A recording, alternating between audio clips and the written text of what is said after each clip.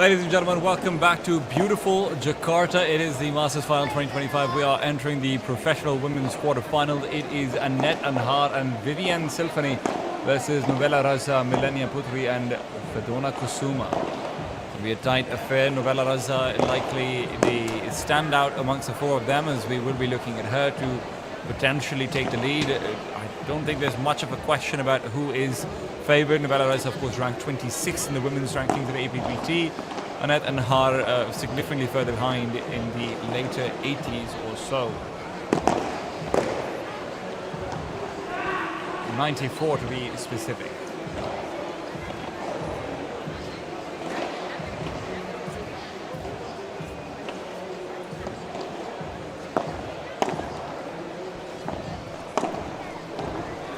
We're going to be looking forward to seeing how exactly the women's matchups will be going. Of course, there is only one default win coming through in the first round of the quarterfinals. It is Elizabeth Nogueras and Sarah's Linian Ramirez who are going to be our big favorites coming into this tournament. I think the only real competition that they will be facing up in terms of just head-to-head experience and the amount of play that we've seen in the APPT would maybe be coming up from Kotomi Azawa and Kai Takamuto over from Japan. They are on the complete opposite side, the second seed, so we will not see these two teams face each other up until the grand finals, should they get there. Of course, the winner of this matchup will be going up against the first seed, that is going to be Elizabeth Nogueras and Sarah's Linian Ramirez. Will be playing up against either Annette Anhar and Vivian Silfani or Novella Raza, Milenia Putri and Fedona Kusuma.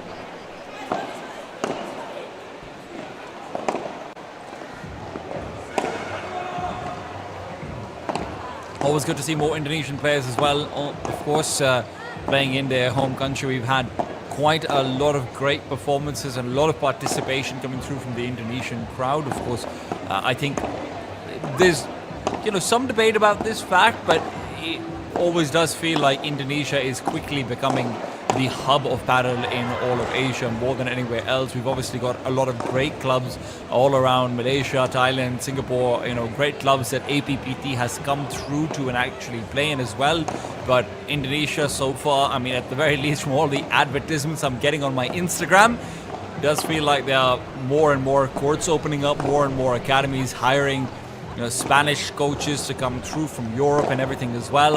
I will be your commentator for this weekend. I'm Mamoon Titan Sabri, and we're going to be watching out who can actually take the women's trophies home as well. We're looking out towards the overview though. Let's not forget what is on the line. It is $30,000 for the men's tournament in the Masters final, and then we have the women's taking home $10,000 as their overall prize pool. Women's prizes are actually split all the way down to the 6 as well, so it is fairly important to take any win that you can from this point onwards. You have to remember the prize money starts jumping up pretty massively. First place will be taking $4,400, second place $2,200, third place $1,500, fourth is $800, and then fifth and sixth are just $600 and $500 apiece. So you are going to see this being quite important.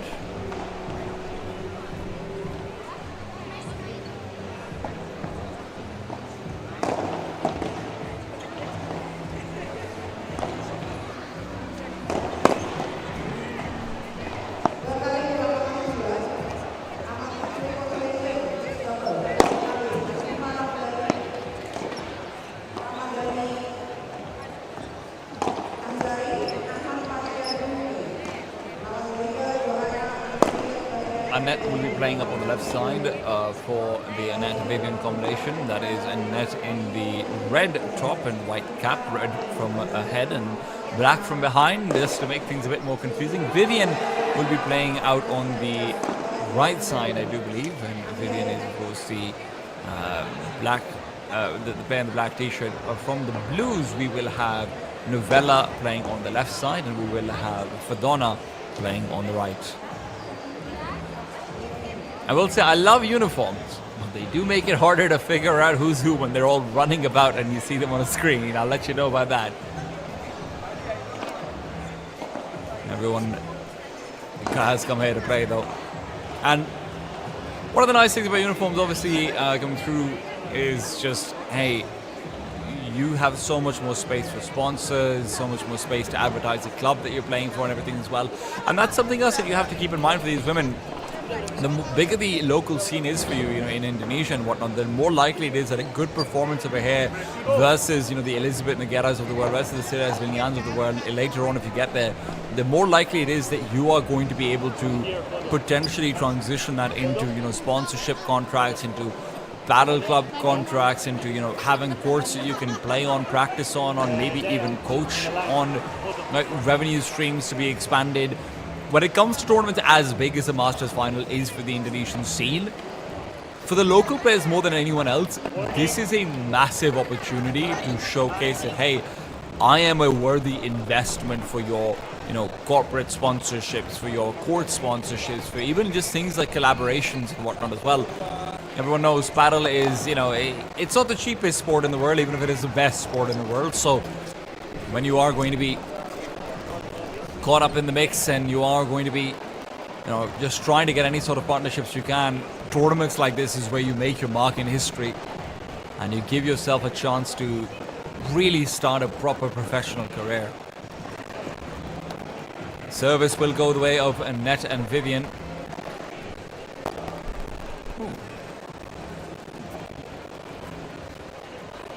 Novella will receive. Great Vibras. Oh, the picks are fantastic. I mean, look at what's coming out over. I also do just realize I'm wrong about this. It is both the blue shirts, they might be matching, but it is not in fact a uniform. They are on opposing sides. So I do apologize about that. But this is, of course, Vivian, who is serving currently. Novella, who just received. And Fedona in the black. That's a quick clarification.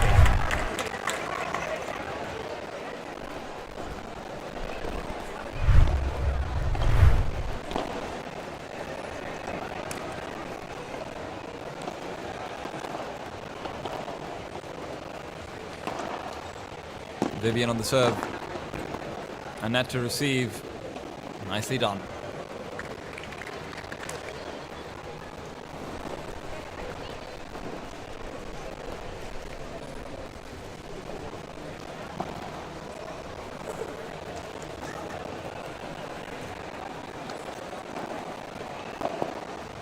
Serve to the corner. Great backhand. It tickles the net as well in the meanwhile, and that opens up for a corner attack. You love to see it from Vivian. Brings them up to 40 and 15 at the opener of their serve. Rankings wise, may I remind everyone, Novella is the highest ranked player in the current matchup right now. Novella playing opposite the camera on the left side. Unfortunately, Fedona hasn't been able to offer up much in the way of the gallery defense. Nice attack from Vivian.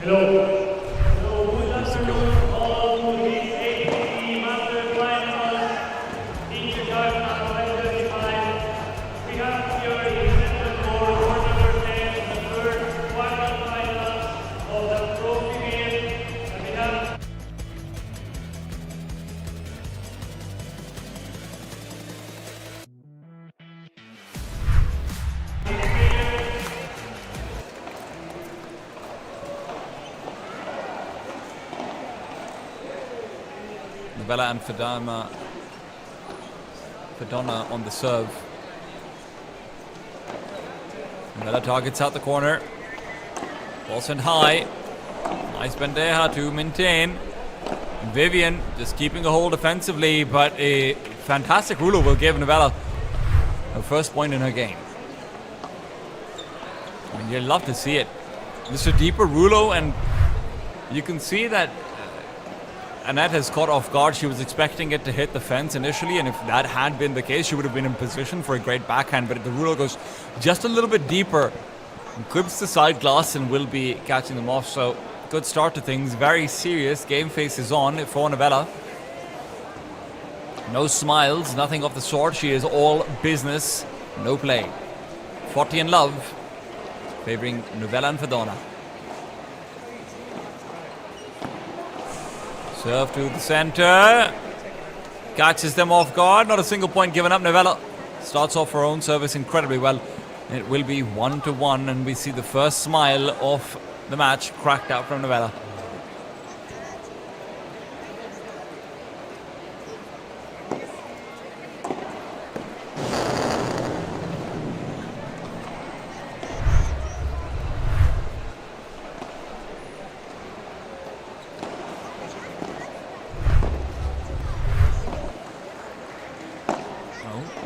Lob overhead. Vivian tries to maintain control, but she loses a gallery, looking for a place to move back into the center. Novella and company will pick up the second point, 15 all. And a fault on the first from Annette. Oh, the 13 love, sorry. Good aggressive attacks coming out into the right-hand corner, but this backhand failing. Grip strength perhaps coming into question over there, just losing a bit of control over the racket. The racket goes shaky towards the very end, and Vivian is unable to finish up. Good lob to receive the serve, but it doesn't go deep enough, so the Vibra is still an option. The backhand volleys are not paying off the best right now for Annette and Vivian. It is going to be the first break of the game. Novella and Fedona to take a big lead.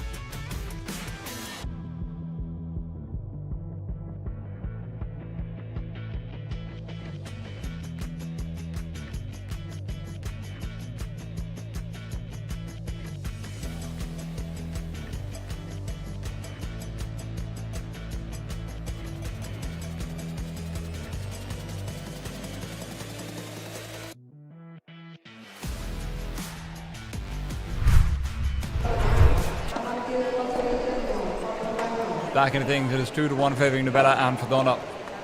Great capitalization where they're catching off the backhand again and again, forcing these backhand volleys where so far Annette and Vivian have shown to struggle when they are given more than 2 volleys in a row to the same position. That consistency is where they are maybe taking a knee. That shot was straight to the back glass. Fedona loses out the first point on either one of their services so far.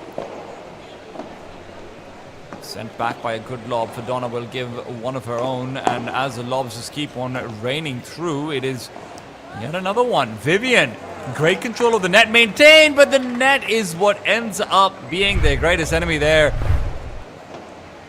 It will be Annette to have the ball jump right over her racket as it was interrupted by the net line.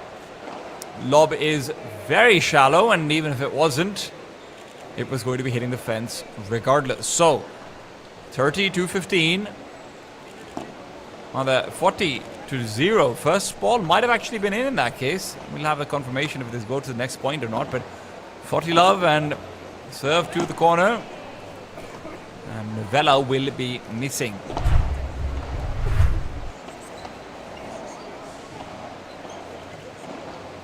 Overextended a little bit on the bandeja attempt. It will be the first point now. So 14-15, we have this confirmation.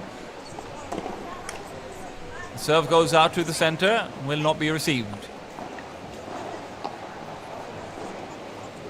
3-1 favoring Novella and Fedona. Annette and Vivian have got to get their game faces back on over here. Vivian back on the serve, the only player so far to really receive a game on the serve on her own teammate's side. One of two, to be fair. But despite what was a very strong, aggressive volley, the start of this rally, it's not going to be enough. Novella and Fedona take the first point. Serve will be down the center, consistently spotted out to be a fault initially. Vivian will not commit to the net.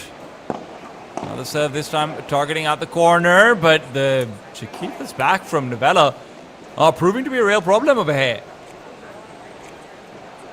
Annette is unable to really put that aggressive net position that you're supposed to have after the service to fullest of use. Serve to the corner now. There you go. There's another one of those aggressive volleys. But just like last time, it's not able to actually get a point. They will lose control over the net. And with a lob going right out of the court, that's not great. Right. I think that might have just clipped the corner off her handle instead of the racket head. But whatever the case is, you are now down 0-40. And another few break points in front of you. Backhand volley, this time well received. And by waiting for the back glass, Novella is unable to actually get the point. 14-15. Can Annette and Vivian start fighting back?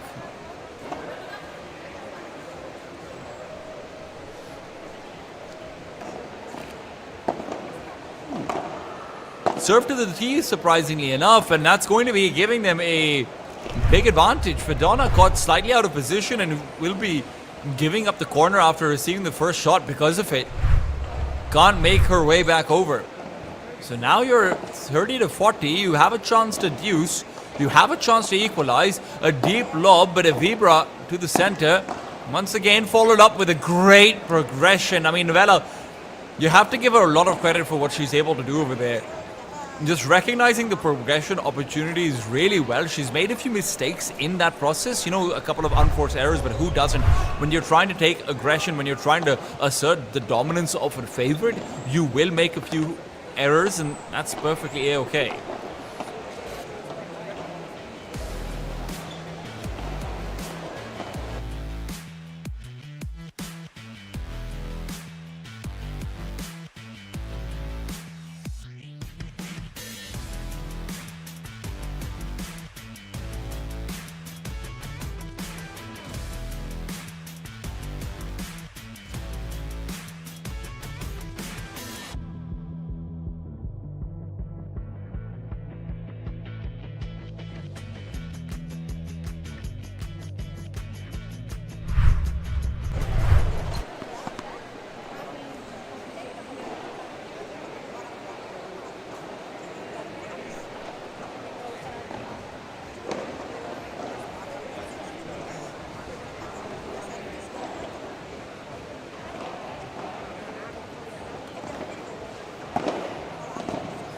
Back to serving for Novella.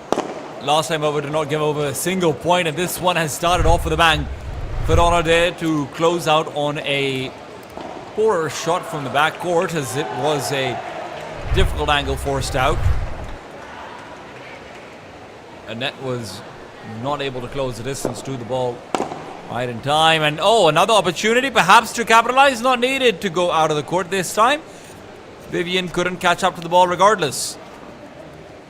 30 love for Novella Raja's first serve.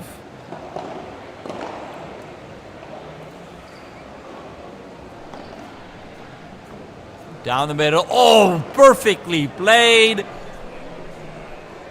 There's the underspin, popping it right out of pickability. 40 love and Novella and Fedona are right now cruising their way over to the semi-finals the way things are going. 5-1 start, and that is 2 x4s in just one game.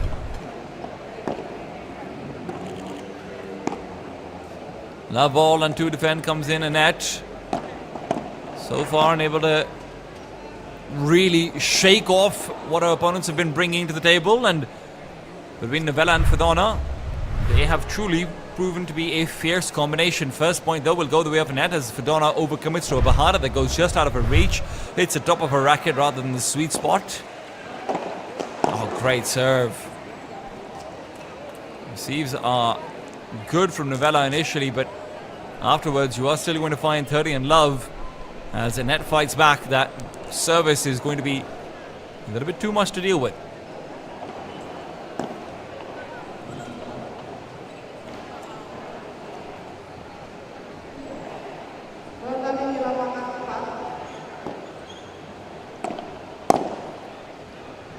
Response, opening for a lob, goes for a flatter shot instead. Down below, there's a Vibra coming in. No, a bandeja. Perhaps is what she was looking for, but Annette is caught between the two and then ends up going for a late commitment to a slightly more aggressive shot, and with the racket face open like it would be for bandeja, she's not able to make the adjustment in time. Still, lead is there as they fight back and try to climb this mountain. Shot overhead is good. Lob will cross through right past Vivian, and Novella more than happy to take over the midcourt as well with a great Vibra. We'll bring it back to 30 aside.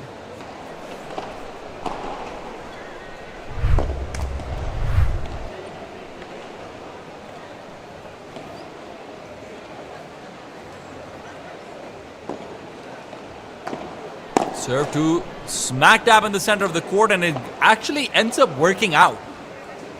Fedona gives a higher floating shot as she's forced to reach for the service, and that's going to be where Annette had a chance to finish off and find game point. 40-30 favoring Annette and Vivian. As it will be yet another serve to the corner, yet another shot right down to Fedona. Fedona just trying to defend right now. That's her priority number one.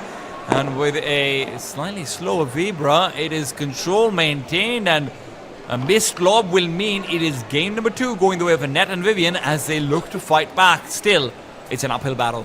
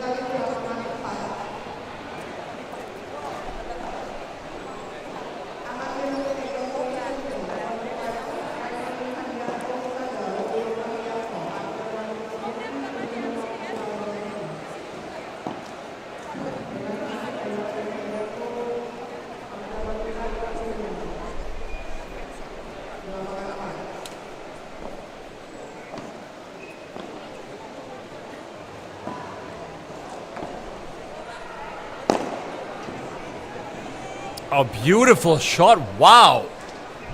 From the back of the court, Fedona really able to commit to a aggressive move. I mean, look at that. Reaching out well over her head and just smacking it down under a net. In the meanwhile, misses out on an opportunity of her own. 30-0. Fedona hoping to close out on her own service. 5-2 on the overall set score.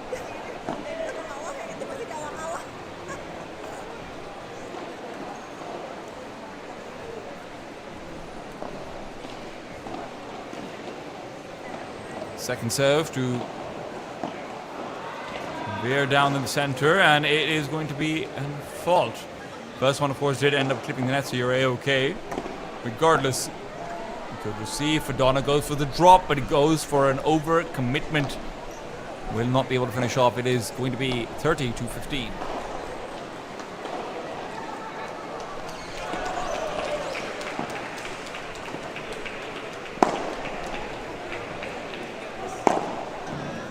Fedona once again going up for the finisher. Right back out over the net. 40-15. And Fedona doing it in style. That's exactly what you love to see coming through from this pair.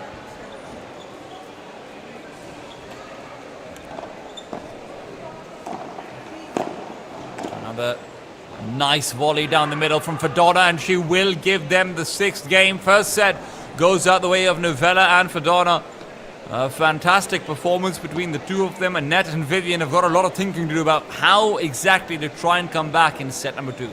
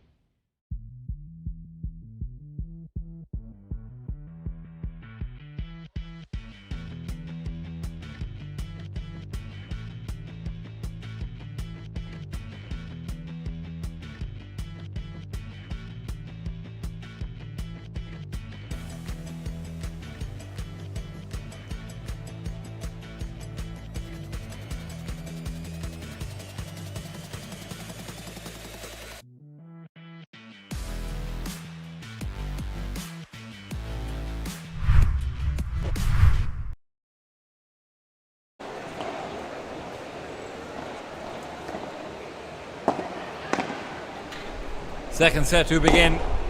6-1 on the first one. It is Annette and Vivian who have found themselves trailing. And they are looking for a heroic comeback, but the only heroes that they have found are playing in front of them. Their compatriots have shown off a magnificent set of skills, be it the vibras and the volleys from Novella, or be it Fedona with her surprising smashes and incredibly powerful kicks. Annette to receive once again. Just a reminder to everyone who is watching, Annette is the lady in the white cap. And we have right next to her on her right side Vivian Silvani. On the other side of the court it is Novella in the blue and Fedona in the black.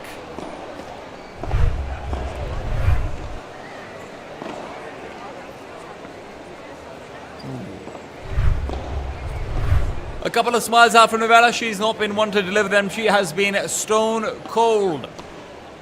Annette and Vivian down 15-30 with a deeper serve attempted from Vivian. Still they will lose control over the net. Bahara, no. It's going to be a lobbing battle. Bahara comes out from Fedona. I'm not surprised about that at all, and actually opens up the side completely. Novella quick to attack it. Great protocols between the two of them. 15-40, favoring Novella and Fedona. It is 2 break points now in a row for them to close out game number 1 potentially. Good intercept, and we are seeing some very good maintenance from Vivian. Oh, great shot from Fedona. She is definitely the powerhouse of this court right now. Continually finding these hyper-aggressive finishers. More than happy to run right up close to the net and just smack the ball out of contention.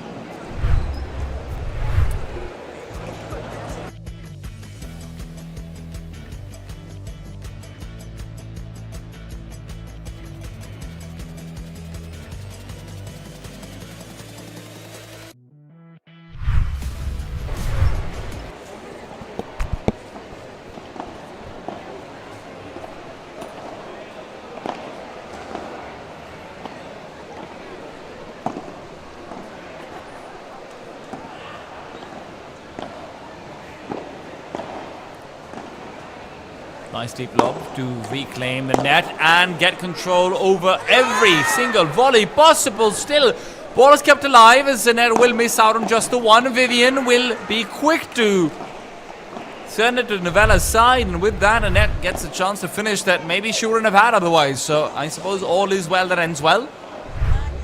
Even if the way it got there was maybe with some questions. 15-0 in favor of Annette and Vivian. Nice serve down the center. I mean, for a second serve, that is fantastic. But with the lob being opened up into a Bahara, the Bahara is a bit on the weaker side, forced to extend as the fence will send the ball out awry. Novella will still look for control in the corner. Wonderful shot with a lot of spin on it. Vivian just cannot receive.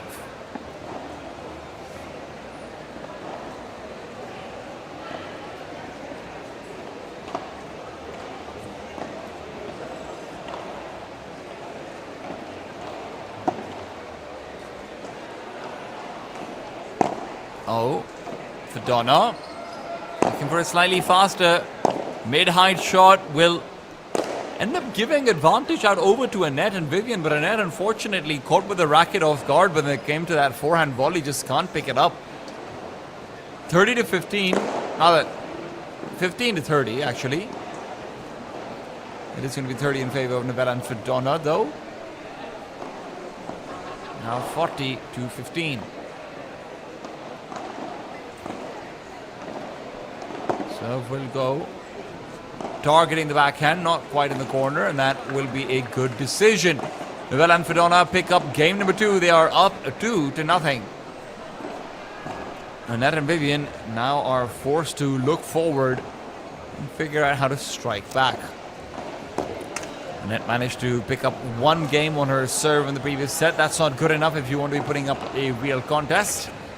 She knows it as well. So we'll be down to the center. Oh, nice pick up from Fedona. I have to give Fedona so much credit for this.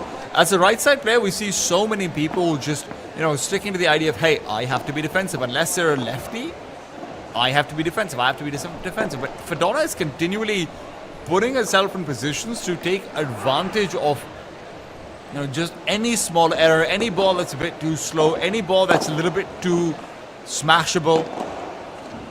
Or smackable in some cases. That ball looked mighty smackable, and Fedona's quick to come into it.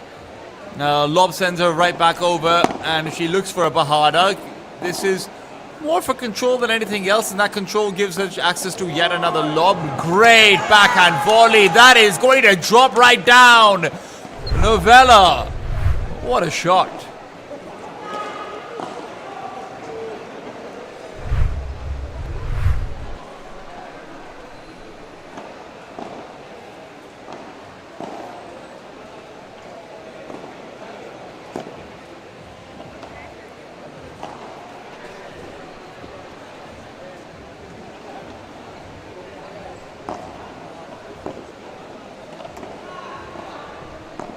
That ball off too. Oh, what a shot from Vivian, but where probably should have been a point for her. Unfortunately, just the quick reactions from Novella catches out the net as well and displaces the ball right out of reach for Vivian. Very nicely done from both players, but Novella is the one who actually walks home with a point, and that's a real prize at the end of the day. Still a prize that is quickly distributed back out over to Annette and Vivian. I believe that the score should be 15 to 40 now.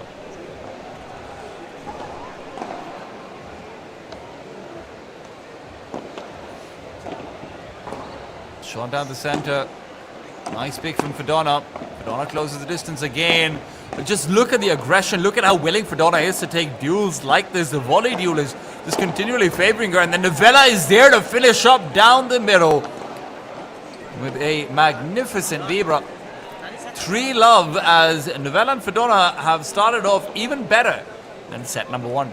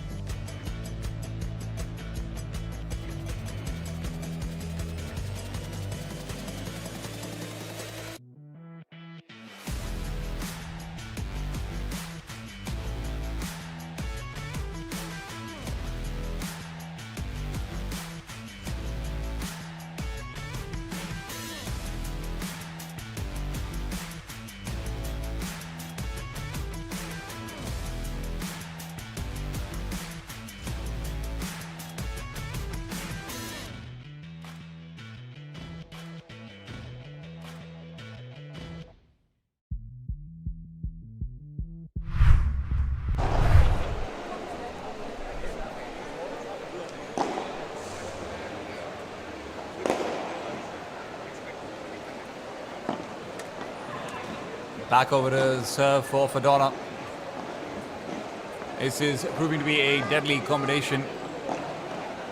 I am sure that Elizabeth Nogueras and Sarah's Linian are washing out from the sidelines right now as to what is their likely opponents for the semi-finals.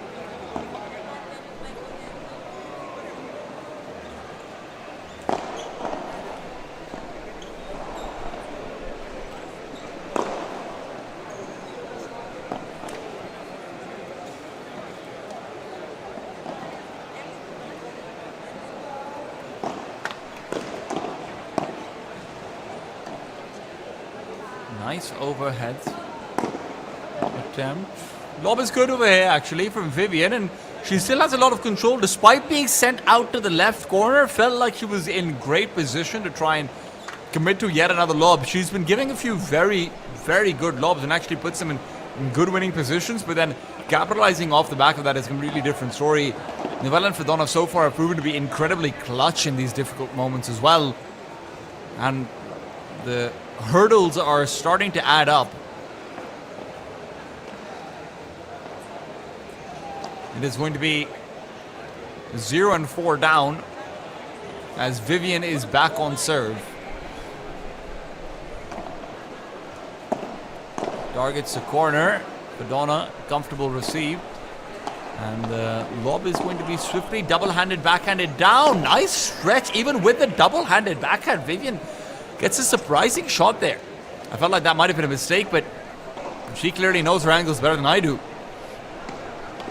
Unfortunately for her, Annette isn't there to finish off what looked like a point where she'd been given the keys to success, and the keys to success so far have been held largely by Novella and Fedona. This is a point with no real differences there. Right down the line. 30-0 up on Novella and Fedona on their opponent's serve. A chance to aggress is swiftly taken back with great defense from Novella as well. And this is good to see, because if you look out towards how Elizabeth Nogueras and Sarah Zenian like to play, you are going to see a lot of vibras coming out from Sarah's especially. Elizabeth, of course, is just the pick-all who manages to get everything back over the net one way or another. And if you are ready for that, then Novella and Fedona are, at the very least putting themselves in good positions. Of course, this match is not over, not yet. It does feel like we are heading into dangerous waters. 40-15, or 15-40. Vivian to serve. Once again, looks for the center. Finds the feet. Good receipt. Oh, even better from Novella. Her backhand at the back glass has been unparalleled. Look at that replay. Look at the reach. Oh my goodness. Might have been a double touch call though. Oh, it is a double touch call. Just barely missing it. Vivian, however, in the meanwhile, will find the critical shot needed to give them back a deuce. It is 40-40 between both Indonesian squads. Over, out, backhand on the receive. Vivian is a monster, covering every part of the court. Fedona looking for a little bit of disruption. That's all that she's really can hope for and ask for. Vivian is just hopping around like a rabbit right now. I mean, look at that. Oh, still, shot is in favor of Novella, so advantage will go the way of... Is it? Okay, advantage goes the way of Annette and Vivian. That shot must have been just out. Deep lob. Another one to send back. Novella, Fedona, smashes, and more smashes. That is the name of the game. Look at this. Look at this.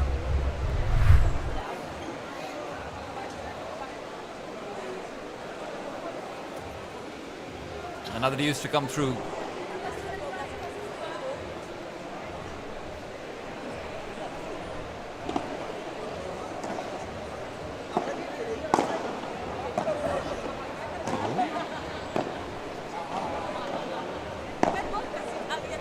Oh God, Fedona is just completely controlling the court, but it's still Vivian to somehow come back in.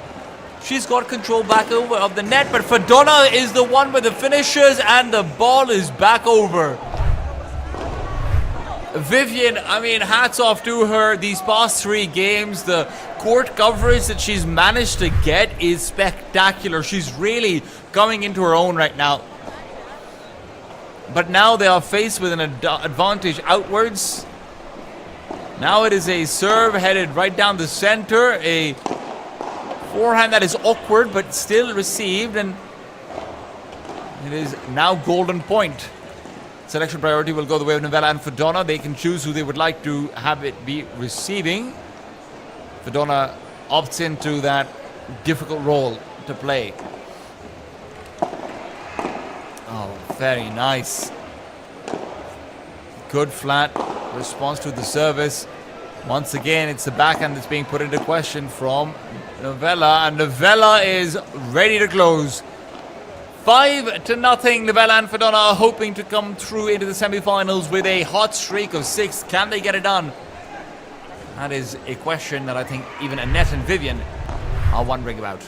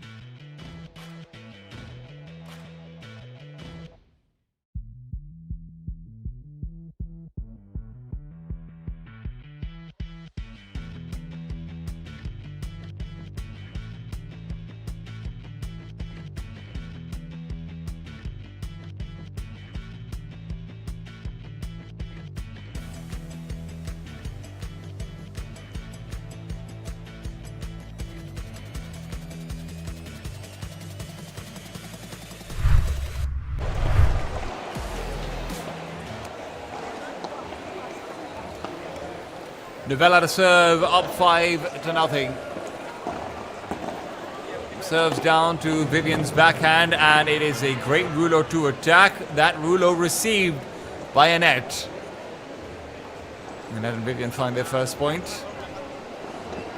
A massive hill to climb in front of them, and I don't know if they're quite up to class. Novella Raza has found a fantastic partner in Fedona as well. She is currently ranked number 26 in the APPT women's rankings, and frankly, Fedona is really making a pretty big entrance into those very same rankings after this tournament is over as well.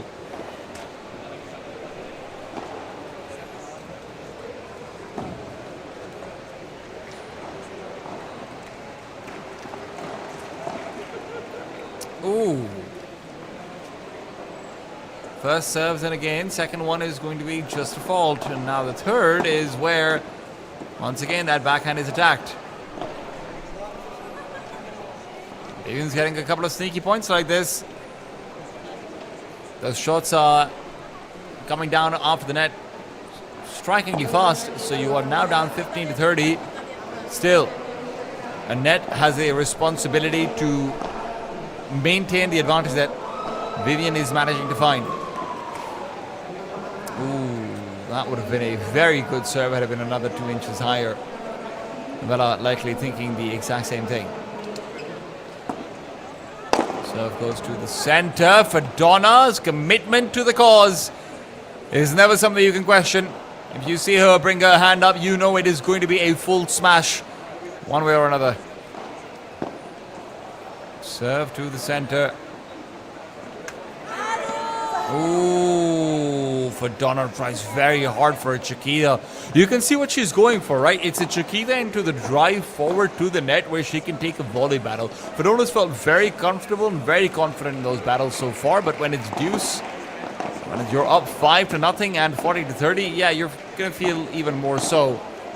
Nice volley from Fedona, but Vivian is quick to pick. Unfortunately, just because she's picked it doesn't mean it's a shot that Novella isn't in position to close out on.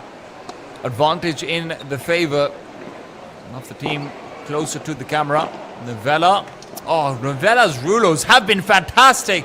6-0 coming out from Novella and Fedona. It is a performance that puts them in serious contention going into the semi-finals versus Elizabeth Noguera, Senseras, Lenyan, Ramirez. The other side, though, will have to continue on. Coming up next, after a break, we have Fitriana Sabrina and Fitriani Sabatini versus Carla Serrano and Manuela Shock Silva.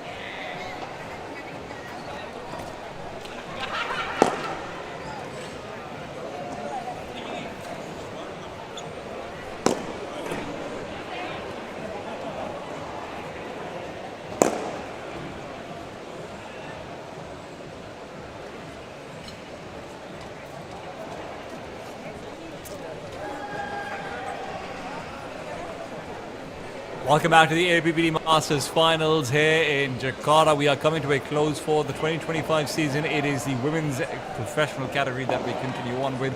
It is Fitriana Sabrini and Fitriani Sabatini versus Carla Serrano and Manuela Silva. Both the Indonesian side, both Fitriana and Fitriani, had a fantastic performance coming out over in the APPT Grand Slam Jakarta last year, reaching the grand finals where they were defeated by Kotomi Azawa and Takamuto. Of course, Carla Serrano had her own debut there and then as well.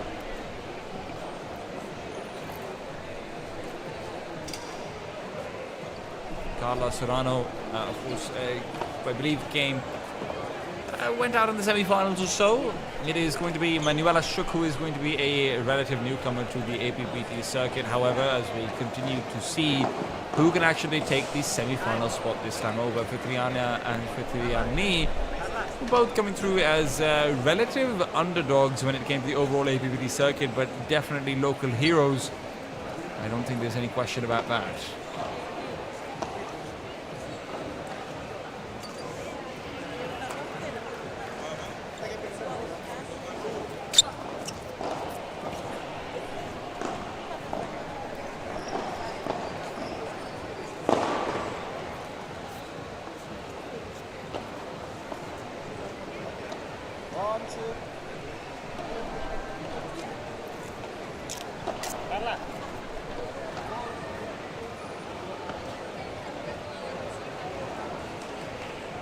Now the question is,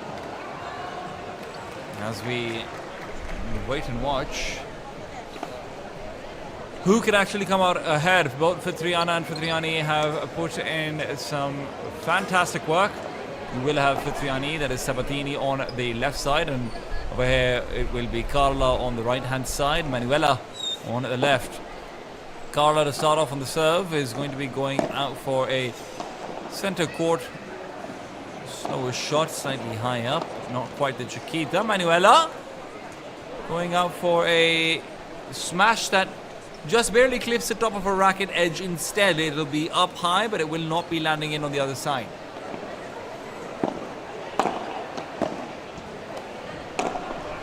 Oh, beautiful Vibra coming out from Carla, but the backhand on the follow-up is really just not working out.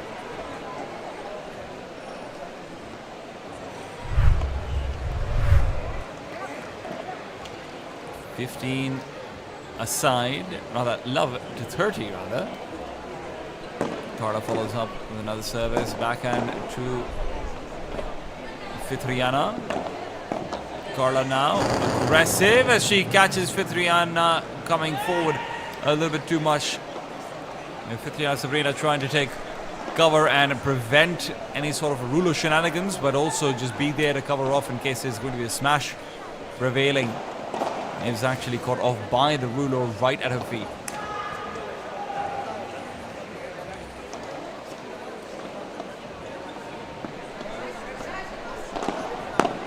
Oh, beautiful shot from Manuela. Manuela now targeting down the center. It is a corner where she exploits. Fitriana moving away for what was Fitriani's shot. And guys, I do understand this might end up being slightly confusing, but bear with me. We might end up switching out to second names instead. But it is Fitriani right now on the left side. Right from our perspective to receive. Small mistake made out by Fitriano, however. As it is. How about this, guys? We're going to have an agreement, okay? It's the right side player between the Indonesians. We're going to stick to calling her Sabrina, and then the left side player, we're going to call her Fitriani, because otherwise this is going to be a bit difficult for everyone. Bear with me. Oh, beautiful, beautiful volley from Manuela. Just catches off Sabrina trying to progress forward.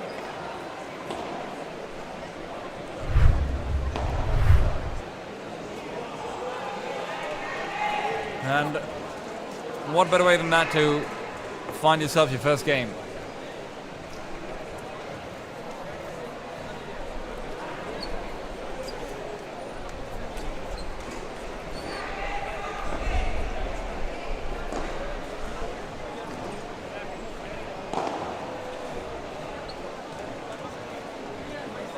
Sabrina on the serve.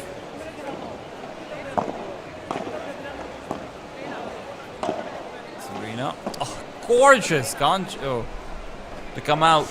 And it is Carla just trying to maintain control over the net. Volleys are fantastic from the Brazilian-Spanish duo. Manuela maintains, again, just maneuvering the court like it belongs to her. But at the same time, you just can't take a point away from Fitriana without having to fight for it. And that is a losing battle. Great cross-court shot to end things out. Carla realizes she's been played over there as well. Sabrina. Excellent shot coming out from her partner. Sabrina. Good forehand volley. Pressure is on Carla. Her corner is undefended. She tries to move forward. It's Manuela who maintains. Look at that wrist. Look at her go. I'm glad we get a replay of that one. That looks brutal. Absolutely savage. Out on the court. Sabrina is not taking any prisoners.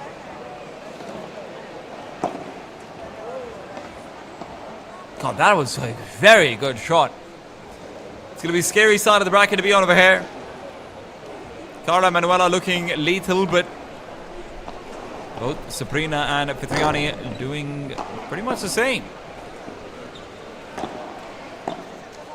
I mean, look at the control that Fitriani is able to exert onto Carla, because on one end, you're thinking, okay, you know what, Carla going in for that backhand over there, over to the center, it's a bit ambitious, but there just isn't time to reset back to the corner, right? So that unoccupied corner is always going to be unoccupied.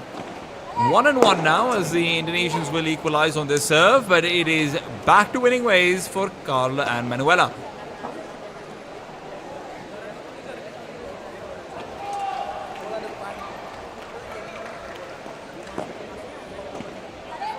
Nice underarm serve will open up for the perfect smash. Carla reminds us exactly what she's capable of. Magnificent form in that one. All set up for success by the service of Manuela as well. Manuela not ready to let go of any of these balls. Right back down the center. Net control maintained. Bahada opens up. She switches into a lob instead. It's a tricky one, but that gives Carla the space for a backhand volley. And a ruler that's even better. Still kept alive. Sabrina keeps the ball in play. Manuela over and out. Opens itself up to a vibra. And that vibra is going to be her undoing.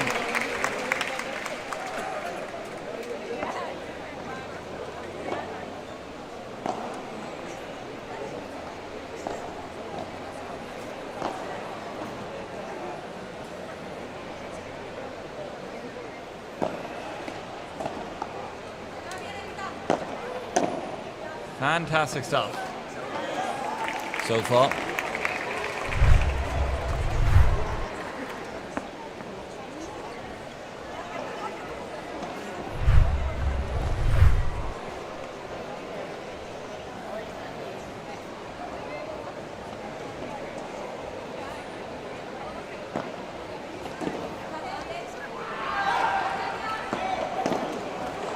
Oh, look at what you're having to try and overcome.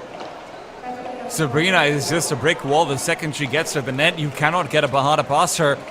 And when the corner looks like it's exposed, it's such a tight angle that it's a 50-50 shot at best. Manuela forced to go for it, and that's why she loses out the point. Feet found. Manuela screams in relief as she knows that point was critical. Deuce aside.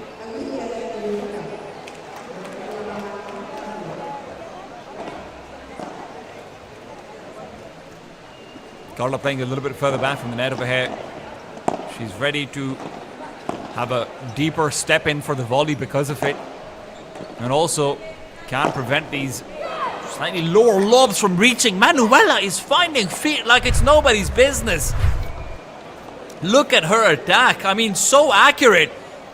Fitriani is trying to scale up to the net and just has that option completely taken away from her.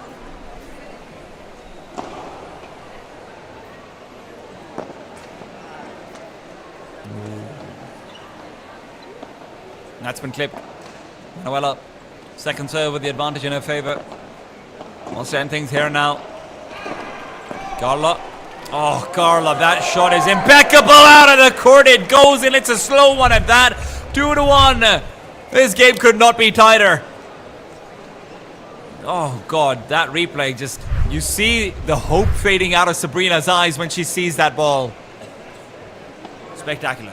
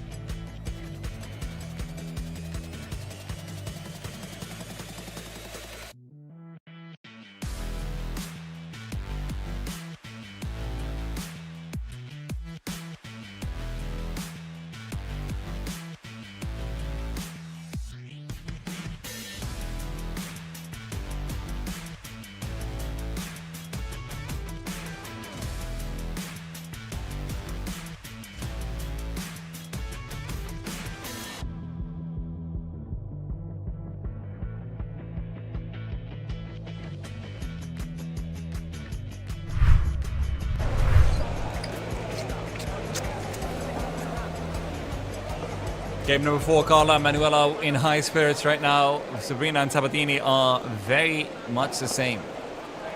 It will be Fitriani to serve. Targets the corner. Fault was called. It just barely clipped the corner of the glass. Trajectory was spotted changing, so that's the rule. You have to go again. I think, well, I was going to say that I think Fitriani might be quite happy with that one, but regardless, it's the second serve call. Maybe it was a net. I might be wrong about the first one.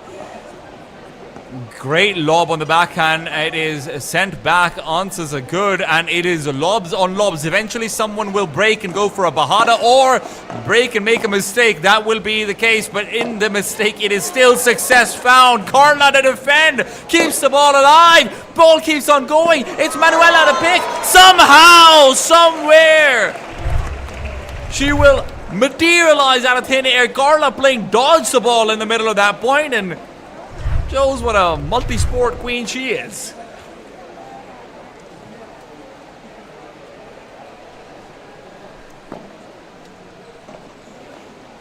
Oh, another great backhand lob attempt, but it's just not good enough. The Vibra picked up, though. I mean, you got to give massive credit out towards how good these Vibras are. Manuela looking for a lob of her own, back out and over, but this is a Bahada if I've ever seen one.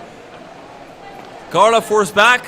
Was hugging the net, was never going to be able to hold on to it in that position. Carla now another great try, but not quite the win.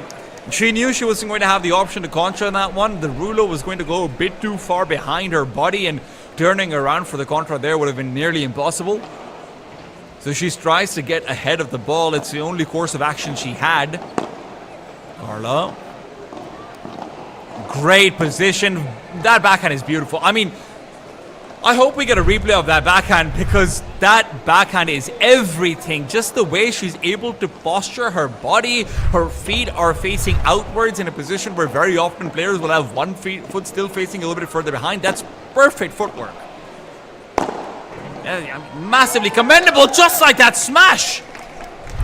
While I'm gushing about one, technique is showcased in the other. Fitriani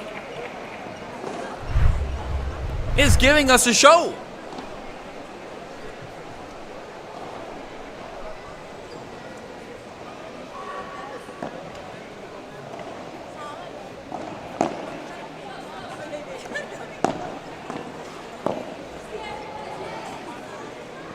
Carla is just all over the court on her side. There's no question about it. Manuela as well, much the same.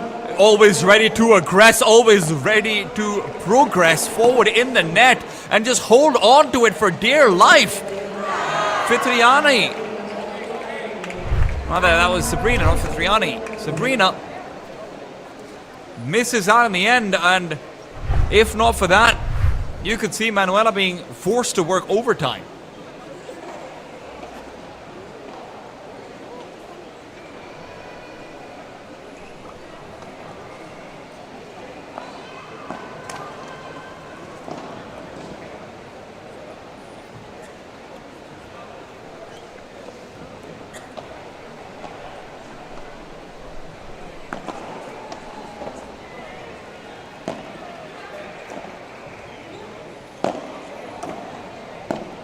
Sabrina forces Carla back.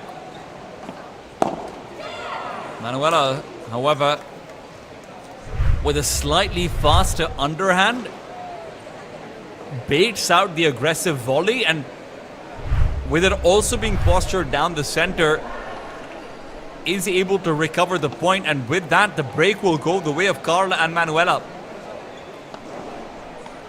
Sabrina on the receipt, though, gives over a difficult lob, and where the ruler was hunted for, it is not found.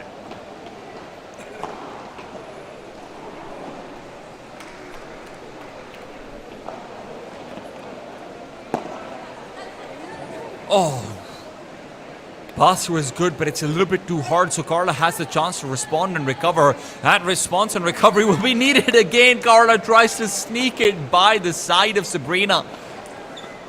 It's a commendable effort, but one that goes by in vain.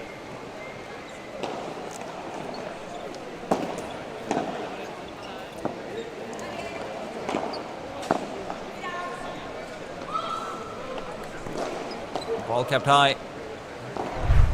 And eventually a mistake is made by the defense. Manuela. Incredible shots from her so far.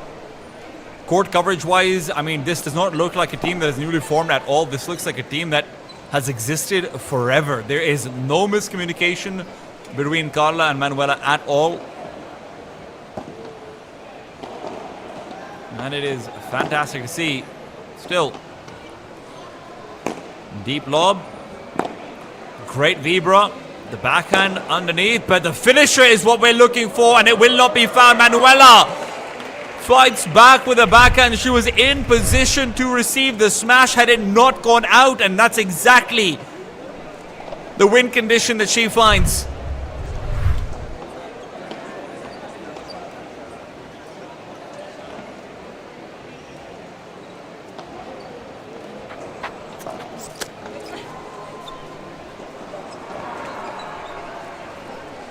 Carla and Manuela extend their lead. Looking good while they do it.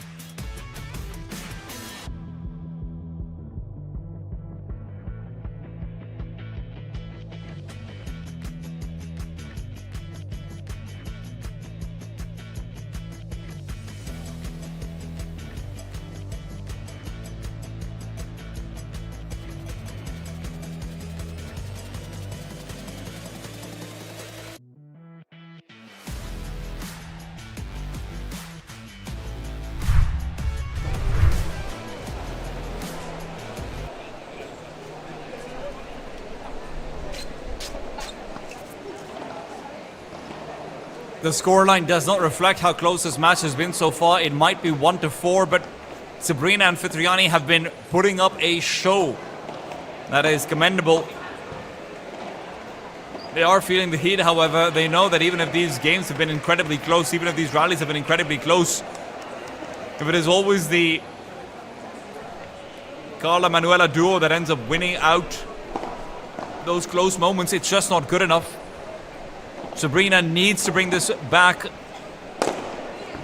Oh, great shot, but it's not going to be going out. The backhand return, and Manuela keeps it alive with a sky lob that Fitriani tries to make the right priorities of, right? I mean, she does get out a vibra attempt, but it's just a little bit too high for her. It's such a hard judgment call to make.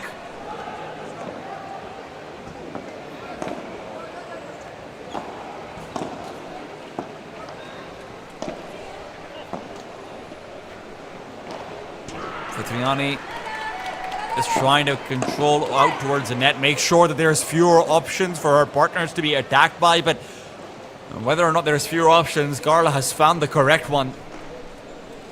0 to 30 down. Sabrina on the serve.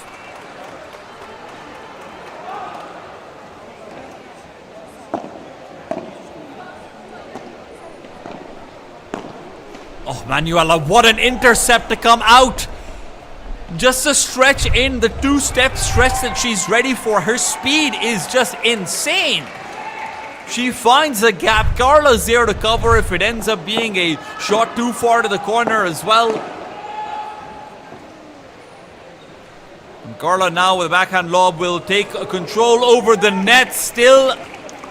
However, Sabrina targets her gallery and sends her packing. First point found for the Indonesian side on Sabrina's serve over here. Sabrina looks to find a second. And it will be off the back of a great serve down the center.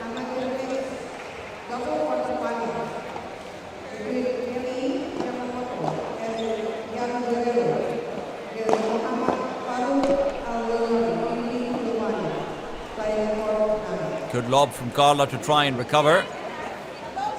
Fitriani sends it back over, has a chance over here now, goes for a slower bandeja instead. The Vibra comes out from Sabrina. Fitriani is looking for the intercept. That's where her point's going to be built up, but Carla keeps it right back in play. Manuela, quick recovery. The center is protected by Carla. Manuela looks to take court rather than play from behind, and by doing so, keeps the pressure going. Carla now will be looking for progression off her own and will find it, but in doing so, opens up her side, and that's a side Sabrina has attacked again and again. Great success found. Spectacular showing to fight back for a deuce.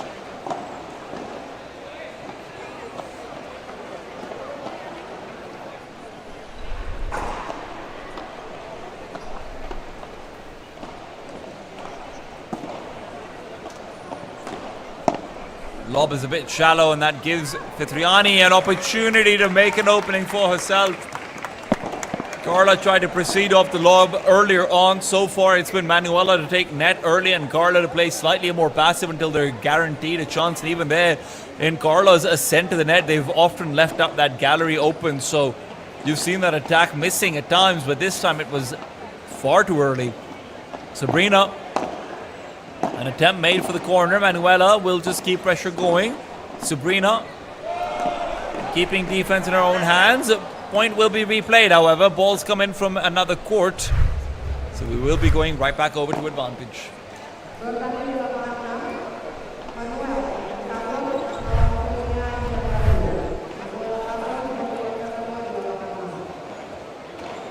Sabrina service in advantage. Carla attack. Oh, Carla ends up letting that one go. Sabrina will pick up their second game.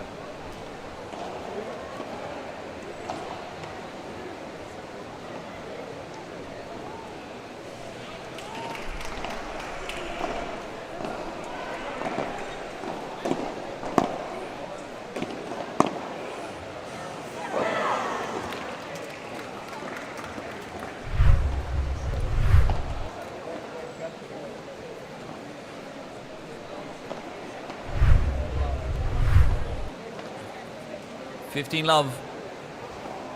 4-2. Manuela's service. Petriani will end up knocking it out.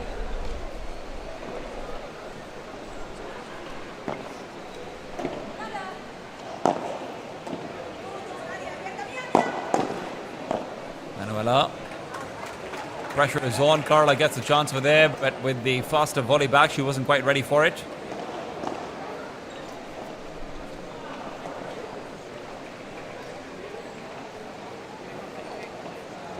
32-15. Manuela once again on the odds for the service, and nice rouleau almost received by Fitriani. Carla targets it slightly deeper than you normally see on the rouleau and gets the ball to the center, correctly Manages to push Fitriani into a position where she's just not ready for the receive. Manuela over for a Bajada, which she's just not quite in the right position for. Ball wasn't high enough for her to commit to such an aggressive one, but you understand why she's attempting it when you're up 4-2 and the score is 48-15. You feel confident. 40-30 now, though. And is she going to be coming back to regret that confidence? Remember, the difference is just of one break. So if you're able to bring out the counter break, that would be huge. Great backhand to receive the volley. Gives a chance to progress. Fitriani taking control of the net. It is fantastic. Look at that. It is all set up by the one backhand volley that Fitriani prioritizes rather than letting the ball bounce down and play a defensive shot. Completely throws Manuela spacing off. Back to deuce. The chance that the Indonesians were looking for. Fitriani will not be letting this one go. Not at all. Corner attacked and Carla unable to defend.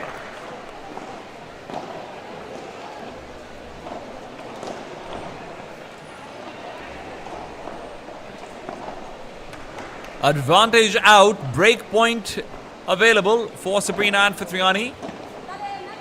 Fitriani up high. Oh, what a return. What a return. Sabrina will break.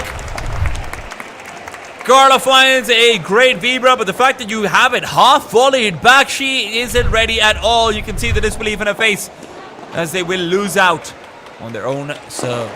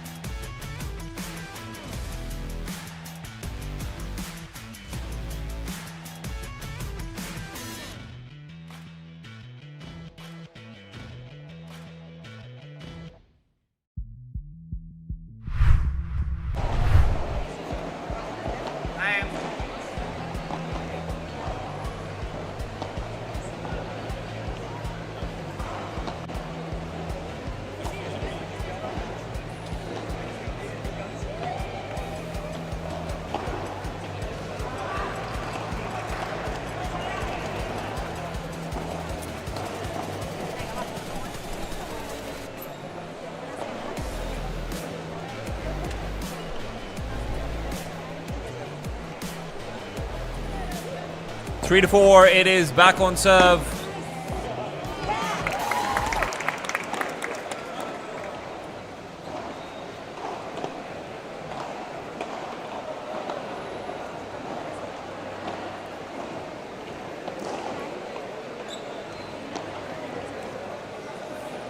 First point the way of Carla and Manuela. No, serve down to the center. Corner still being attacked. Sabrina, fantastic maintenance, and that is going to force out a lob that goes a bit too deep. 15 all.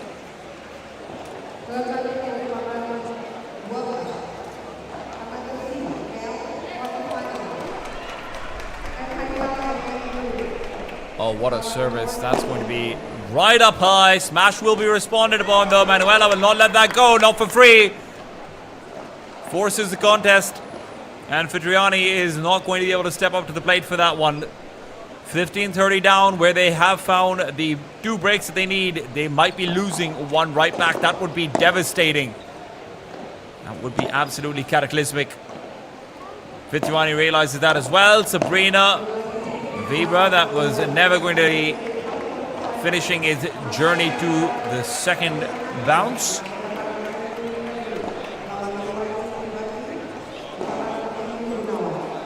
(15-40) now.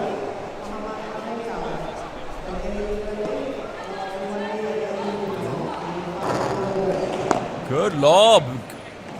Carla forced into an awkward position, and because of that, her feet are under fire. Critical point found. I mean, look at this. She just has nowhere to go in a spot like that.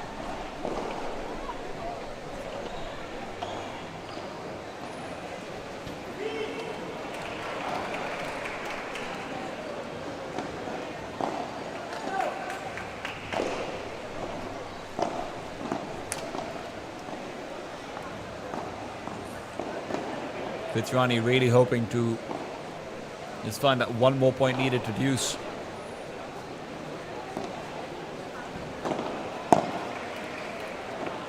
Backhand volley is good, but this next shot is all that matters. Manuela, insanely good backhand to try and force them back, but Fitriani is ready for that one. It's the lob from Carla that could prove to be troublesome. And even so, Sabrina's good to send one right back down the same diagonal where it came from. And not just that, but follow up with aggression on the Rulo.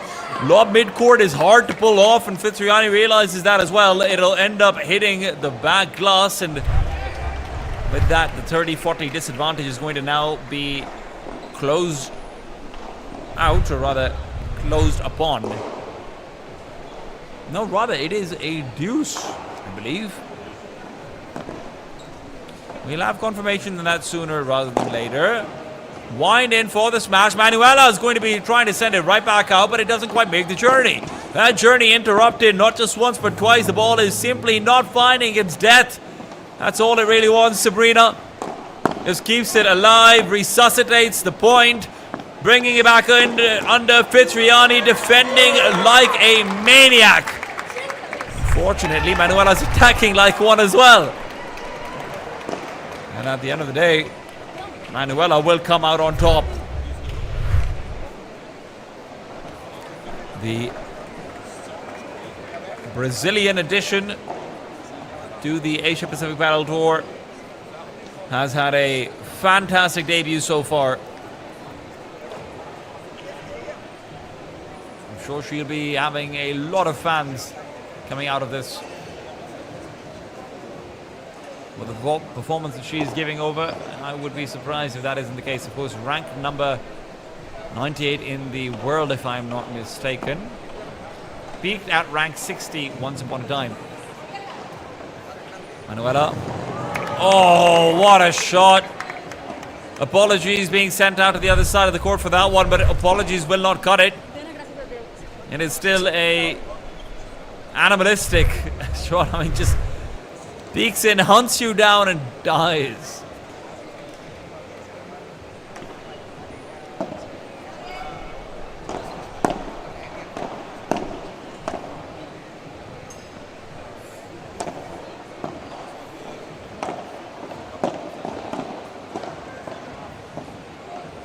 The trade continues. Manuela called upon for the Bajada. Fantastic stuff. And I have to say that the other side of this bracket might be looking on in slight fear. And there is reason to be afraid.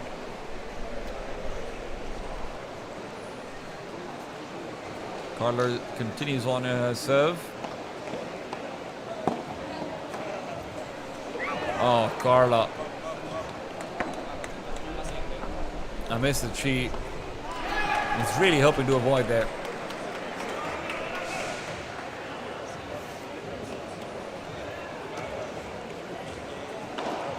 (15 aside). Fitriani and Fitriani both know that their backs are against the wall when it comes to this set. This is where we should see them crack or ascend, and so far it looks like the former is more likely 30-15. Carla. Oh, God. That's not what you want to see coming out. Manuela. A miss on what she was hoping would be an attack to the corner. Would have likely caught Sabrina in a spot that was very hard to defend. Still 30 aside. The Indonesians stay alive. Fault on the first will give them an easier chance to fight back on the second. Double-handed backhand. Oh, nice. Rulo. Manuela will try and take forward position in case there's going to be a drop shot in response to that Pahada, but that never becomes a question that she has to consider. They are now facing breakpoint once again. 30-40 down. Sabrina and Fitriani may have been broken themselves in the previous one, but that doesn't deter them in the slightest. Carla, oh, the shot is good. The second, not as much. Not as much. The Indonesians give it a chance to come back into this. It is 4-5, neck to neck. They just need to hold on to this serve. Can they do so? Is the big question.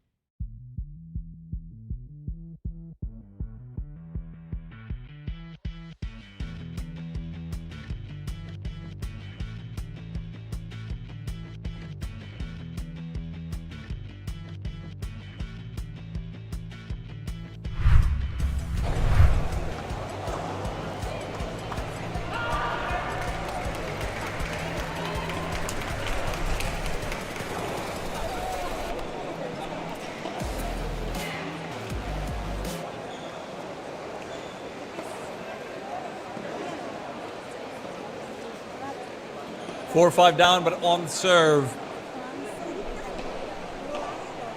Sabrina sends it out.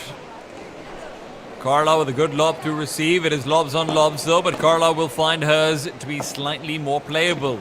Oh, Manuela almost caught off guard. The gallery open, but she's always been good at those cross-court attacks. She reminds us of that. It is Sabrina to recover and be called upon once again. Nice shot from Sabrina. The backhand keeps it alive. Carla trying to just kill the ball, and Sabrina red in the face from exertion and from jubilance. Forces out the error.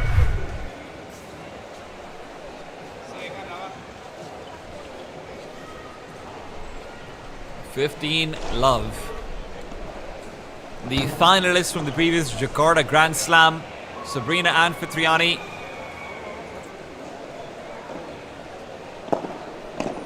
Feeling good about it.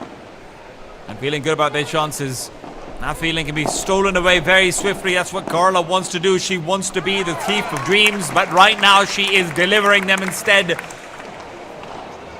The Sandman is in the building, and I don't think that's the title Carla wants to have.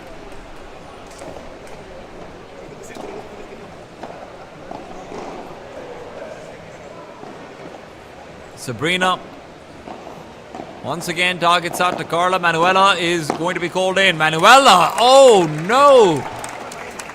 Finds herself caught in a duel of the volleys. One that she cannot win.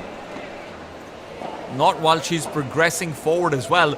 40-love. Sabrina is forcing this to be 30-15. Guys, I make mistakes too. A lot more than these players will. I can promise you that much. First serve is a fault.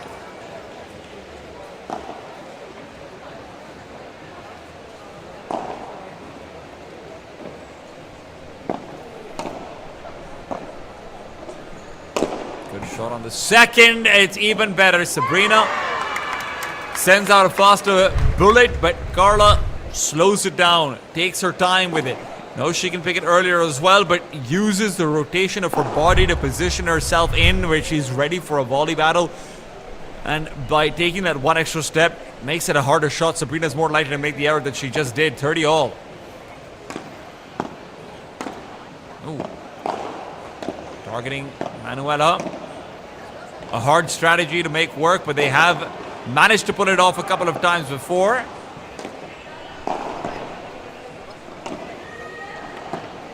Shot to the corner. Fitriani now switches over targets. They have a new victim potentially, but that victim wants to aggress forward. Carla fights for the net, will take it with the help from the lob. It is going to be pressure underneath, with Sabrina and Fitriani will crumble. They will lose their lead in the game. It is 30-40. They face break and match point, rather mag point.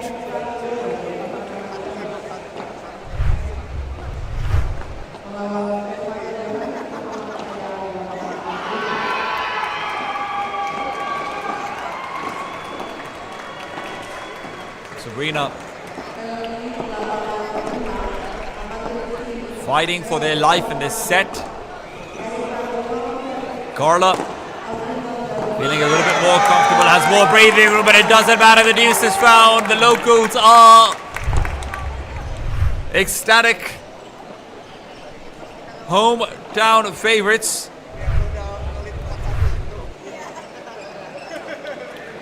There is no question about who the crowd will be supporting, at least in this matchup.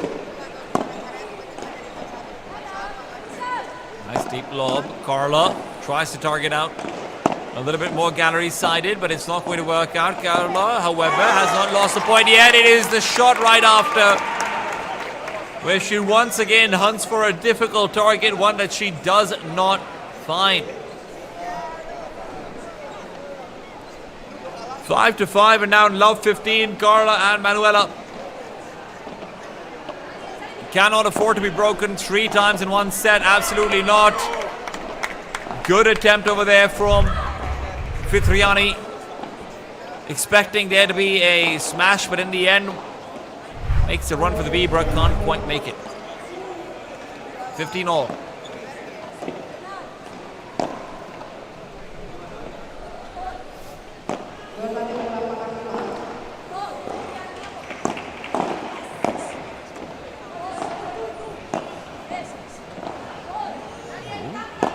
Sabrina. Oh, such a good half volley over there from Fitriani. That gives her a chance for a smash over, but she's not been able to sail it out. The body found instead. Manuela's shoulder has been attacked. Oh, you see it bouncing off.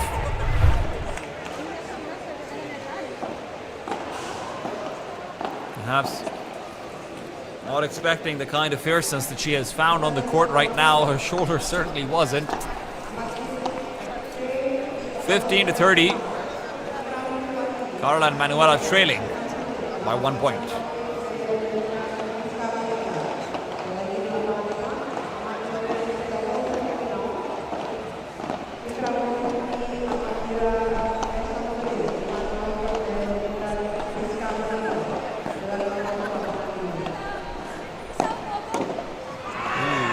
What a shot from Carla in the meanwhile.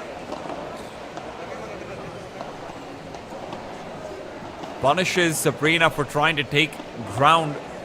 She was creeping forward, but it's like a game of London stop. When Carla turns around, everyone has to freeze.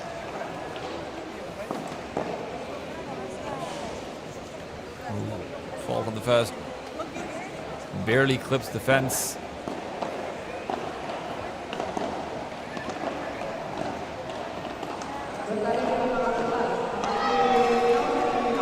Slight delay before the second can always throw someone off, but Manuela over here will be undeterred. Carla. Well, the target for the backhand of Fitriani is a good one to find, and with 2 successive shots, But Fitriani's maybe a little bit further ahead than she should be. They are going to make quick work of it.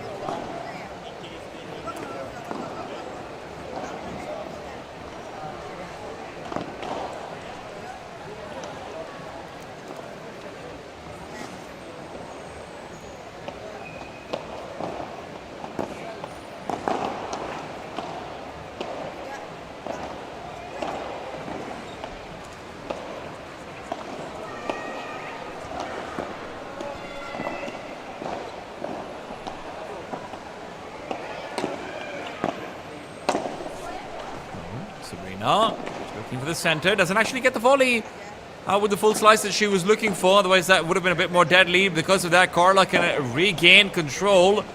Great double-handed backhand. Oh, that is far too deep. 6-5 in favor of Carla and Manuela. It is now Sabrini and Fitriani hoping and hunting for a tiebreak.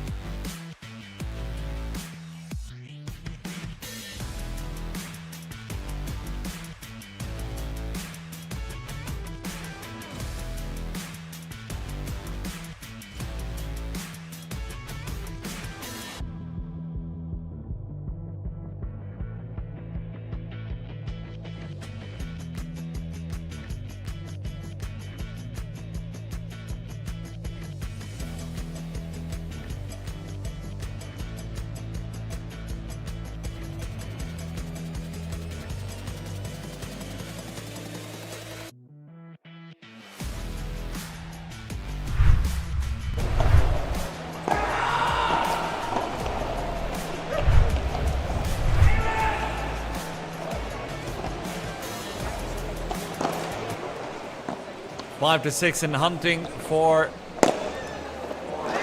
some sort of tiebreak. And there's another shot to the feet.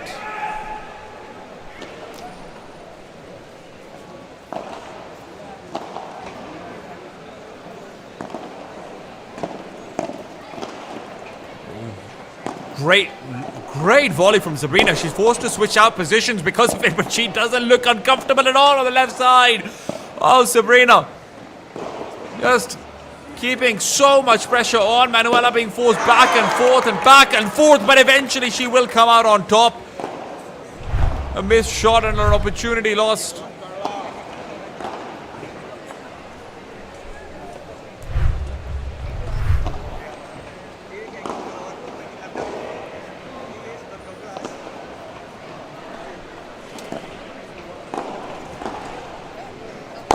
Wind in. Oh.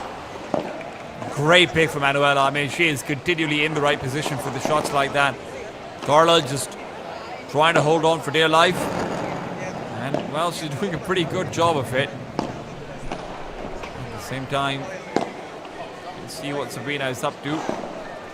Pressuring Carla to the body. Once again, cross-court shots is where they're hoping to find her off. But Carla has not let that gallery remain undefended. Not this time. It's been a problem for her in the past.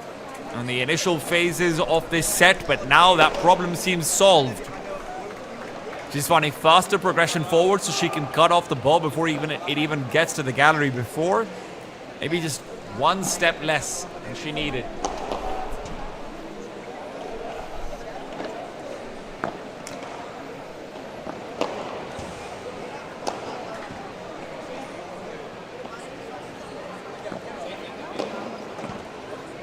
Manuela.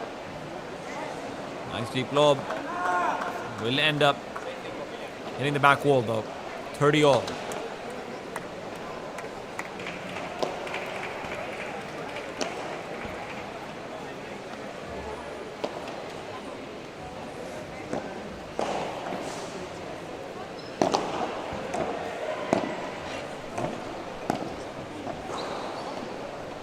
Center is the target. Carla has made it so. Manuela is there to seal the point, though. 30-40, the Indonesian side is feeling the heat as they are now facing down set point once again. And the fact that they could be broken and lose on their own serve is incredibly unsettling after the amount of games that they have had to win for the comeback. Lob is good. Carla forced to give one in return. That's not the best, but it's still going to be pressure put onto Manuela. Carla opened up, and it is her feet found again. It's been a deadly game so far, and the Indonesian side is not one to fear that aggressive battle. Carla will be allowed space to recover. Apologies exchanged, but with 40 aside and deuce being called, Carla's already thinking of that next point. Manuela, lob is shallow. Libra doesn't die. Not yet. Carla tries to keep a very nice overhead in her arsenal, but wow, so Carla's first shot ends up being practically an overhead Chiquita because of how much it drops down, but the second, I mean, stretching back in for the full slice as well on the shot, that's not a flat volley. That's what makes it so impressive. Now advantage is out. Set point once again. Carla with an attack to the gallery will have her own exposed, but can recover it in the end. Lob overhead. Another one to exchange. Both players on the other side of the net, but the Bahana is where they're looking for success. Another deuce found. Sabrina and Fitriani keep themselves alive.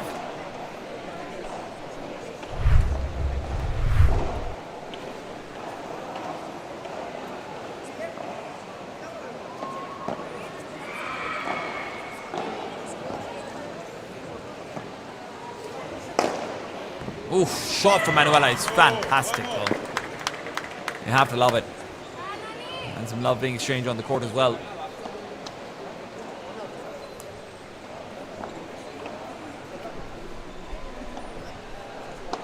Advantage out yet again.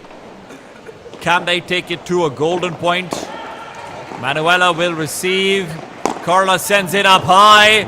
Shot doesn't quite escape the court, but it doesn't need to. It is golden point to decide for the tiebreak. Who will be the player called to play it? Manuela asked to receive. Golden point will be taken by the left side player and sent by the left side player as well.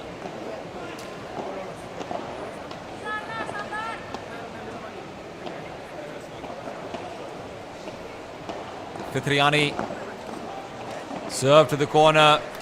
Carla settles in for an early backhand. Knows there's going to be another one following in soon. Sabrina just maintain. That's the name of the game, but it is Manuela who is running cross court and cross country practically to try and recover these balls.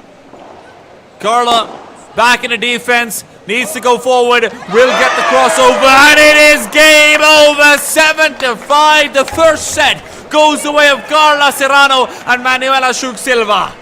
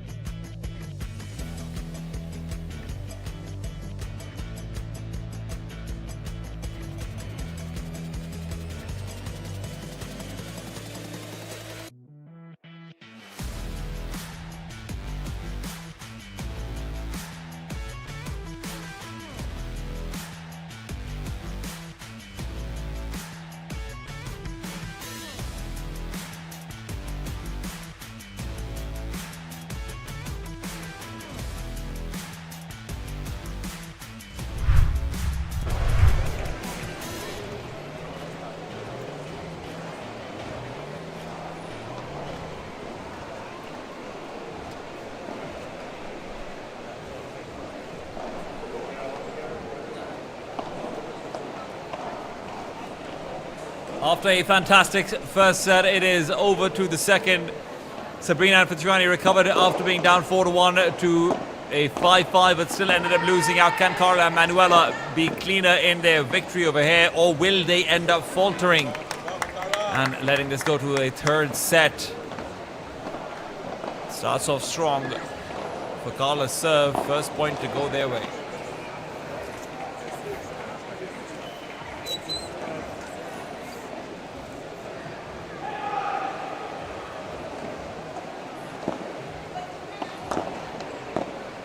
Carla. Oh, pressure down the center is good, but as Fitriani was unable to receive. Fitriani had a great game. Both Fitriani and Sabrini, honestly, both of them had a really good game in the first set. The problem, one of the problems at least, is that neither one of their smashes are having the proper kick to actually leave the court or to come over the other side. So they lacked some of the finishing prowess in the same way, but they had some very, very good volleys. They had some very good vibras. Technicals are, I mean, they look just as good as anyone else on the APPT circuit. So the pressure may be coming into play over here as well.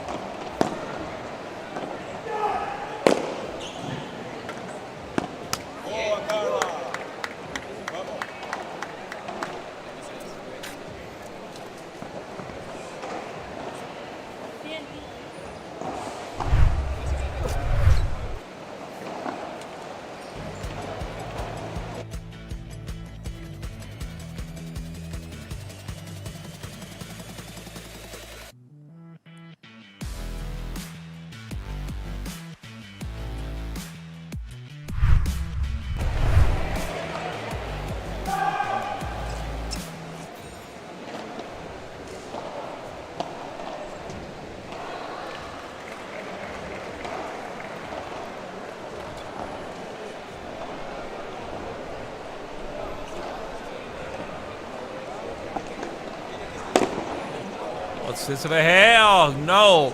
That's a fourth shot received by either Caro or Manuela. There have been a lot of body shots that they have taken. Of course, that's not the Indonesian side's fault at all. It's just what happens when you have such fast acceleration forward towards the net in response to the smasher. It's also what's been giving them these answers. Manuela was really asking for that shot to come over. She would have had a very easy tap out. Nothing quite as satisfying as that in Padel.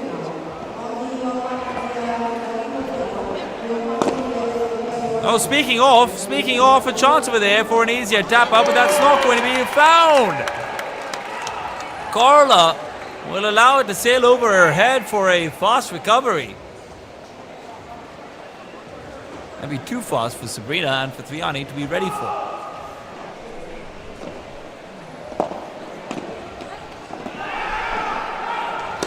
Nice deep shot. This time the ball will be sent out.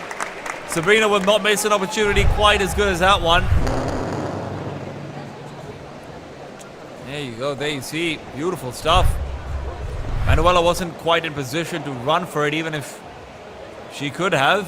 It would have been a difficult shot. Sabrina. Chancletazos are very good from her so far to start things off in this point. Fitriani called into challenge by Carla. Carla keeps the pressure out onto Fitriani, will be quick to pick up the ball as well in response. Takes the net in the meanwhile as well. And the Bajada is just a different level from Manuela. You absolutely love to see it.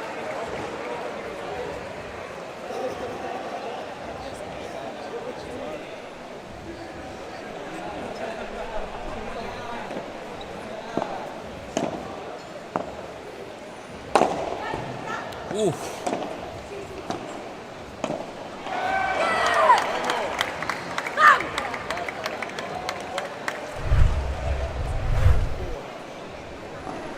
Very good start to things. Holding on their own serve and breaking on the immediate first serve of the opponents. 2-0 in favor of Carla and Manuela.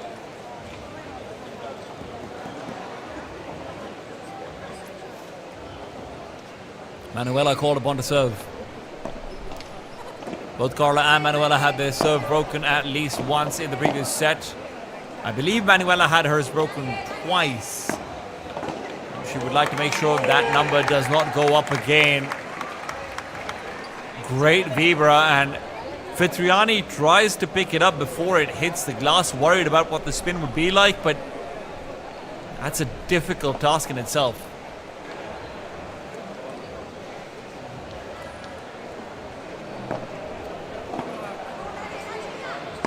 Nice overhead. Half volley's even better from Sabrina. Fitriani, awkward bounce on the fence, keeps it alive, but it's Sabrina who's now targeted.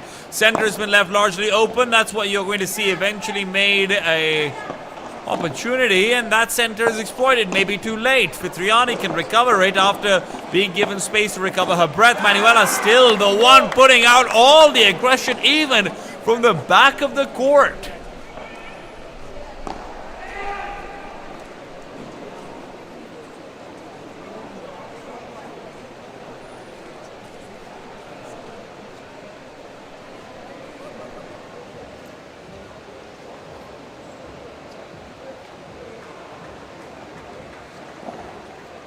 Pretty love. Manuela will be attacking down the center. Sabrina, double-handed backhand is awkward, and it is a wonderful smash for Manuela. Her serve has been so far looking easy breezy to finish up. 40 love and 2 love, quickly hoping to make it 3 is Manuela. Fault on the first.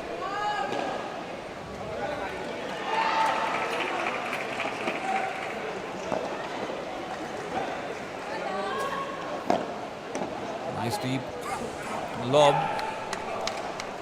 Oh, the nice high lob, not quite deep enough. Carla finished it off. It is 3-0 as Manuela will hold on for dear life for her service. They are looking very good in the second set.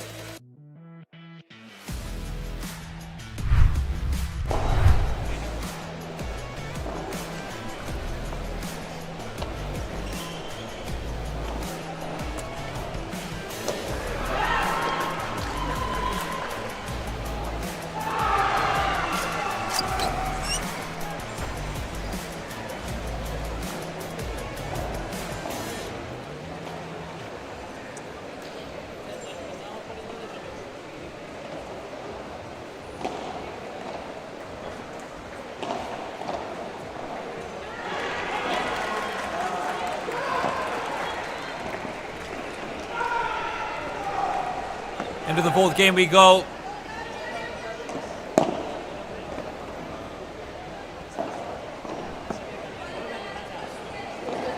Carla called upon for a Bajada that she will send right down the diagonal. That diagonal is a fierce one though.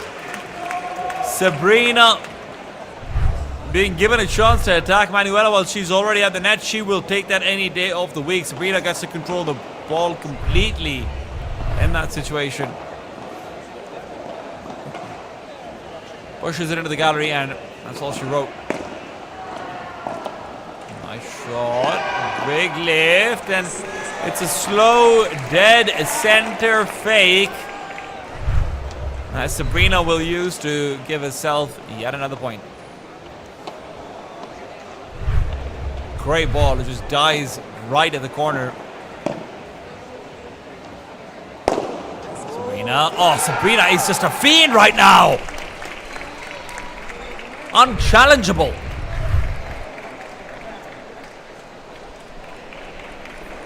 They know how close they were to winning that previous set. They know how that could have been a completely different story. They want to write that story here and now.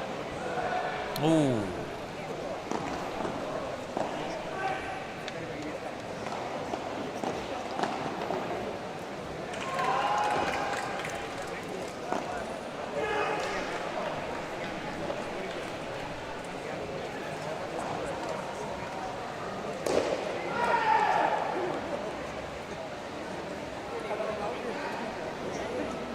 Carla.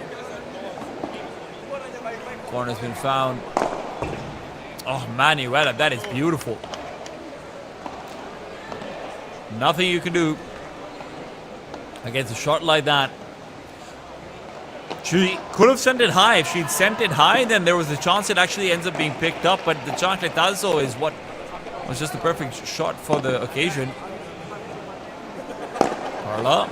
Oh, great recovery from Carla, but where the smashes simply are not crossing over. It is confusion on the court. That might be what gives them a chance to win on the Indonesian side. The accuracy from Fitriani. Magical. Look at this shot. Right to the corner. Spins outwards as well. So it's going to die next to the fence. Manuela was never going to reach it. 15 all, fault to the first.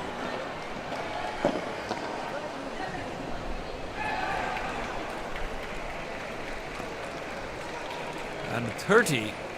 Rather net serve on the second, or maybe it was called to a pause. Oh, Manuela. That's a good attack. Even though there's a really fast shot sent out towards her, Manuela still managed to angulate.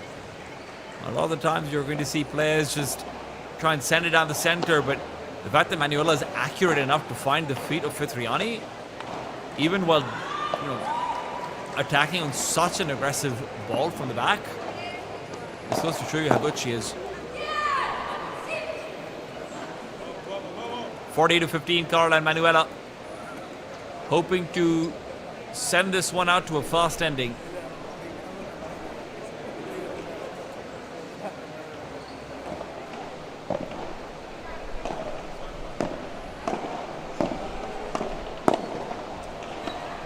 Carla. 4-1, Carla and Manuela. This is exactly the score upon which they had things turned around upon them. Sabrina and Fitriani, can they do it again? It's a big question.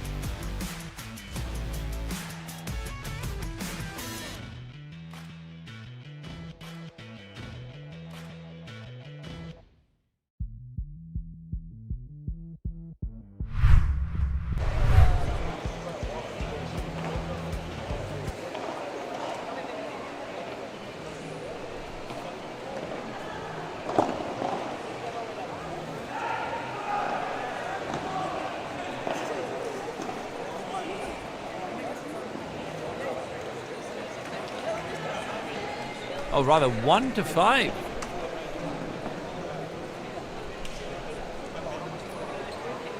believe it should be 1-4.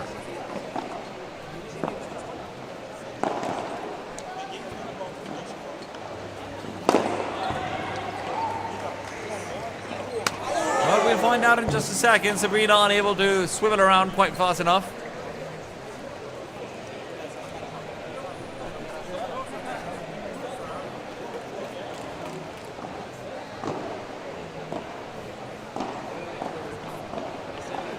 Yes, it is 1-4. We'll have that corrected in no time. 15 all.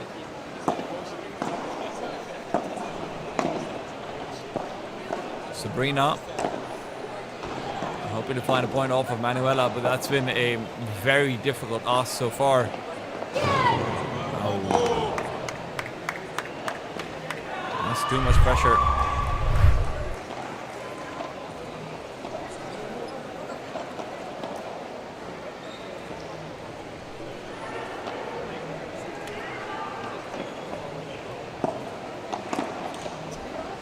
Vitriani.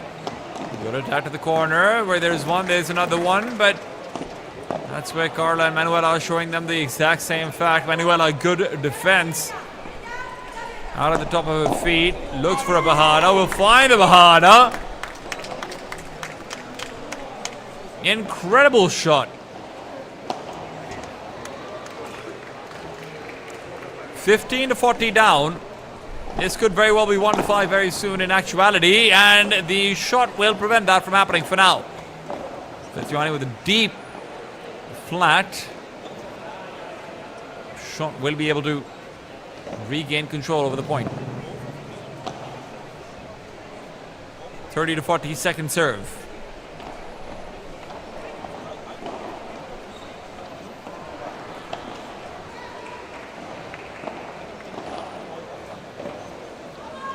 Sabrina looking for the backhand. Oh, Manuela, just the aggression she's finding.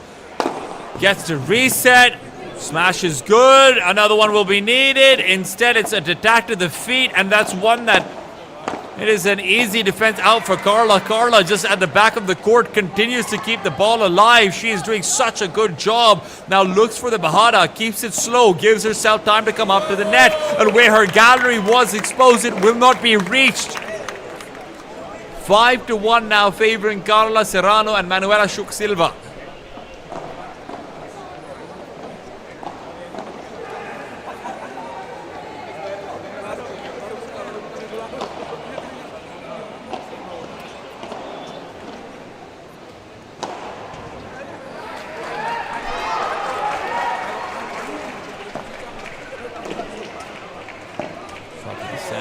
Oh, could have been net on net action, but Carla's been quite lucky enough to be able to have that work for her.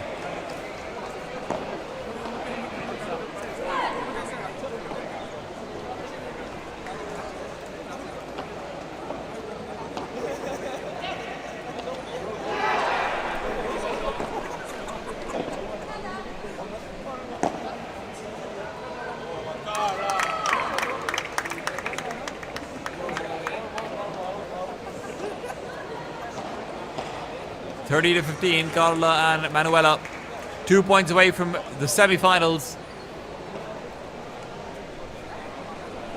Looking for a victorious close to the day for them. Manuela winds it in. Shot doesn't quite leave the premises, and because of that, ball is kept alive. 30 all.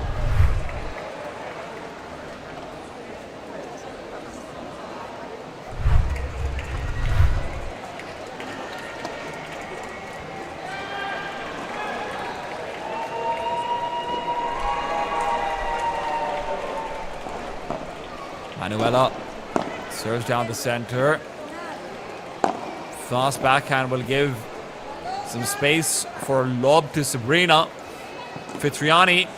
Oh, Vitriani overextends. She felt like Carla's corner was open, but it really was just a couple of degrees too deep. And now it is set and quarterfinals point.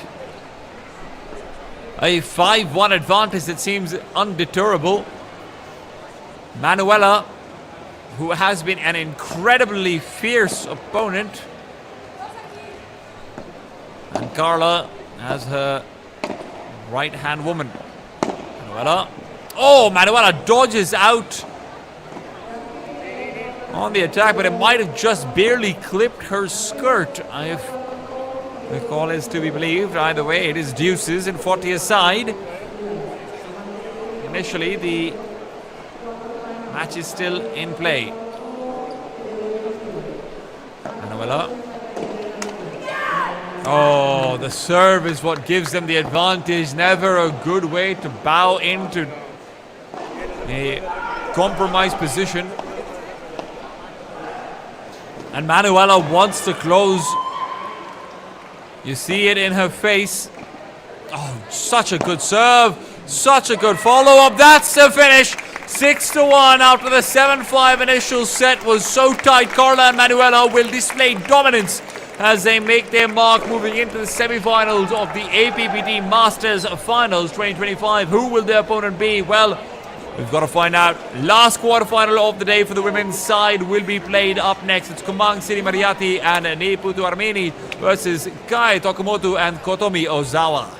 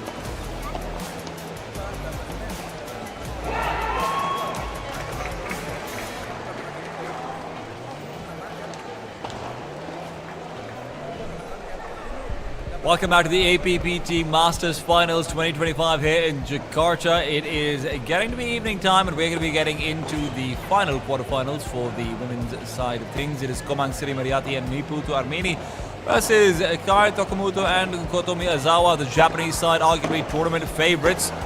It will be the Indonesians to start things off with a bang and a great Weber to the corner, which will end up cutting them off. Of course, it is Kotomi in the black top, Kai in the orange top, Komang in the green skirt, and Putu in the blue cap.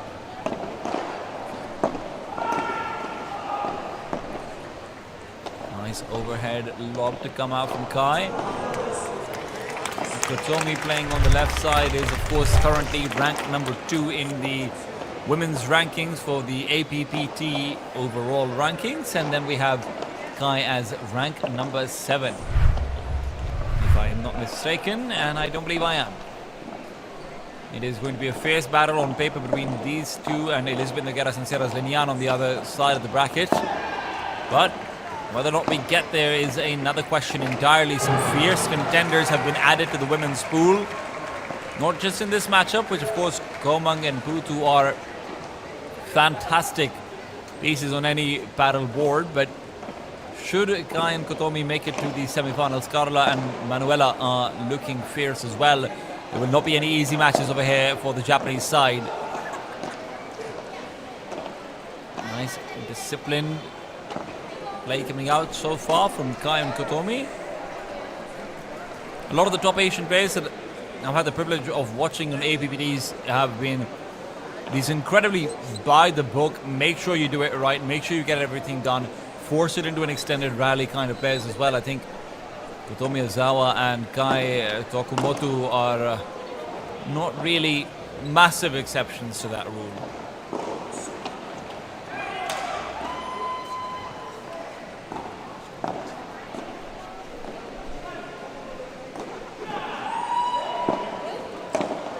Serve to the corner, Komang to deliver, Putu hoping to intercept, but not quite the connection she was looking for with her racket.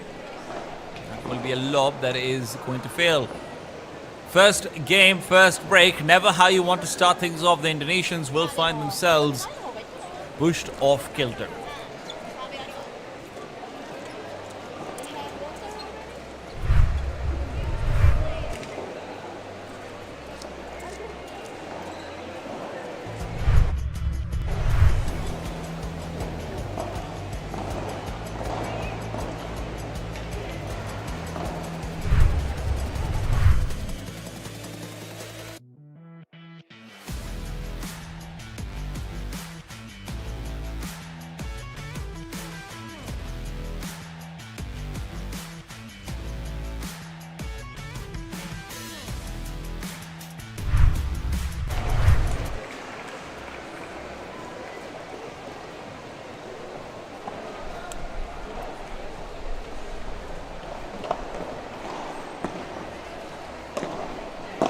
Serve to come through from Kai. Kotomi Ozawa with the great rulo will still not be able to finish off the point.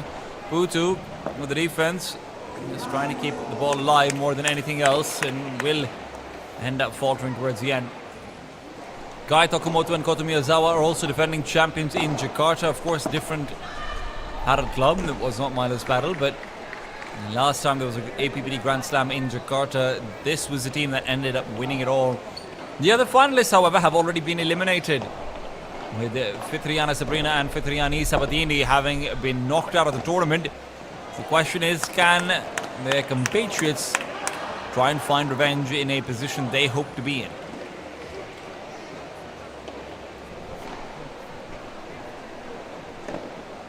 Try to serve. Will not be received by Putu.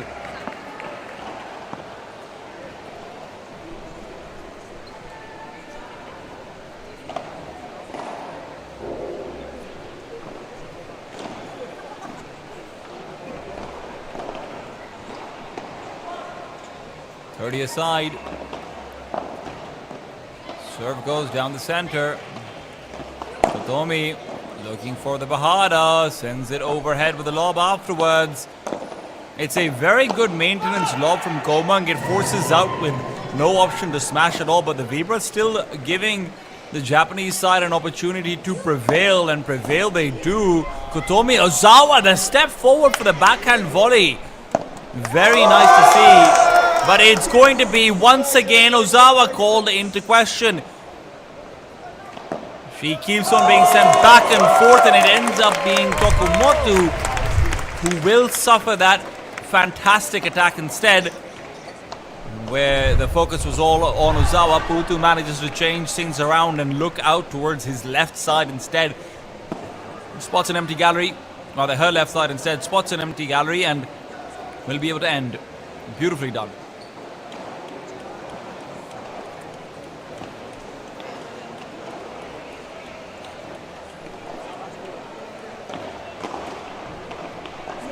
Serve to the center.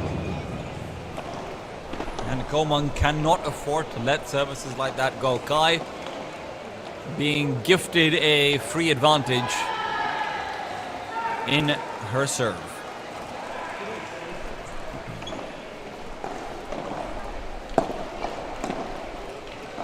Azawa.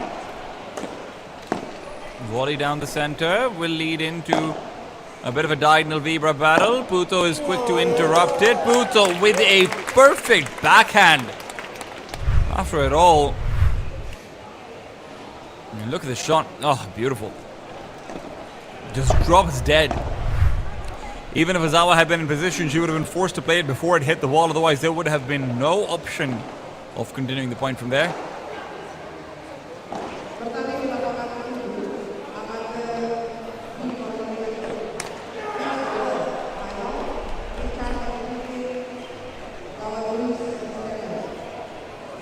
Second serve.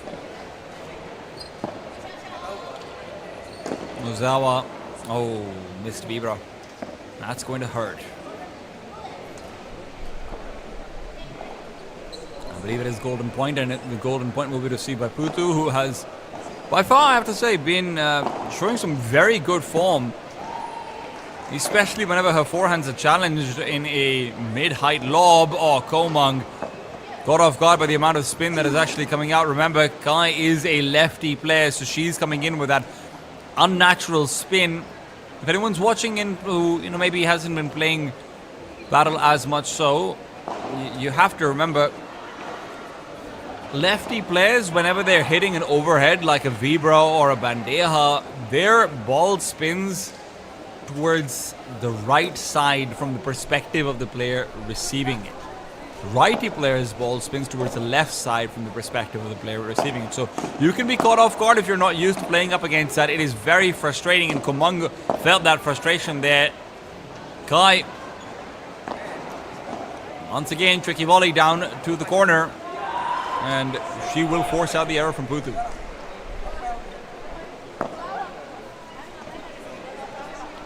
Putu herself has a very good service.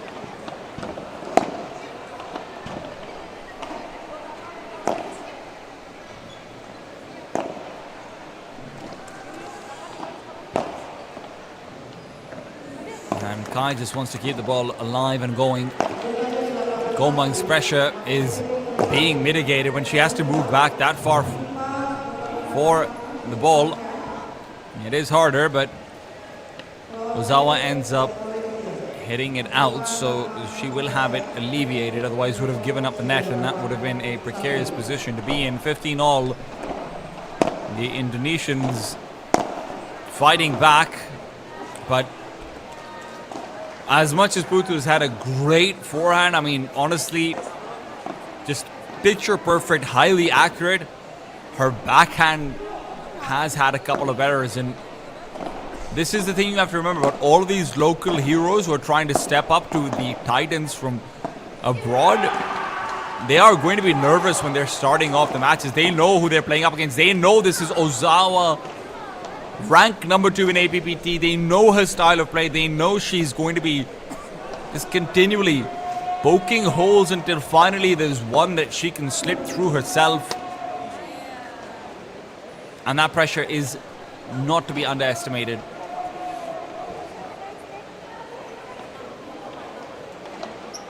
First serve fault. Second serve to come through. 15-40. Putu. The ball will end up going out as Takamuto will clip the fence in her attempt to send a straight backhand shot.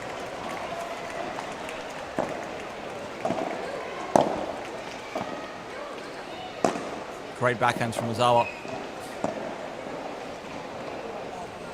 And eventually, it's that same backhand that Putu's been having problems with that will lead to her losing out on the point and the break as well. It is 3-0 up for Takamuto and Azawa.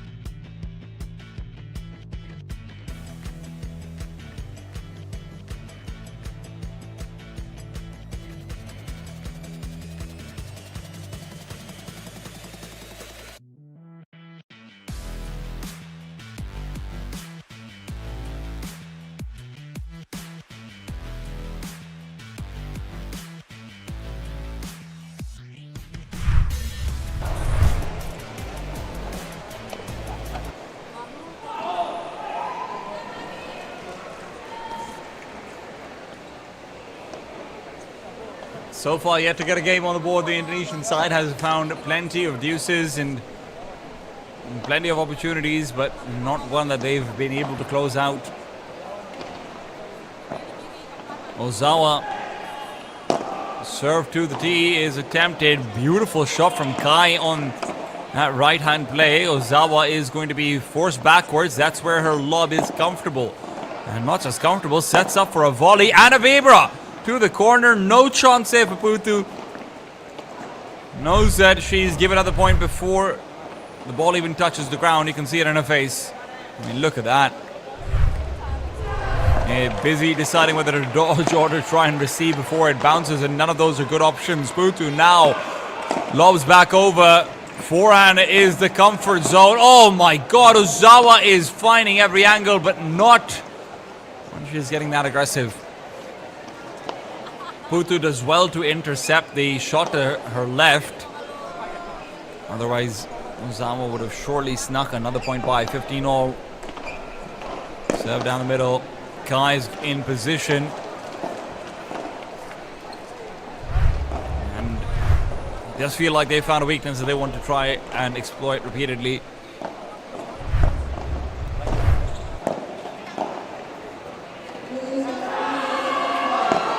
Good deep lob. Oh. What's going to be the game plan over here for Kai? Kai just wants to keep it going. Survival is the only way you win out this point, and Kai realizes it might be time to hunt, not just survive. Azawa called in for the Rulo. Oh no! It's that same backhand. That's been a problem. Putu, that Rulo wasn't even quite next to the fence or anything of the sort, just trying to force out an aggressive double-handed backhand in a very tough position. 40-15. Azawa and Takamuto look to close, and Takamuto, what a shot, but Komang keeps it alive. Komang will still not be able to cross out the net in the shot afterwards, so despite her best efforts, it will be yet another game going to the Japanese side.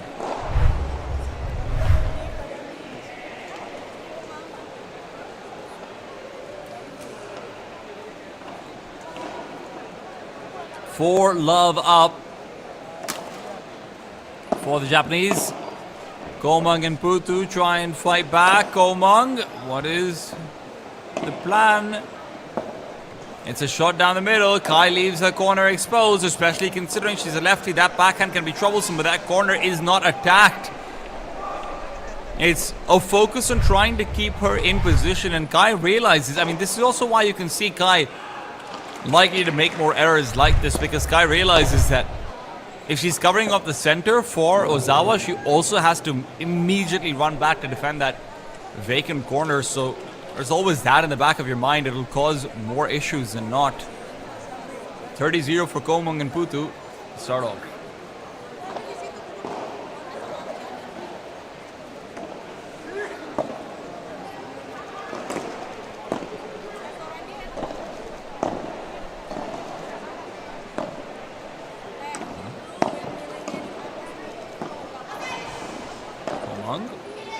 I mean, this is just a complete outplay at this point. Komung separates both Azawa and Takamuto so effectively because Azawa has been going for the same tendency again and again, which is trying to take the net even when she's not welcome there. Kai's been doing a great job to cover off, but then when Komung is pushing Kai out to the fence and Azawa doesn't have space to retreat either, that point is guaranteed. Nice shot from, oh my god, nice shot from Azawa. That is incredible. Look at that. I mean, pinched into a corner, she gets the perfect diagonal with the underspin. That's not a flat shot, otherwise that would be lifting up and Putu would have a much easier return. Magnificent. Komung, an opportunity. Vibra's a bit on the slower side, but with Kai having collision course with the side wall, it'll still be first game going the way of the Indonesians. They fight back.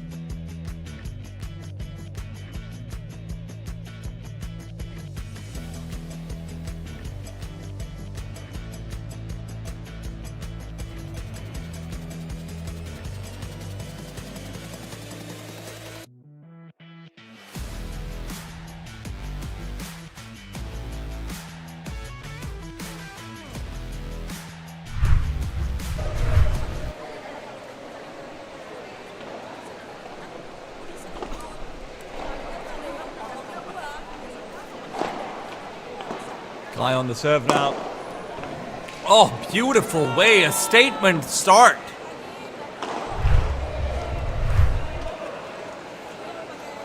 Putu almost covers the distance, but it's not going to be enough. Might I just say also, Milos Padel Club looks beautiful in the dark right now. And Ozawa's shots are no different. Oh my god, the change of direction. Just the very last second, readjusts her racket back into the left side fence instead. Commendable from Azawa.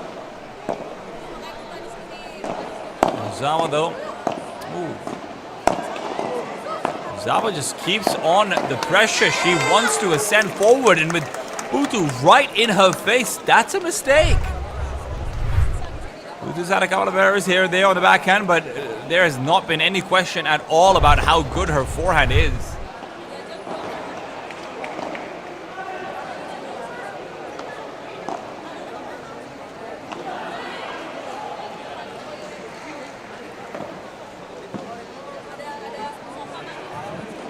Serve to the corner.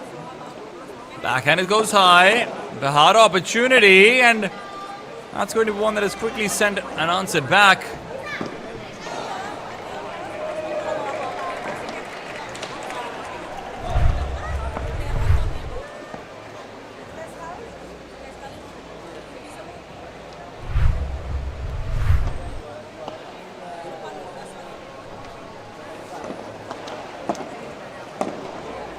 Komung to receive.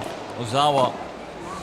Slower shot, and Kai was hoping that she would have the chance to speed it up, but will not be the case. 40-30.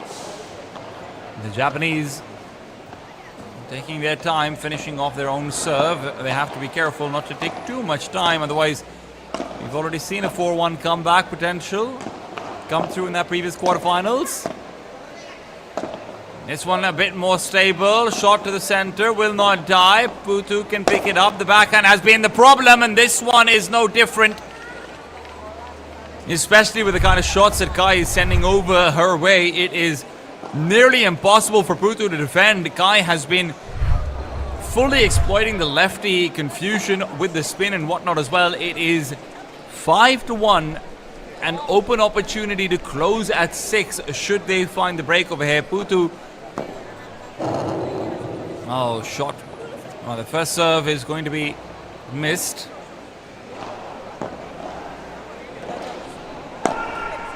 Second, backhand picked up. Kai sends out a quick lob. It's another Vibra from Kumang.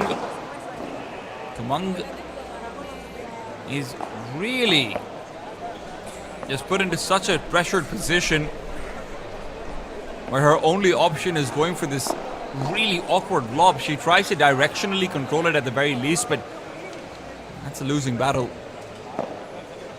Putu.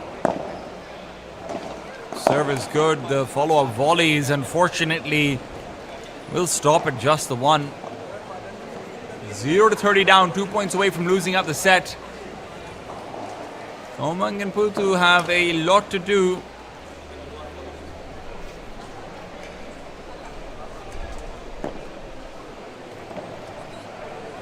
Lift up from Kai.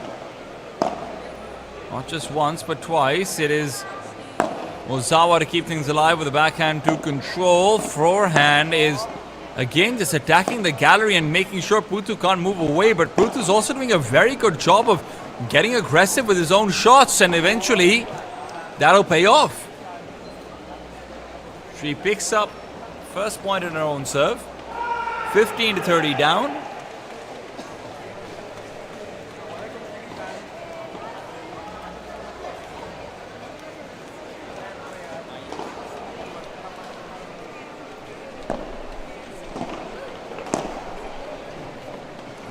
Magnificent volley. Komang sends out a bandeja over Kai's head and will be called upon. Does not land it. Cannot find that shot. You can see she knows that ball was meant for her. At the very least, still having a good time. Komang and Putu are not going to be disheartened. Even if they are down 15-40, it is set point, and that set point is not going to be any easier than the last one. Sky realizes that the hard way, but still, ball kept alive, sent back overhead, and a missed overhead will mean that it is 6-1 in favor of the Japanese side. Can the hometown heroes bring it back in the second set? We're going to have to wait to find out.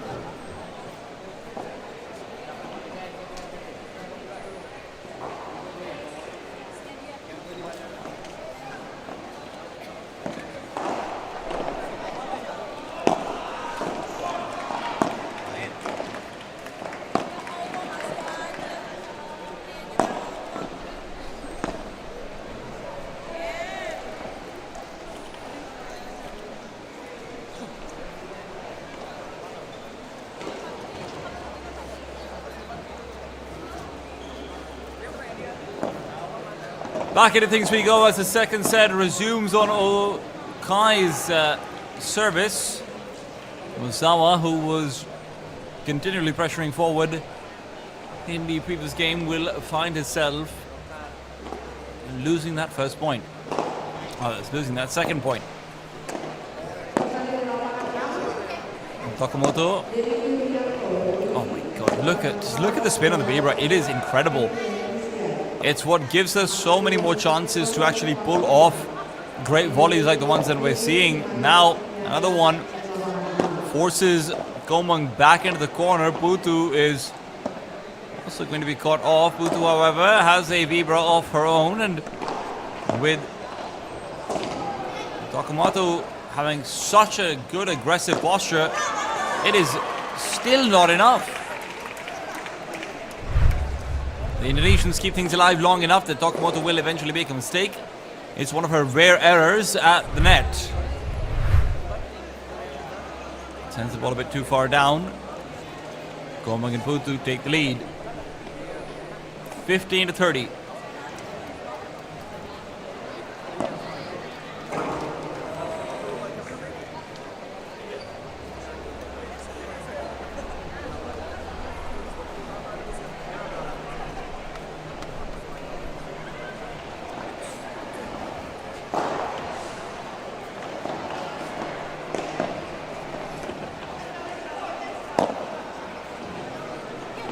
Oh,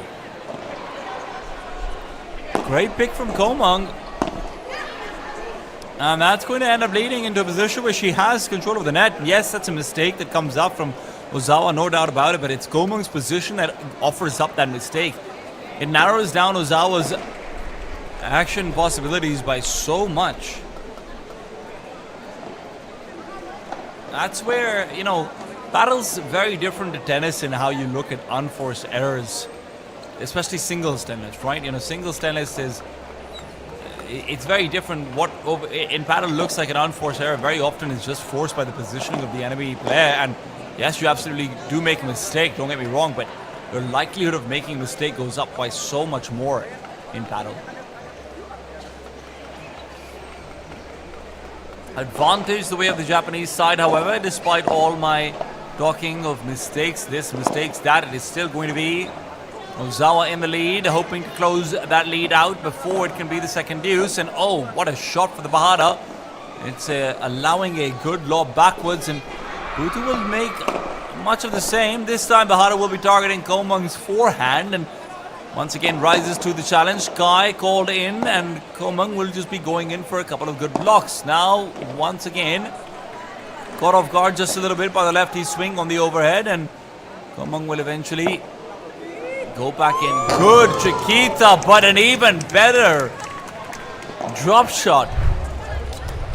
Azawa spots out that Putu's not in position to actually run in for that, and with the fact that, you know, the players sending the ball towards you that you're going to drop always has to take some time to recover his or her footwork.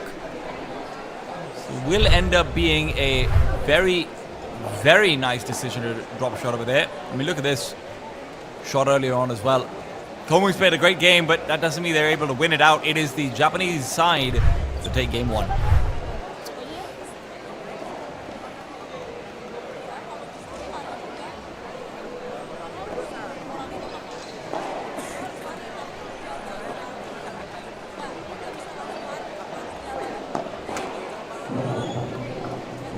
First serve goes by the wayside for Putu. Oh, double fault to start off. That never feels good.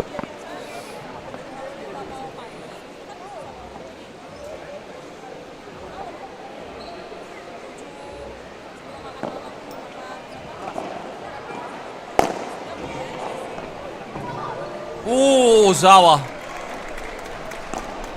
Good to see. We haven't seen this be much of a smashing game, right? Because you compare this out to what we saw from Carla Serrano and Manuela Silva versus Fitriana Sabrini and Fitriani Sabatini. We had so many more smashes. We had so many more sort of counters and everything. This has been a game of volleys and vibras.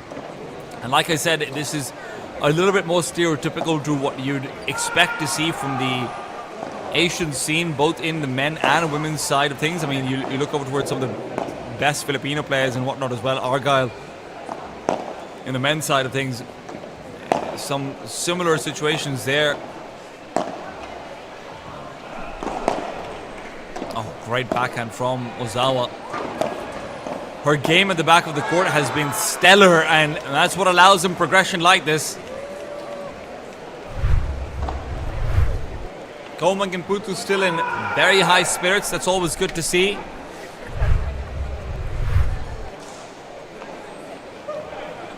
But they are down love 40 on their own service.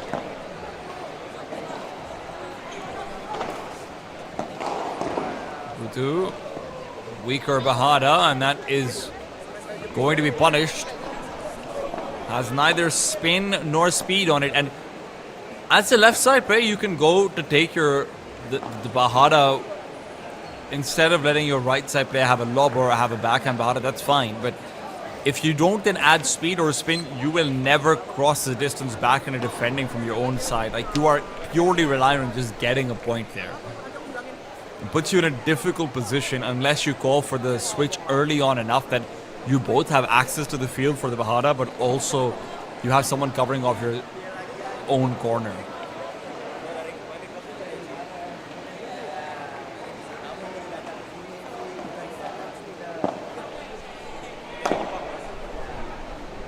Mid-court lob, not good enough. Kai is there to punish.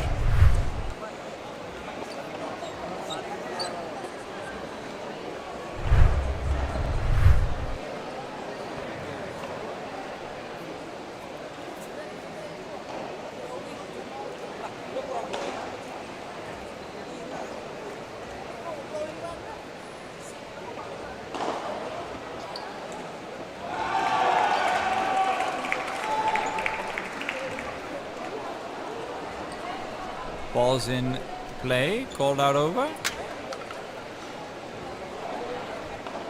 As I believe the score might have been incorrect, might have been 40-15.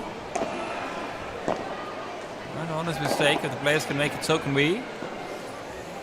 Komang still ends up hitting the ball out towards the net.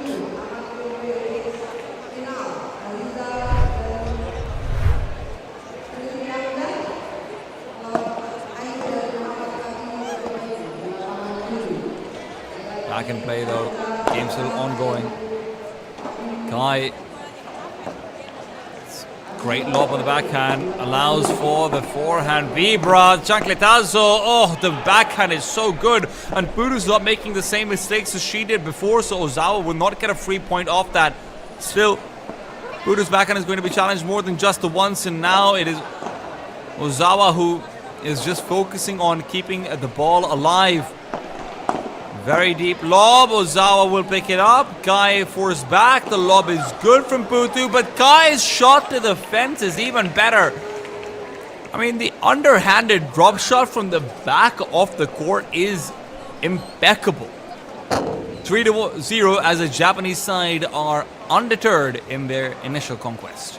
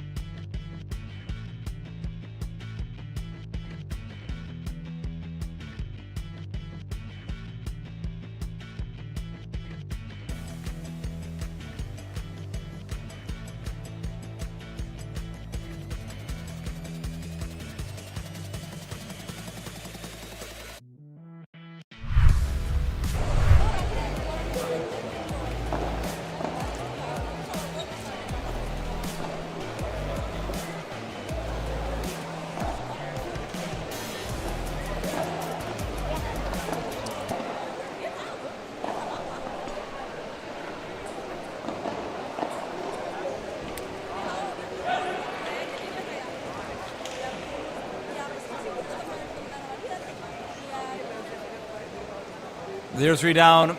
Komang on the serve.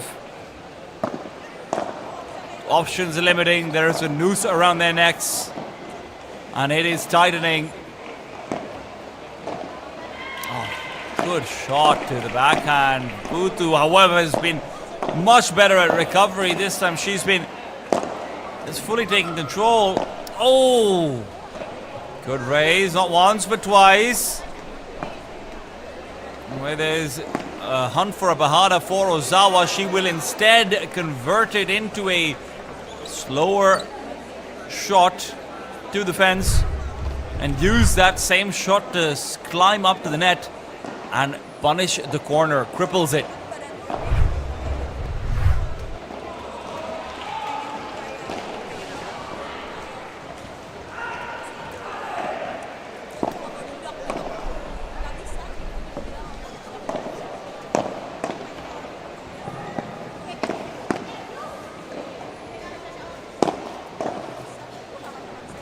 Azawa just keeps the pressure going. Just that pressure. And this is the game that Kotomi Azawa brings to the table for APPT. Whenever you see her playing, she might not be this flashiest player. She might not be going for these huge smashes and everything. But the pressure that she puts on your shoulders, it is undeniable. You will absolutely make an error eventually.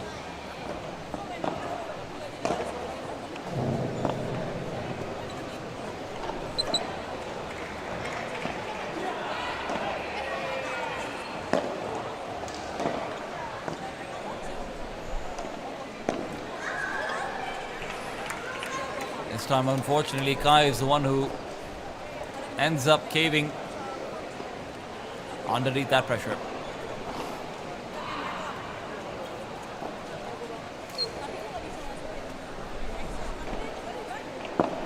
Kumang has had a relatively successful service so far, I have to say. Don't let the points fool you. These have been incredibly good rallies coming out from the Indonesian side.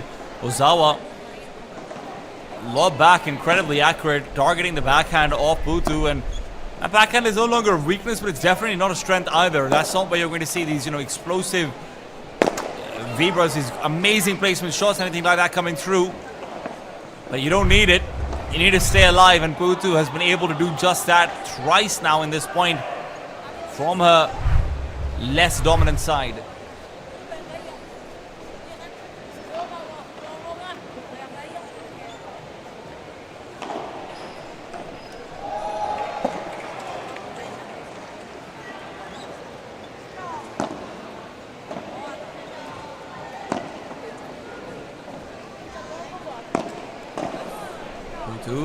Oh, good receive on that shot, I have to say. Komang, oh, fantastic! Absolutely impeccable. Komang readjusts again, but this time it's her catching Azawa off guard as Ozawa's getting ready to take the climb up.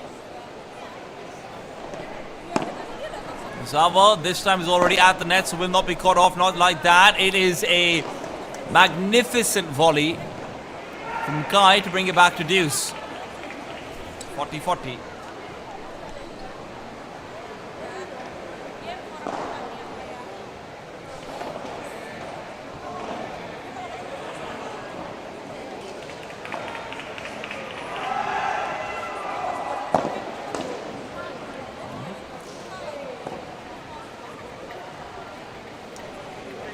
Putu goes for the intercept. Would have been a very difficult shot for Coleman to play, so Putu realistically had to get that ball. Misses out on the second as well. The Indonesian side had a chance over there. They had a real opportunity, but it is still 4-0 to Kai and Kotomi.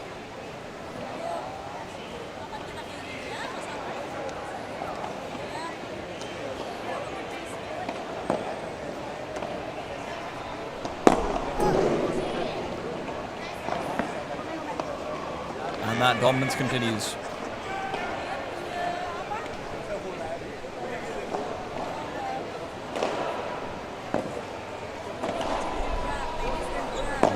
Good lob. But all the good lobs in the world are not going to guarantee you a point, not when Kai and Kotomi are playing like this. Kotomi just continually taking advantage of Their opponent's progression and their unwillingness to smash. This is a weakness of Komang that, look, I haven't needed to point it out. There's been a couple of other issues as well going on, but Komang not being able to commit out to some of these smashes where she has to go back for the ball. They're very difficult smashes, don't get me wrong, but when you're playing up against the rank 2 and rank 7 of Asia, you have to go for those difficult shots. That's all there is to it.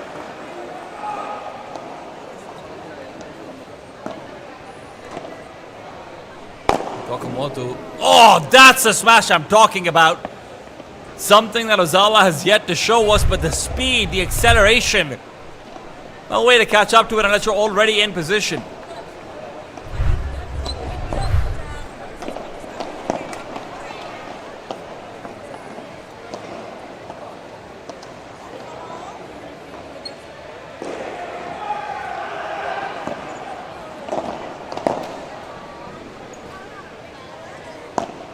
One point away from 5-0 up. The Japanese side sending out some great shots to Komang, and Komang then will be caught on the backhand. It is 5-0 as they're given some time to breathe, but I don't know if they have the space to take in any more oxygen. The Indonesians are up against the ropes.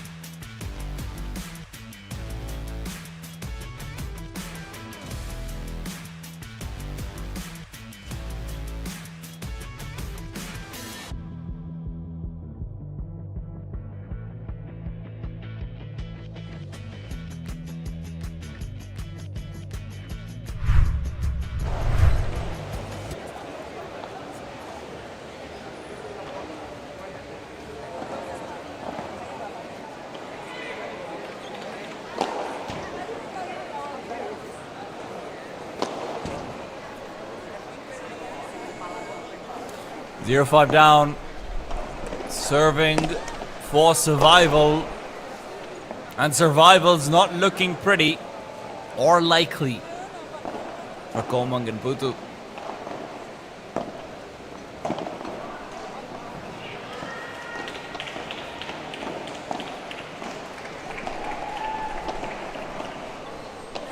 $15-all.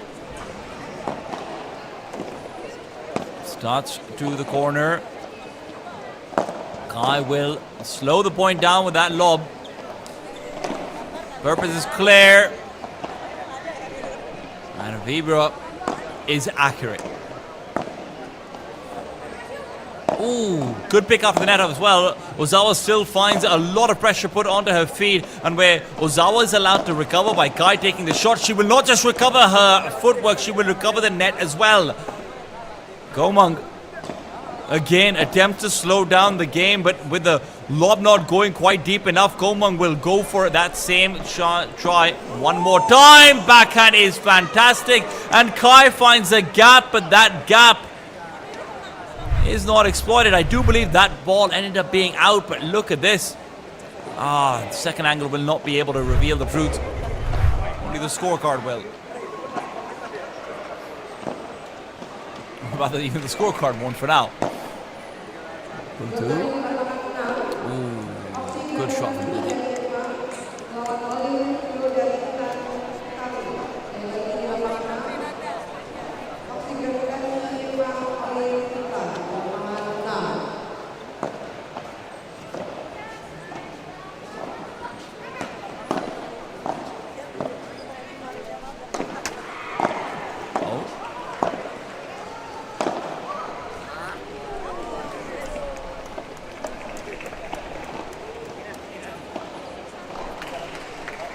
To 30. That confirms things for the initial point that was put in question. But either way, the game is far from over. Should this go to deuce, you know that the Japanese side has the advantage. They will not allow it to be deuced up. 5-1. First game found, and the egg will be broken at the very least. for Komang and Putu. And they will not be losing 6-0, but can they mount up? Can they even think of mounting up something a little bit more historic? Oh, beautiful shot from Kai. There was no chance of recovering that ball, not one bit. No hope either.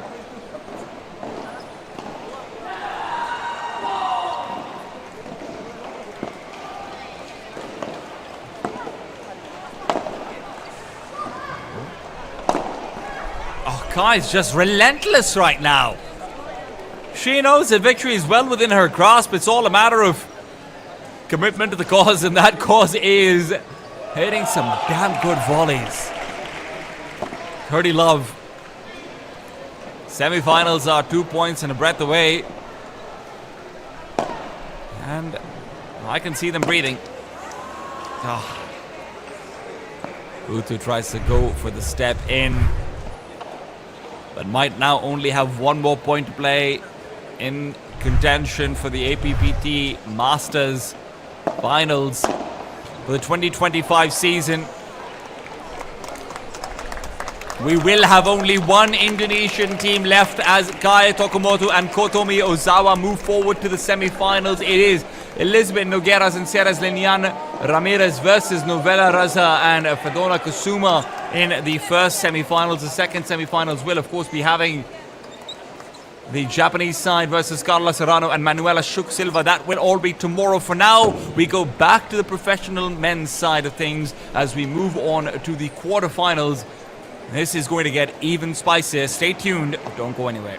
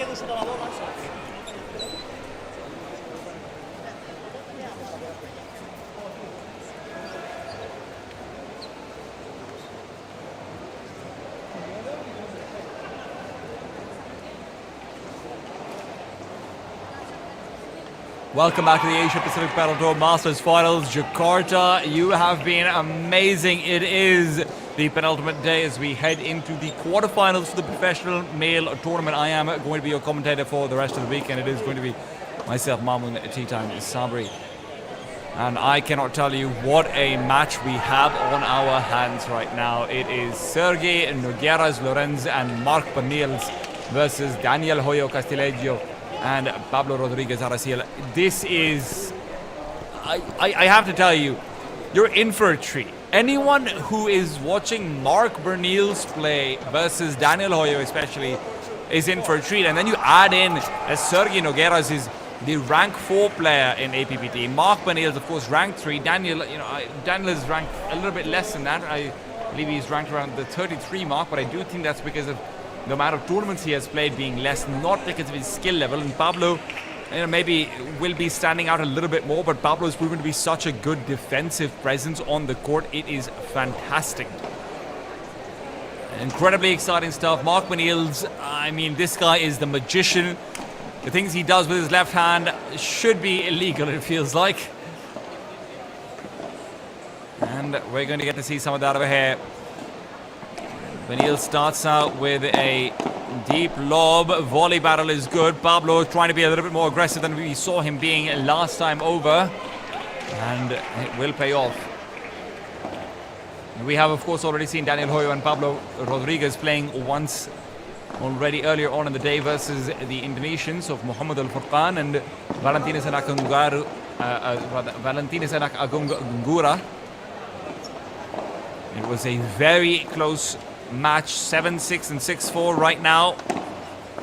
It is going to be an uphill climb for Daniel and Pablo, and you can see why. Marc Bernils, that backhand on the left is just as deadly as his forehand. If you don't have incredible court coverage, you are going to be cut off consistently. Sergey Nogueras on the other side as well. I mean, you can't say enough about him. Absolutely fantastic player on the left. Will be taking the net. Incredibly aggressive.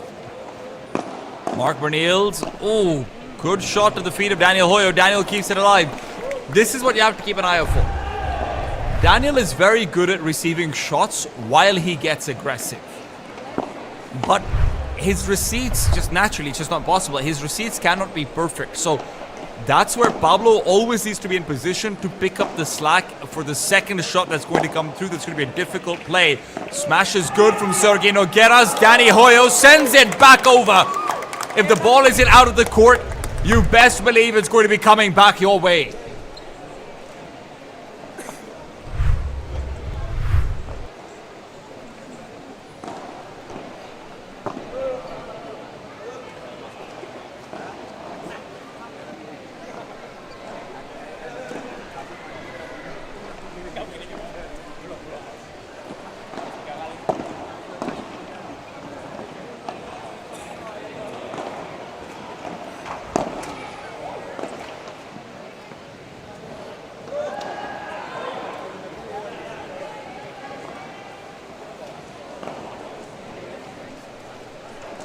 (40-30) up on Pablo's serve.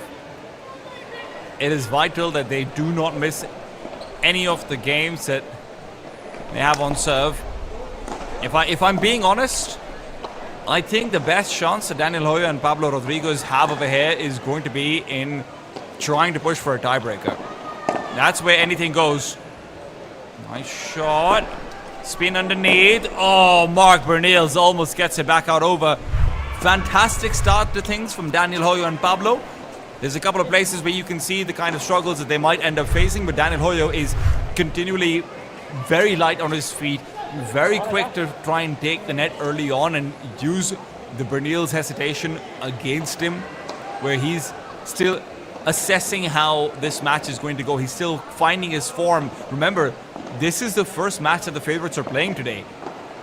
The underdogs in Daniel Hoyo and Pablo Rodriguez, they're already warmed up in a lot of ways. They already have had their juices flowing and had time to prepare.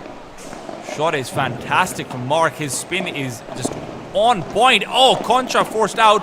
Mark will get a corner shot in, but where Daniel was running to receive it from the backcourt, Pablo instead intercepts, and that intercept is where he will falter.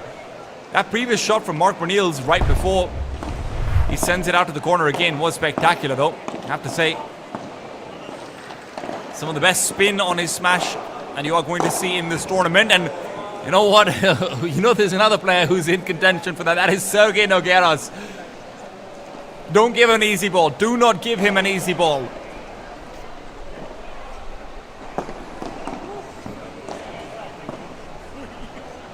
Daniel, nice deep lob. Mark Wilbahada sends it to the center. Daniel will be lobbed into the corner as well. Beautiful lob, and that opens things up for the smash.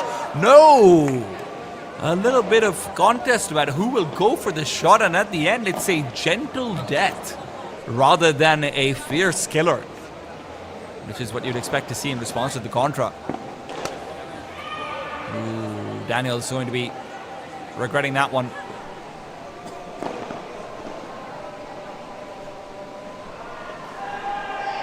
Isha time in Jakarta as darkness will bloom, but the battle courts will still be lighting up. Mark Bernils, oh, intercepted in the middle. Daniel, however, pushes it into the wall instead. That eagerness to take the net and fight at it opens you up to a lot more mistakes, but it's also what you need to be putting yourself into to try and have a chance as the underdogs in this matchup.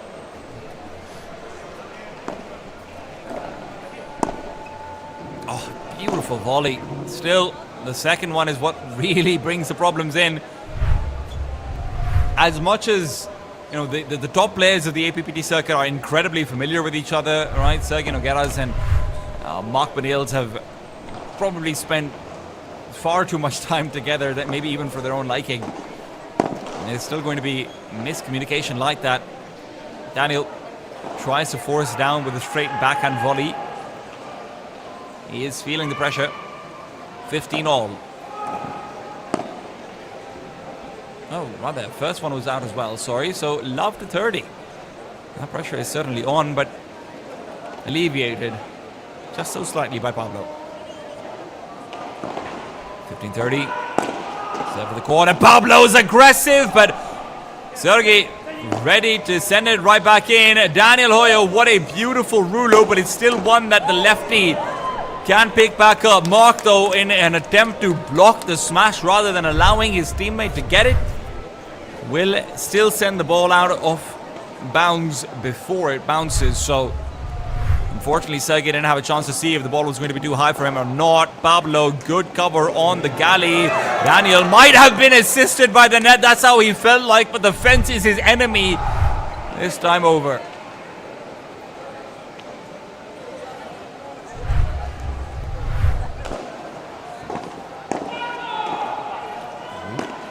What's this, Pablo? Oh, Pablo! Oh, you can't even blame him for that one. He thought he had it, but just a ballerina swivel from Mark Berniels and it put him in a 2-2. You would be able to spot him out in the Paris Opera.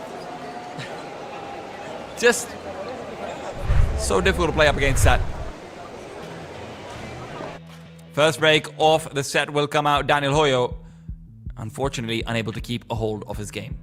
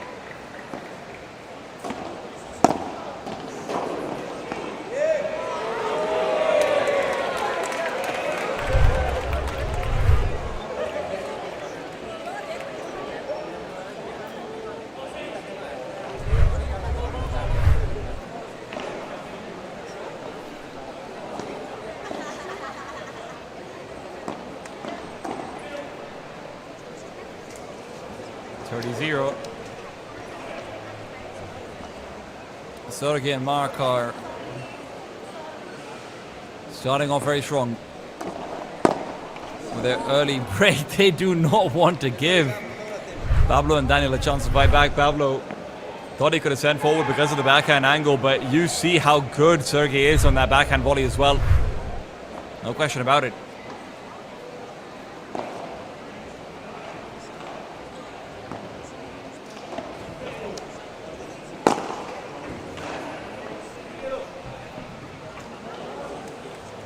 Sergey Nogueras, of course, once upon a time peaked at rank 139 in the global Padel rankings. He is a player who has had an illustrious career in many ways. Mark Berniel, of course, a lot more focused out in the Asian scene, but he's been incredibly dominant every time he's been here.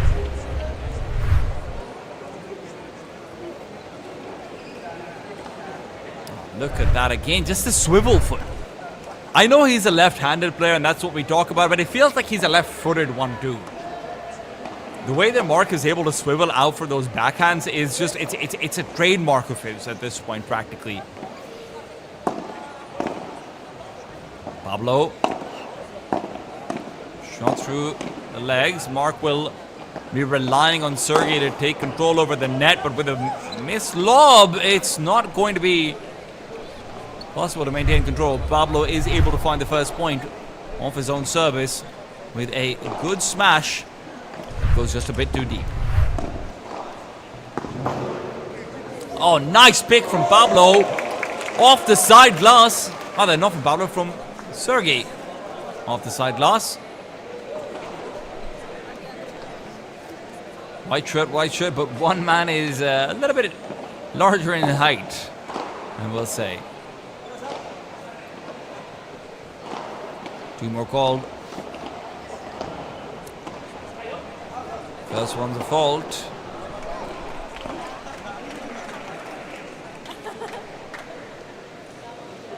Pablo on the second.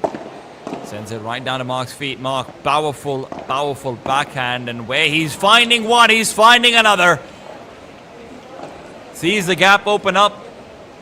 And he will not hesitate to attack.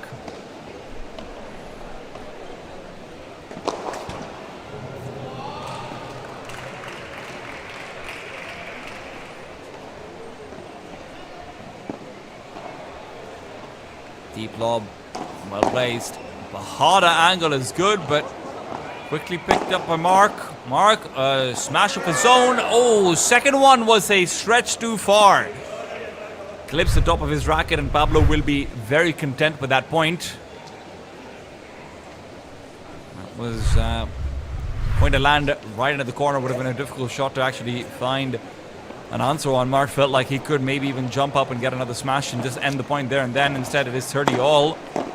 Oh, beautiful, Pablo. What a backhand. Unfortunately, just the one. And often it takes two to tango when that point gets extended.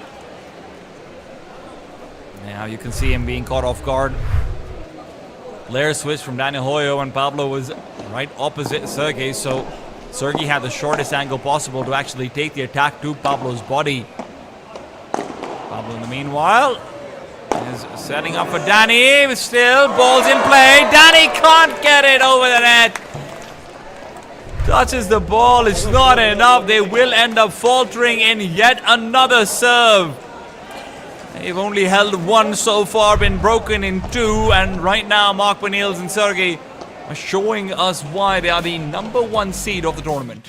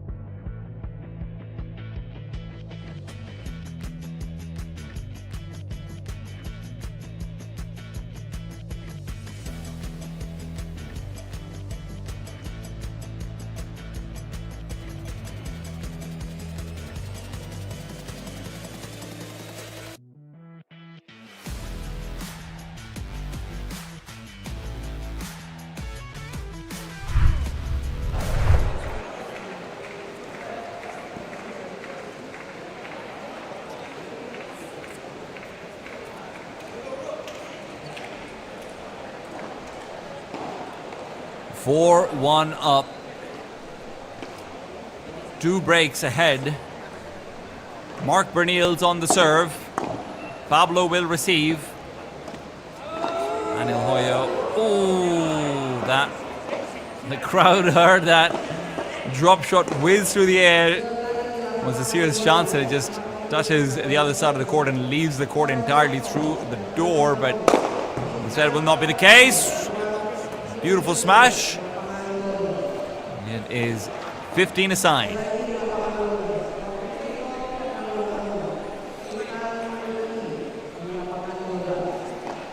Crowd at Milos Padel is heating up.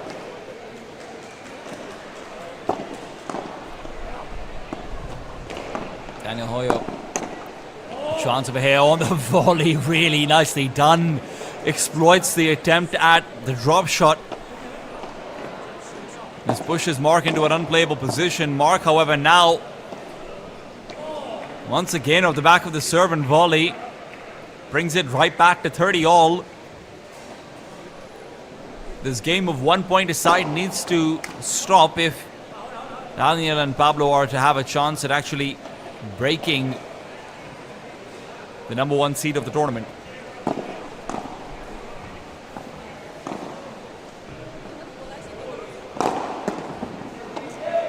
Sergey. It feels like Sergey hasn't even really been fully needed so far. He's just this consistent rock that every time the ball comes over to him, you just feel like, all right, this is just going to be a kill. You give him a backhand, gonna get the fastest backhand volley you've ever seen. You give him a forehand, you're gonna get a smash. Even if the ball is somehow below the net, he's gonna smash it anyway, so he'll find a way. Mr. Consistent. That's what he is. Well, Mr. Consistent. He's not even needed there. Advantage the way of Mark and Sergey. Daniel and Pablo feeling the heat. Ah, damn, the heat will cook them alive. Clips the fence on the way back on the backhand. It is going to be down 1-5. Daniel Hoyo and Pablo Rodriguez caught in a little bit of a difficult situation.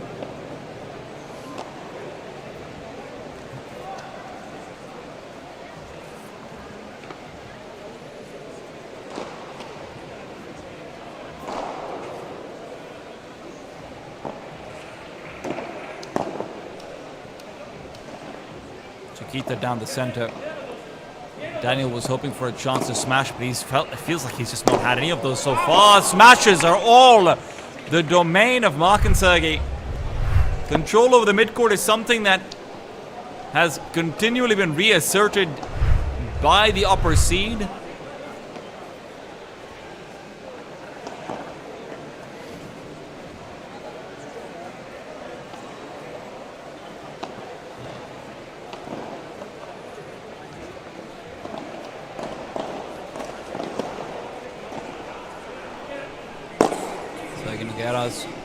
Is that smash that Daniel Hoyo has been looking for? Will he be able to commit to it? And the fact that it stays inside the court might have actually worked in his favor.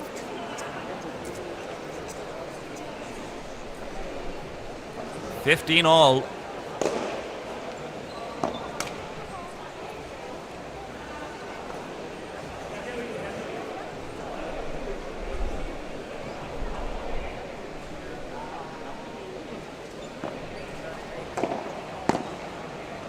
Mark.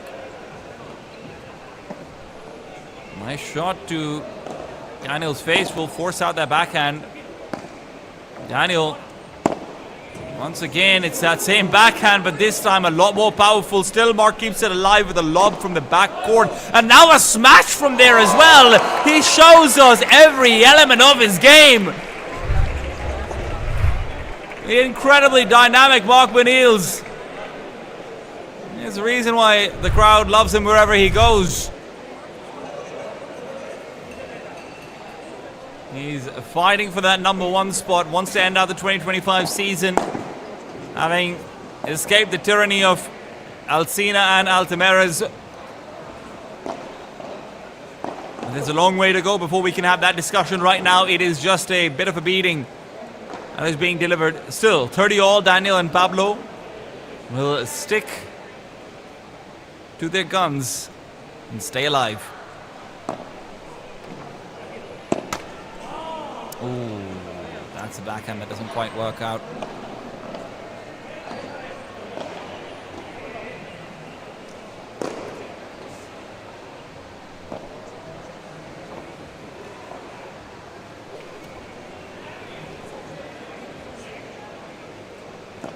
Daniel.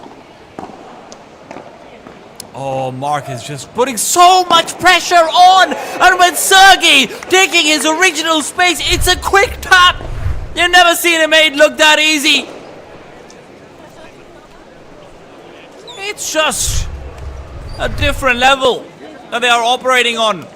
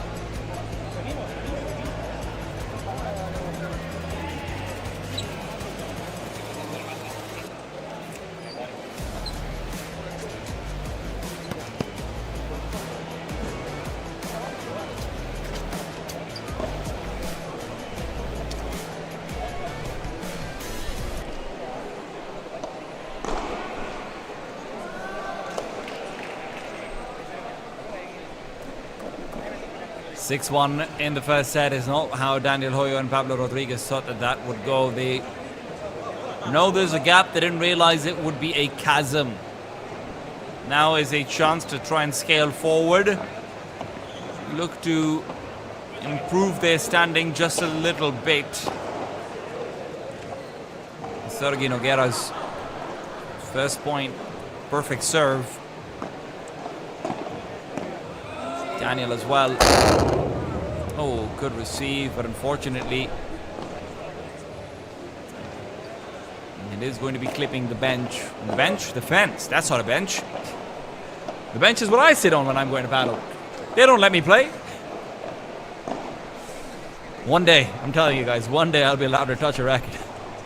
And not today. Today it's all about watching them. And honestly, I'd rather be watching them playing anyway, with the way things are going. Crowd has been fantastic and they have been loving it on site in Jakarta. What is there not to love when Mark Benils is hitting shots like that, though?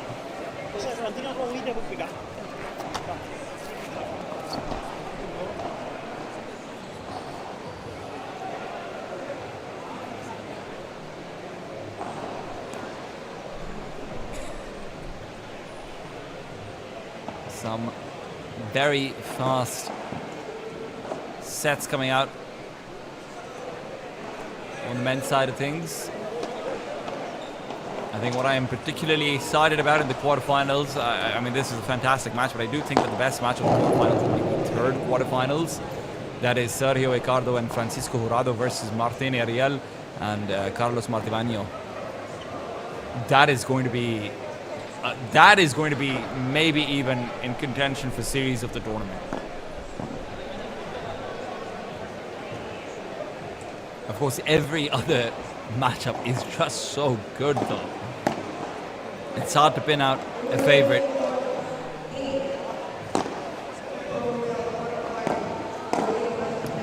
Pablo. Oh, God, that bullet to the side is just something you can't defend against Pablo, though.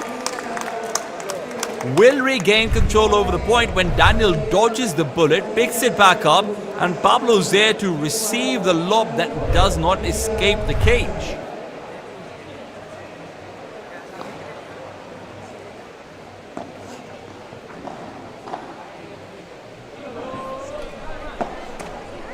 Oh. I don't even understand how that shot worked, honestly. The upper camera angle is very nice, but it does cover up a slight...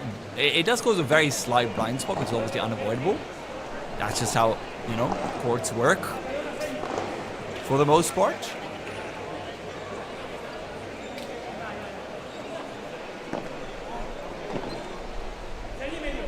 Hoyo winds it in. Smash doesn't go right where it needs to. It's a very good attempt, that one.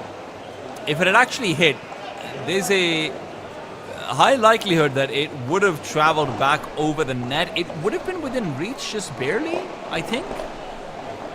But we'll never know because the ball does go a bit too deep. Oh, nice volley from Daniel. Bahada is where he's hoping to keep control over the net, but Mark and Sergei are not having arguments about who takes the shot. Not this time.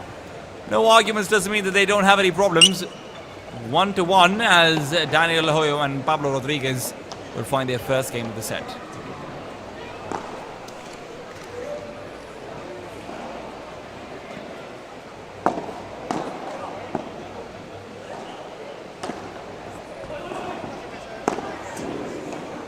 Sergei. Oh, where there's one shot, there's two, and Daniel Hoyo, well, he'll be forced back into a contra. Pablo's shots are eventually still going to pay off. Mark Benils tries to commit to a shot that's maybe a bit too aggressive for his own good. Will not be able to find it. Outside of the court. Daniel's been sent. Unfortunately, even though he touches the ball, it's not going to be enough. 15 all. Oh, I mean, I have to say, you see the difference. You see that there really are levels to this. When you look at the differences in how the volleys are just sort of being picked up or not picked up in a lot of these cases. There's so much more spin. Great shot from Sergey. Daniel keeps it alive, and where Mark tries to send it out of the court the other side, Daniel and his heroic attempt will not be in vain. Beautifully done. And a bit too much flick of the wrist from Mark means that Daniel Hoyo and Pablo Rodriguez will be back to 30 aside.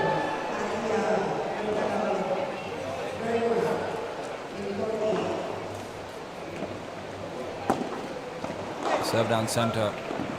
Mark goes for the drop. Mark will not have his galley properly attacked, and Pablo looked like he was in position to recover that. And even though Daniel was going back for a shot to pick up just in case it sails past him, it's just not enough. Now Mark Bernils. Deep serve. Oh my god, even deeper Vibera, and it is all volleys all day long for Sergey. It gets to be a close game, but it will be 2-1 favoring Sergey and Mark, as they will both take a breather and figure out how to adjust. Daniel Hoyo and Pablo are still very much in the game.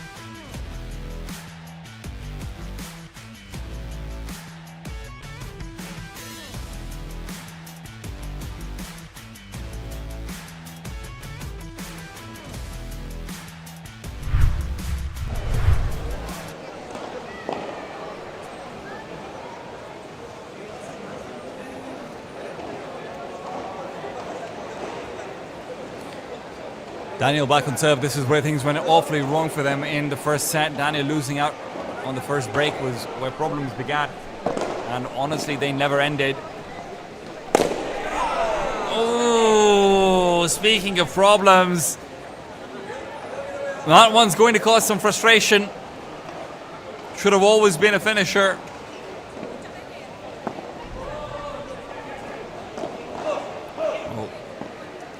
Really good bandeja to the corner, and that opens things up for Pablo to get more aggressive. Pablo, however, is not being aggressed upon Mark Bernils. Lets the ball sail overhead. Daniel Hoyo cannot nail the landing. 15 all. Now that love 30, not 15 all. But now it will be 15 on the side of Daniel and Pablo.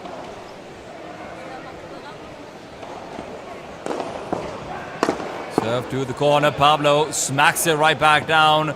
The drop shot might be a mistake. No, it's not. Not when Pablo's there to receive. Pablo takes full advantage of his height and will be able to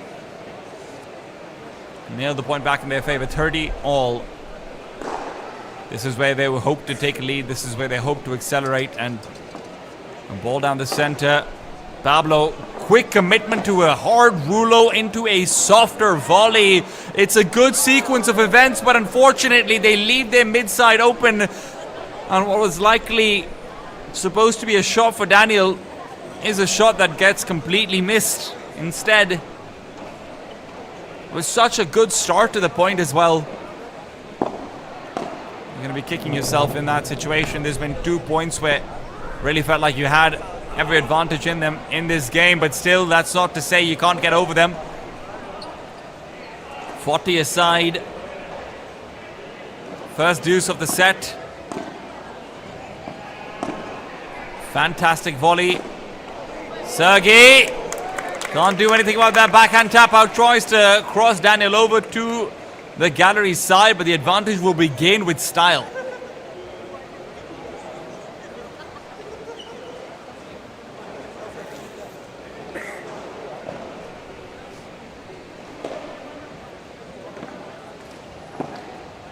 Corner is attacked again and again on that service. Not just on the service, but on the Bahada as well. Pablo, you saw what he's going for. You saw him trying to force out the arm extension of Sergey. If that had happened, it would have likely, or not likely, but at least possibly given Daniel a chance for a shot above the net, which he could either volley or smash. The vision was there, the execution unfortunately was not. Oh. Still, Daniel and Pablo are doing a fantastic job of making up for small mistakes and leaving the pass behind. It's tournament mentality over here, as they're already down a set, but they will persevere. Sergey, oh, good soft shot, but it's still Sergey there to receive. Daniel, another softie, comes out, and Mark tries to accelerate on the other side, try and catch them off guard. They will lose out the game because of it. 2-2. Daniel holds.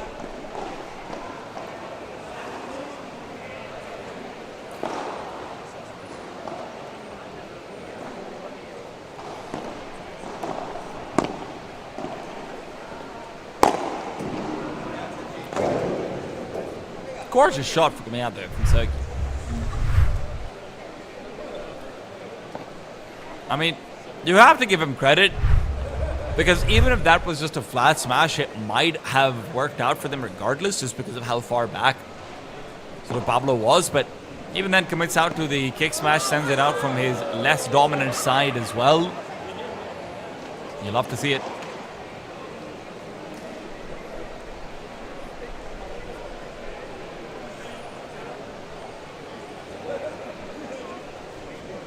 Pretty love. Corner under fire. Daniel with a good lob. Bahada, it's a soft one. That's where they're hoping to catch off the gallery. And Daniel is caught in transition. Doesn't go to the net to meet the Bahada, and he doesn't stay all the way back either, so he can't cover the gallery nor go for a volley. Pablo's been doing a fantastic job in the meanwhile of just making sure he's making very few errors, but he's also being a lot more aggressive than he was in the earlier first round game. It's a side of Pablo that we haven't seen so far in the tournament, but it's one that is definitely good to see.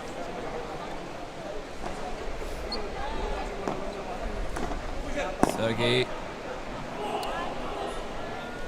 Backhand volley that goes right at the glass.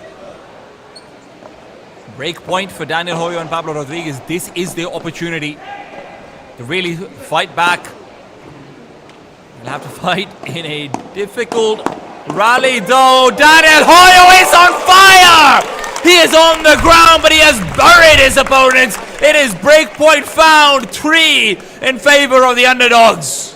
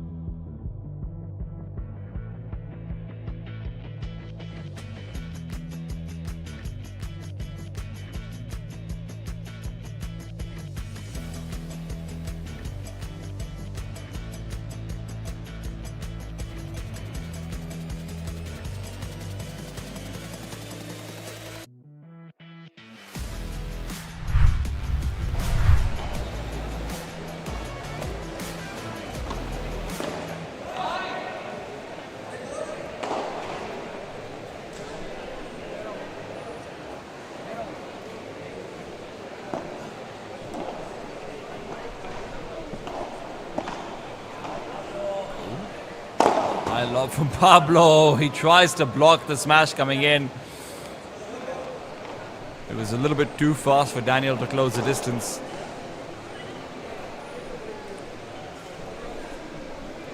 Critical that they hold on to Pablo's serve. You can't have 2 back-to-back breaks as the underdogs. You have to take the advantage and actually put the pressure on. Still, Mark manages to slide his volley right by the right side. of Pablo. So they are going to end up down love 30. Nice serve attempt. It's a fault, but man, that would have been a fast first serve.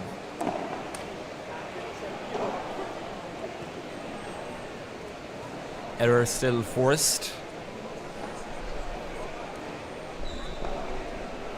As Mark misses the backhand.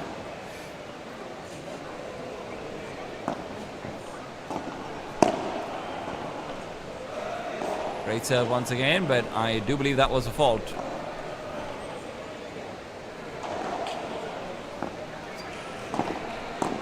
It is a game of inches right now, maybe even centimeters, and Daniel Hoyo is very quickly scaling that distance, 30 all. So despite the initial rough start to the serve, pressure is once again on the favorites. Good volley. That is why that lob is so much poorer. I do think, and we may have just seen a shot to the glass. I'm not sure how that point went. I'll be honest with you. But scoreboard says that Daniel Hoyo and Pablo Rodriguez have the advantage. That is an advantage that is swiftly lost. Deuces come true. Game point is not going to be capitalized on. And that's not to say it can't come over once again. Backhand volley right into the waiting arms of Sergey. Daniel! What a shot! Just slips past the net that Mark is trying to set up.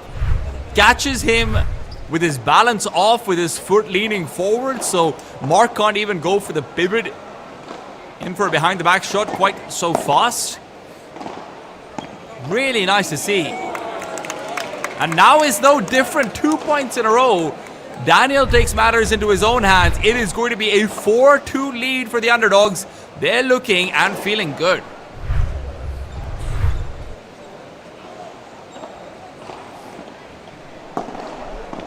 Set's not over yet though. Mark Benil's back on serve, and where Pablo is hoping to accelerate onwards. Daniel Hoyo. Lob goes deep. So, oh my god, that smash is absurd. That is ridiculous. Look at the lean back. He loses balance while he's hitting it. The smash goes into the other court. That could have been a valid point to the other side. And then you see the immediate follow-up into a aggressive backhand. Gives them 30-0.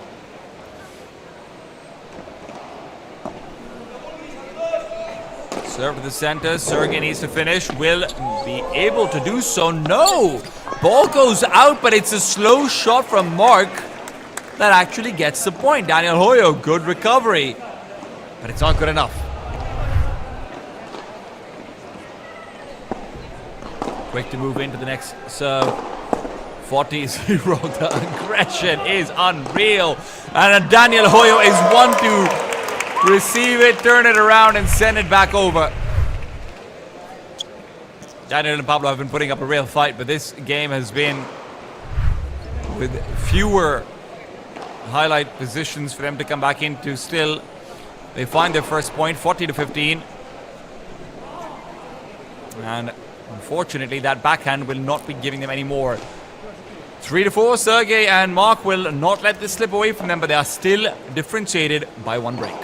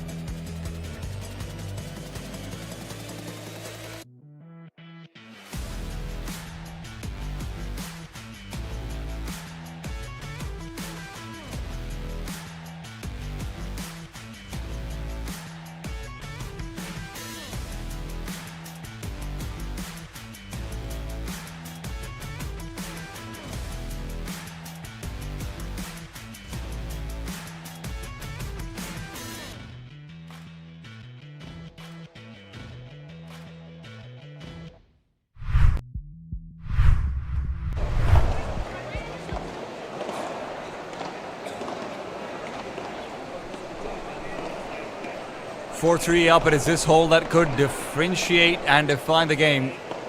Pablo cannot afford to lose on this one. And that's a backhand that goes right out. It is positions like this where, as much as you might want to slow down, sometimes the best decision is to speed up and embrace the mistakes if they happen. Sergey, nice shot right down through the side. You hear some frustration coming out from Pablo. He felt like he had that one. He knows he was quite close to it.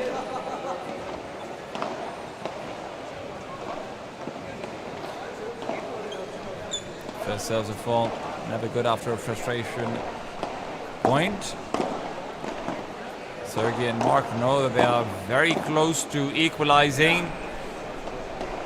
And one step closer even still. Love 40 down.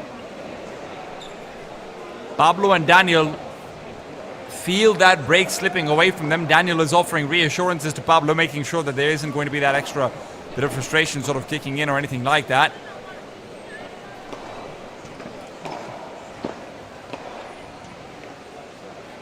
Net serve on the second will mean the serve is, of course, repeated.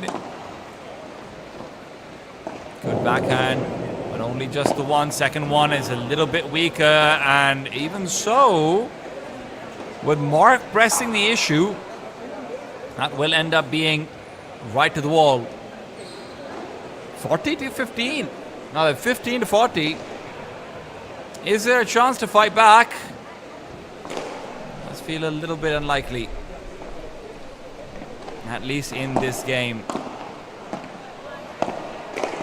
Maybe Pablo can make me change my mind. Mark, there's that swivel shot on the backhand that you love to see, but immediately followed up by a volley that might be even better. Smash, winds it in. Out of the court goes Pablo, but again, it's the cage, it's the fence that keeps on catching him off. He's not able to get his footwork around it in time, and as a result of that, can't get to the ball in time either. Sergey and Mark will break right back. It is 4 aside on the game score.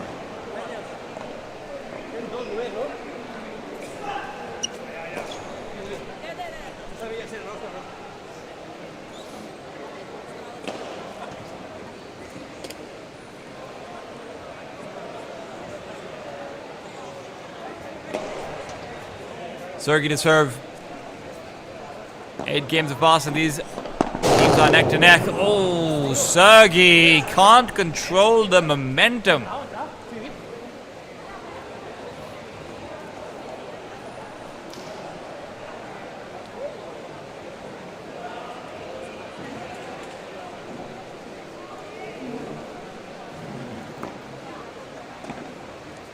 Second serve and Daniel misses out on the backhand.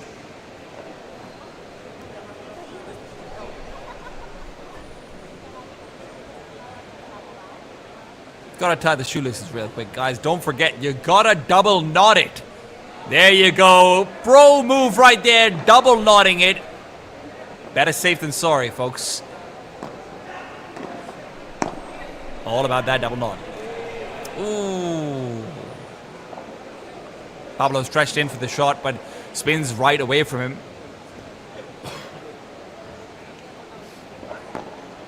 Can't quite make the reach. Daniel Hoyo, good receive on the serve. Oh. I believe that was an out.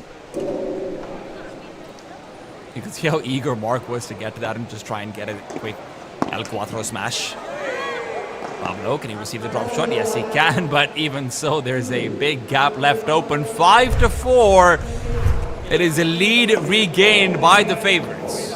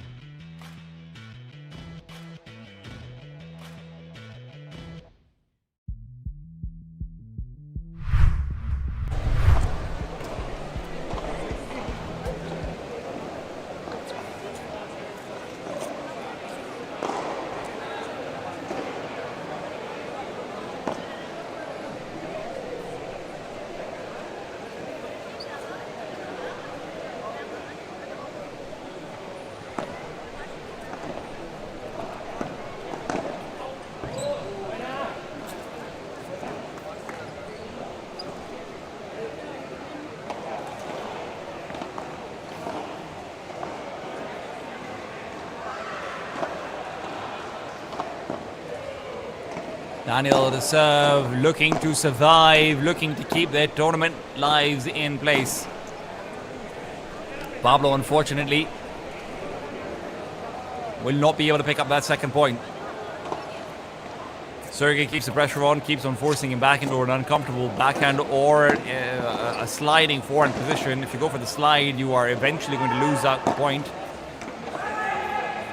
Now Pablo trying to switch back into the lob. Daniel will receive the Bajada. Pablo will once again do a very good job of just getting back net control. And Mark Bernils, an incredibly entertaining player, incredible in the court as well, but underneath pressure can get heated and sometimes can make errors. That might be what they have to rely on. Pablo, oh, if that hadn't been a block, Mark might have been in position to try and pick up that smash. Still, that's something you will never really know when a man of Pablo's stature is firing out shots. 40-15 in favor of Daniel and Pablo. And maybe even an ending that could come true as the side glass is hit. It is 5-5. No one can win without making it to at least 7. This could be a tiebreak. I said in the beginning of the match, I think the best chance that Daniel and Pablo have of winning a set is through tiebreaker. Maybe it can happen. Still, that's quite far away. You have to survive these last 2 games. And the way Mark is serving, it will not be easy. Not at all. Look at those backhands go. Back to back on the volley. Oh my God, this is just all a game of the backhands, isn't it? Finally, this is a smash that Mark will use to finish it out. It is 3 points in quick succession, all being delivered by the man on the screen.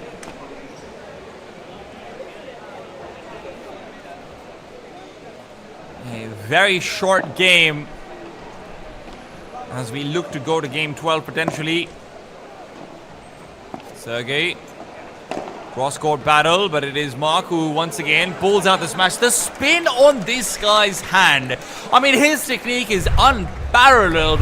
Slower smash, it doesn't matter, it'll go right out of the court, and that gives them game number 6. Can they make it 7? That's the question.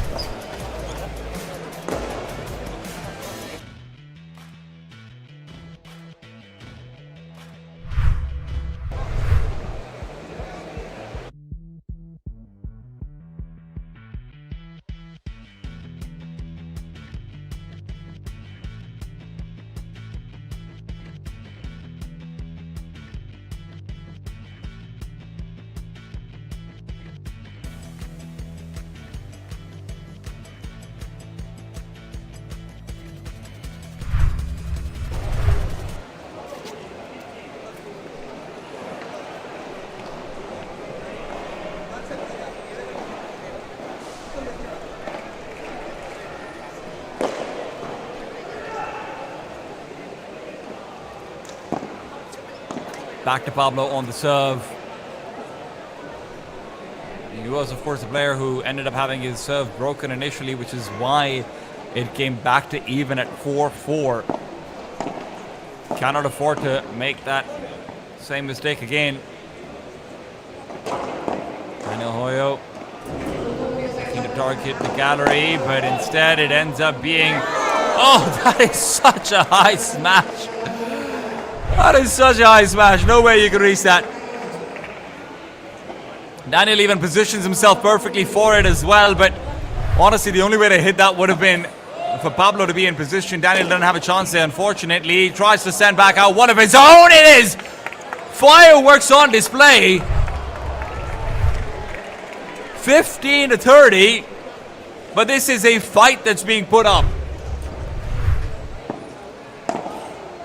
Pablo with the serve, good control maintained.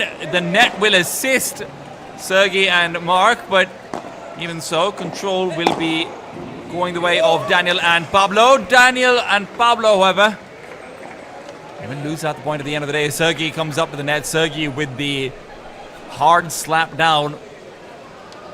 Means Pablo just cannot catch up. 15-40 Match point on the line. First serve is a fault. Pressure is mounting. Mark Niels and Sergey are 1 point away from the semi-finals, and that point might be so easy. Mark cuts him off at the side. It is 7-5.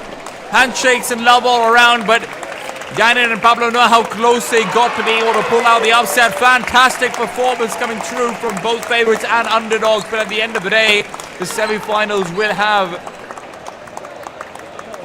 Mark Niels and Sergey Nogueras as the first entrance into it. Who's coming up next? We've got a lot more quarterfinals to figure that very question out.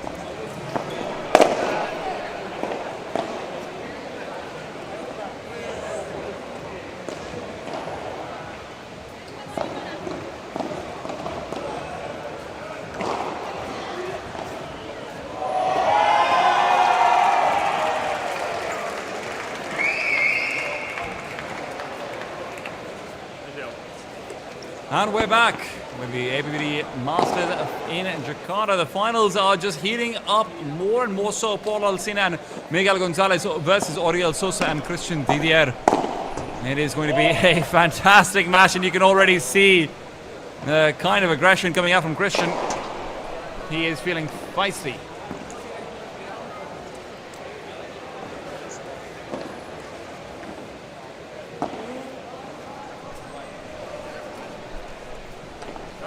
Same time, we will have to watch out for whatever Alcina's bringing to the building. Oh my goodness. There's a reason why he's ranked 2 in Asia.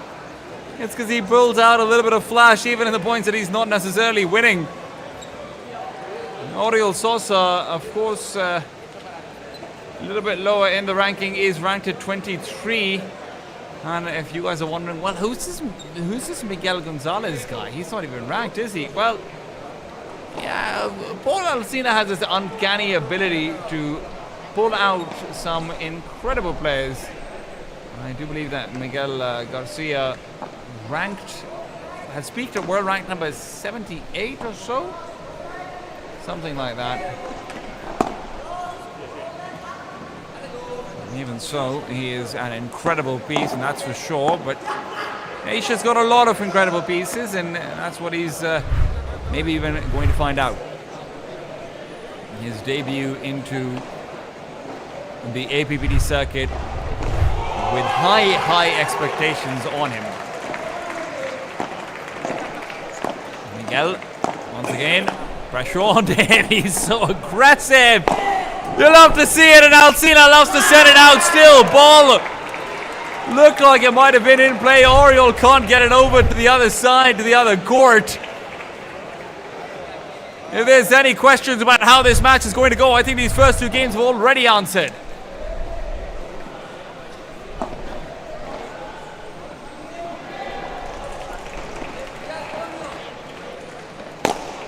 Deep lob.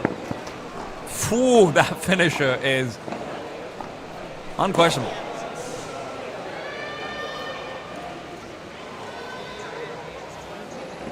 Alcina, of course, has the advantage of playing on the right-hand side, so whenever he is bringing in talent into the APPT circuit, I mean, he's I believe he brought out Jesus Ruin at the Karachi Grand Slam as well.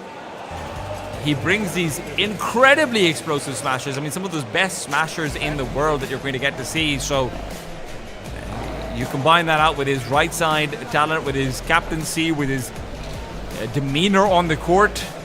It is always going to be a championship contender. That is for sure.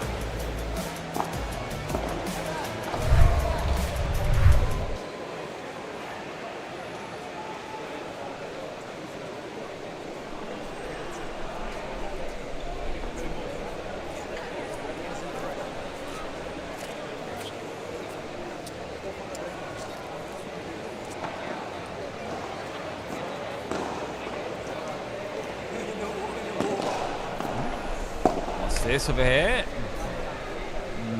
Just magical backhand. Out from Miguel. 15-0. A backhand serve. That's not something you get to see every day, but it does feel like smashes like this are an everyday occurrence with Miguel Gonzalez. He is having some fun with things, let's just put it that way. And so Miguel, back of the court, will be more than happy to move in to try and receive what would have been a Weber to his side, and Christian ends up changing his mind and sends it right down the center instead. Miguel, the heart on the back wall. It's a side glass that helps out Oriol for now, but that might not always be coming to his aid, not when he's got a spinning shot from Paul Alcina that is going to die in that very same side blast. Tries to get ahead of it. He's not able to do so. Christian. Net will block the shot.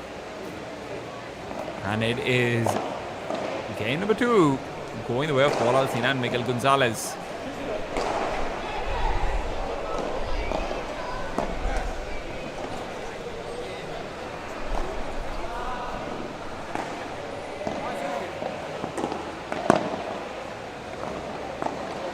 Christian is, of course, from the last Southeast Asian, or rather, honestly, even just straight up Asian representatives. Left. Oh! Miguel Gonzalez having a grand old time.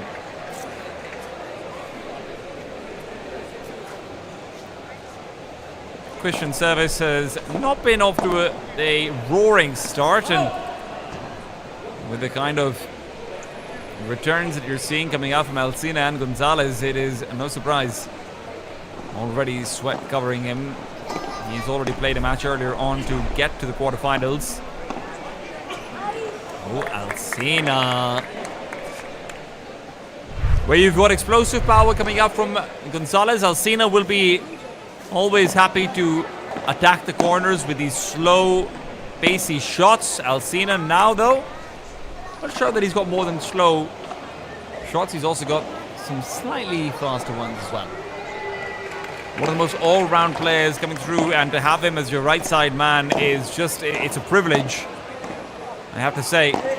Alcina, shot goes high, but there's no big punishment coming out from Oriol. Alcina again, it's the corners that gives him the advantage. He is just inimitable.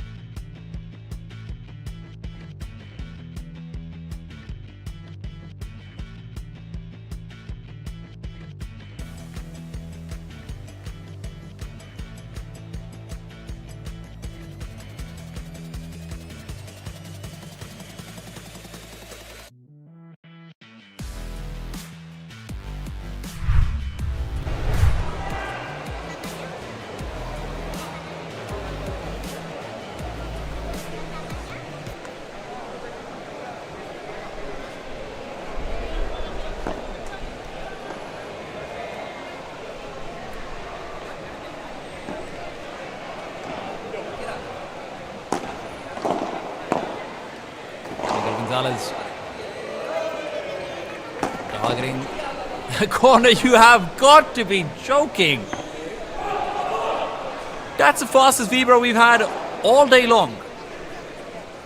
Just the explosiveness is unparalleled. Listen, we've had some amazing smashes. Look, I think obviously what we've seen from Miguel Gonzalez is not his best. He's not needed to show his best so far. He is 3-0 up. He's feeling very confident, but that is without a doubt the fastest vibra I have seen all day long. Another chance? No, that's a smash. Yeah, that's definitely coming back over. It's practically comical. Legend has it that Miguel Gonzalez hitting the ball doesn't actually push the ball forward. The ball just grows wings and starts to fly. Feet attacked as well on the meanwhile. Oriol Sosa unable to find any sort of bearing on the court.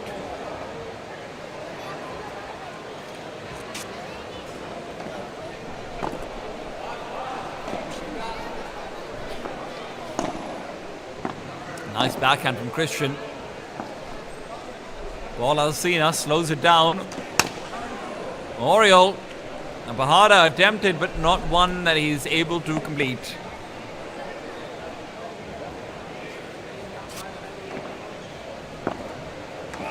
Oriol on the serve, just trying desperately to find a way to fight back. That off the side glass shot. Partially out of frustration, but it could have given them a point. It still ends up being fed to the fences. Love 30 down.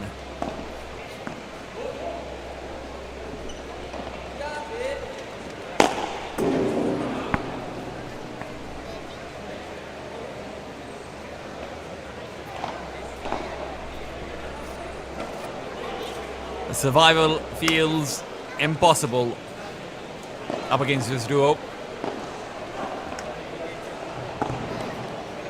Fault on the first and out on the second. The pressure is clear.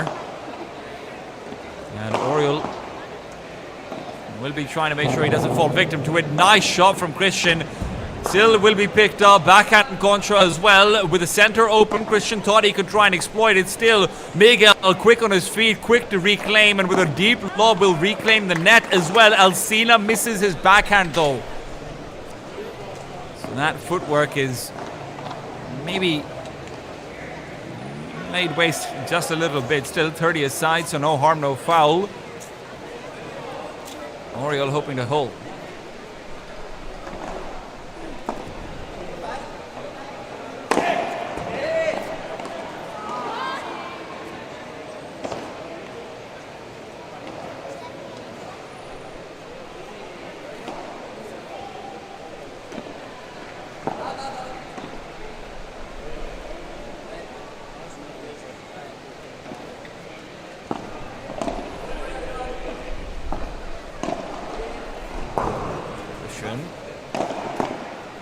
Attacking Alcina this time over, but at the end of it all, even when they have game point, it does get just slightly missed. 0-5 down. Oriol Sosa and Christian Didier do not need a game plan. They might need a miracle.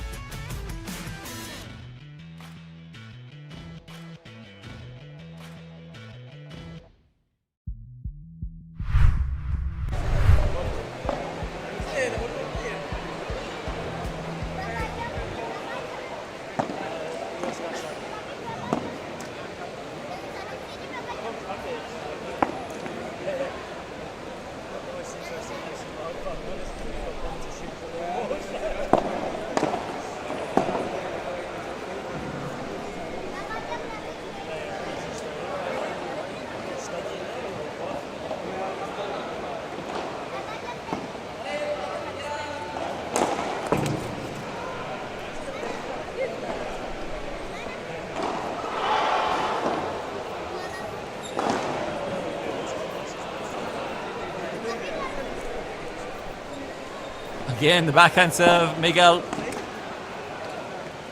toying with his opponents just a little bit. He's broken a sweat, but it does feel like he's broken it because he wants to, not because he needed to. Oriol Sosa, unfortunately, cannot pick up the shot either. Set point for Paul Alsina and Miguel Gonzalez. This is without a doubt the most dominant performance we have had in the men's side.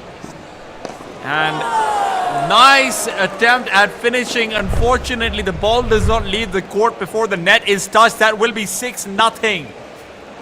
A straight finish. And a lot of thinking to do before set number 2.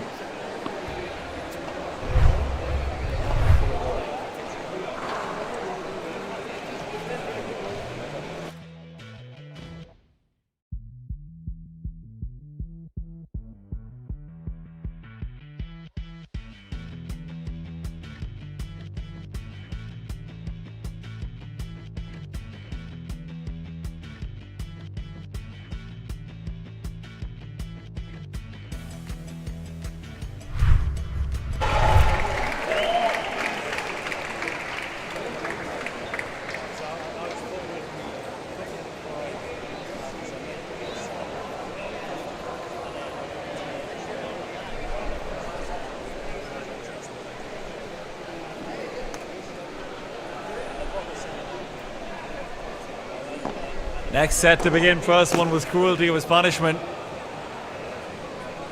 And Oriol Sosa is maybe feeling a little bit punished.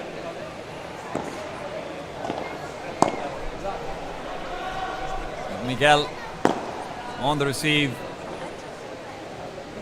I mean, just the flick on that backhand is impeccable. Christian does well to actually get the lob back in his favor. Does not commit out to the Bajada. Would rather go for the aggressive moment when he has a better shot for it. This is where he thinks he does. He would be right about that, but unfortunately, Paul Alsina is the wall that cannot be crossed. And that wall is going to falter in the face of a quick net point. 15-all. Christian, some great shots coming out from him both in this match and the last one, but he's going to need a lot more where that came from to actually finish the points and the games where they feel like they have a chance.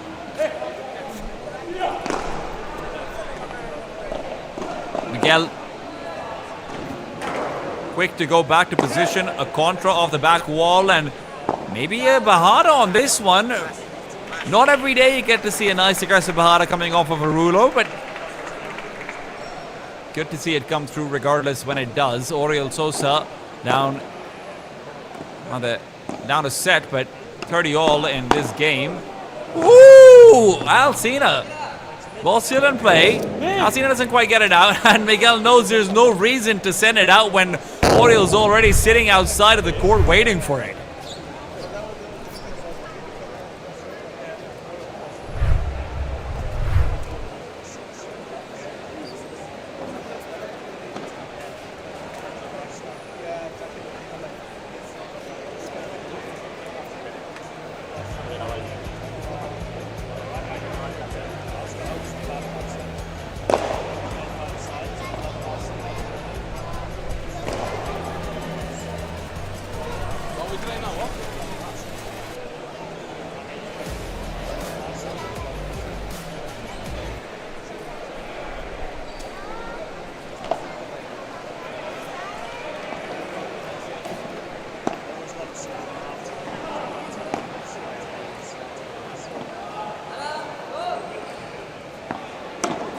Miguel.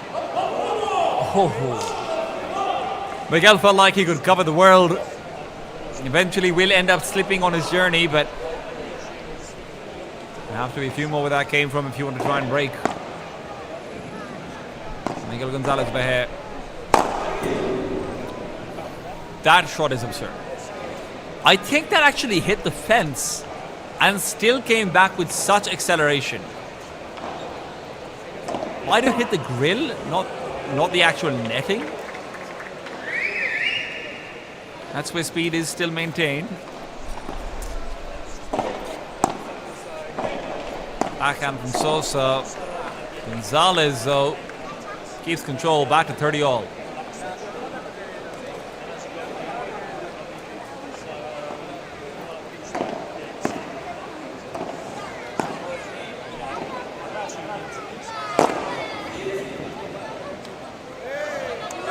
Oh, Christian.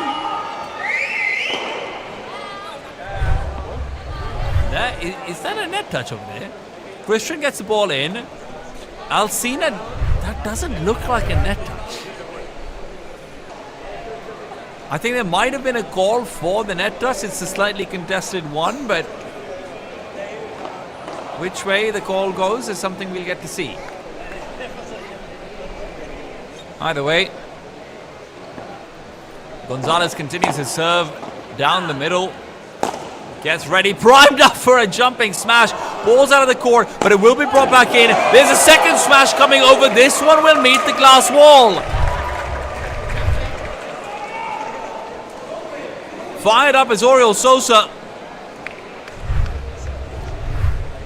as he knows that they just got given a lifeline. Deuce, 40 aside, advantage and break point in favor of the underdogs.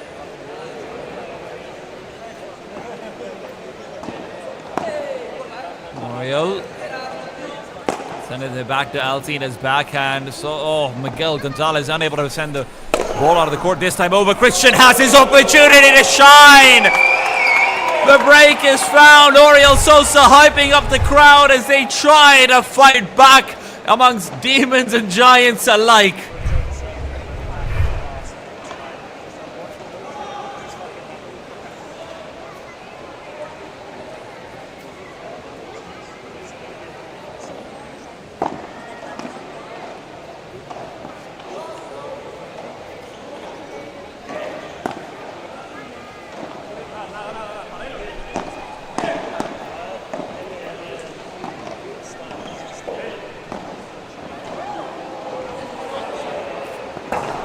Gonzalez.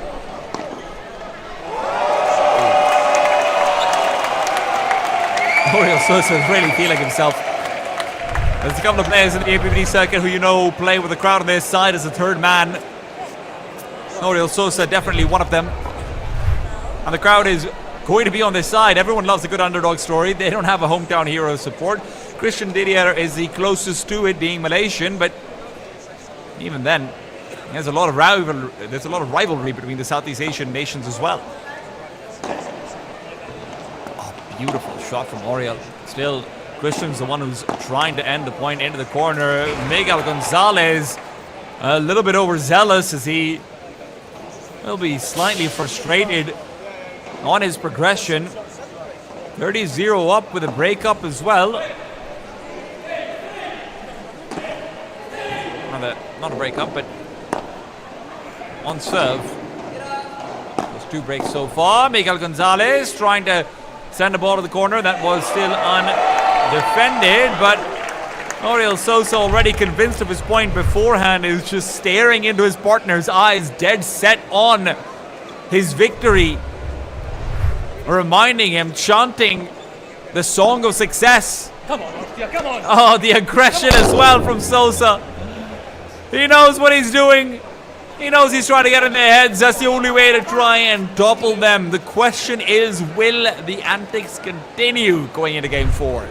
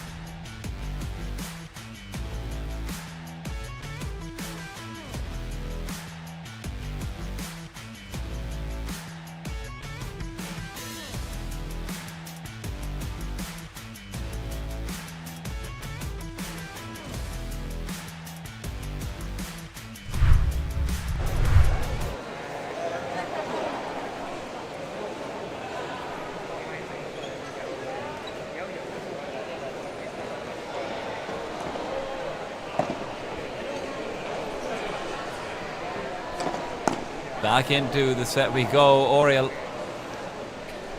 trying to receive. The problem with being this incredibly energetic, feeding off a momentum style of player is sometimes if the momentum is broken, it goes the other way. That's a big if though, and that might not be an if he needs to worry about. Because if the momentum is broken, well, Goliath is there in front of them, and I'm not quite sure if you can call them David yet. Oh, Paul Alsina. Quiet, calm, and collected. It's another Tuesday for him to be in a position to try and win an APPT tournament. He is one of the most successful players we have on the circuit. Oh, gorgeous! What a bajada. Coming out from Miguel Gonzalez. 40-0 on Alsina's serve.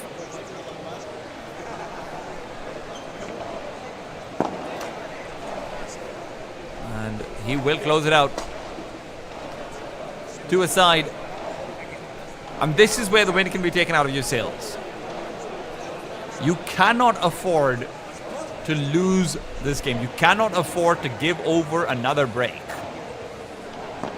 If you do all of that momentum that you were hoping to carry through, right in the bin it goes. Alsina in position for a lob, primes it up with a backhand. It is still a nice bandeja from Christian, playing it by the book. Alsina, though, will have a chance to get aggressive with the vibra. That chance is going to be broken in. Bajada? No. Actually, it's more defensive. The lob, a jump over, will be intercepted. Still, Miguel Gonzalez's attempts will be broken. Another backhand in aggression, though. This is where eventually Sosa loses the point.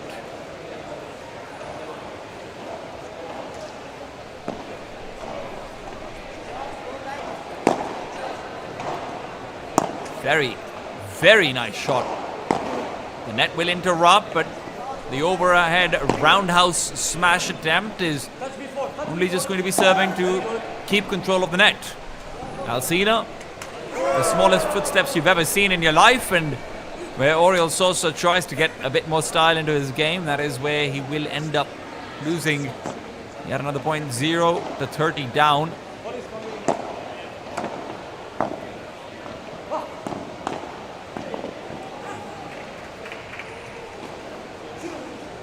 It's really interesting to see sort of the Gonzalez footwork in play at the net, because he goes for these really small stutter steps, and obviously that's what every coach will tell you and whatnot, but to see it on this level where he's so fast with them as well, where he's so precise with them, never off by even a millimeter, it's just an education.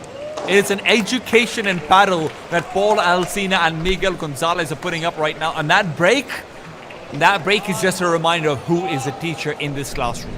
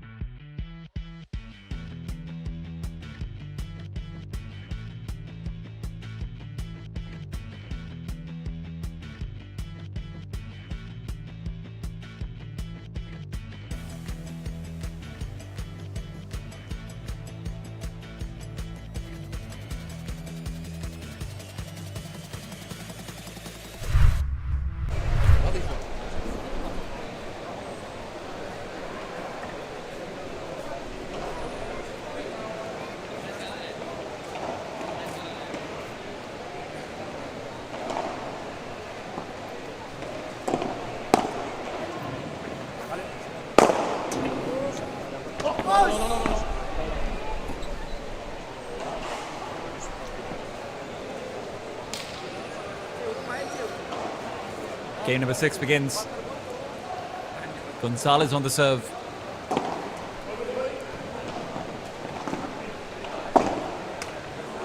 Oh.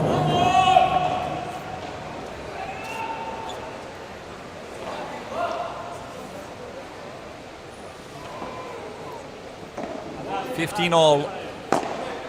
Christian.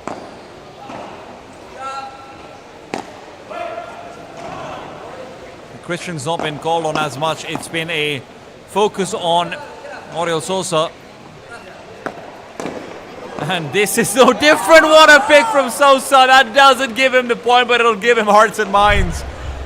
Leaps into action, but action sails right past.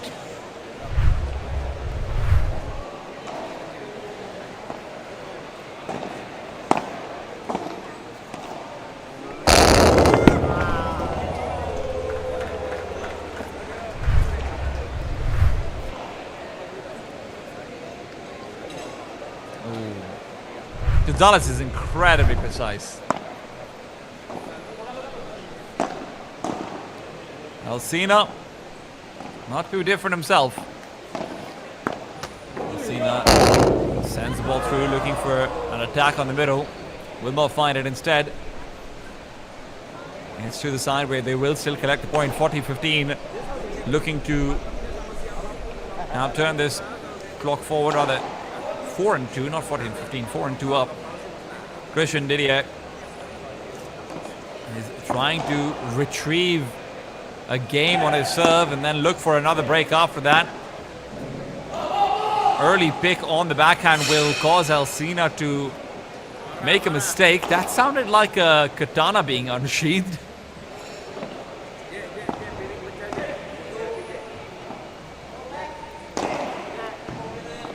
Oriol Sosa. Strong shots through the corner. It's in front of him where he misses the parallel.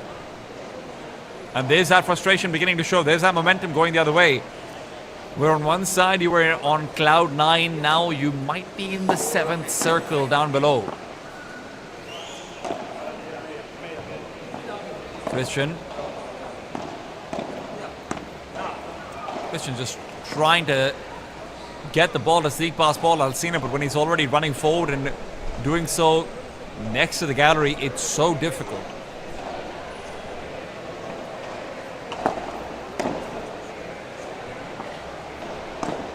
Eventually, though, he will be able to find a point off him.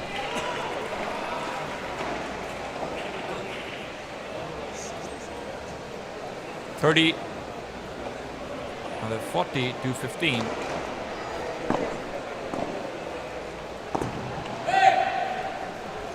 Nice contra with the backhand. Oriol Sosa asks for the ball, sends it out in a lob. Alcina, slow Bahada. And it will be another game going the way of the underdogs. Christian Didier does a fantastic job of holding on to his own serve.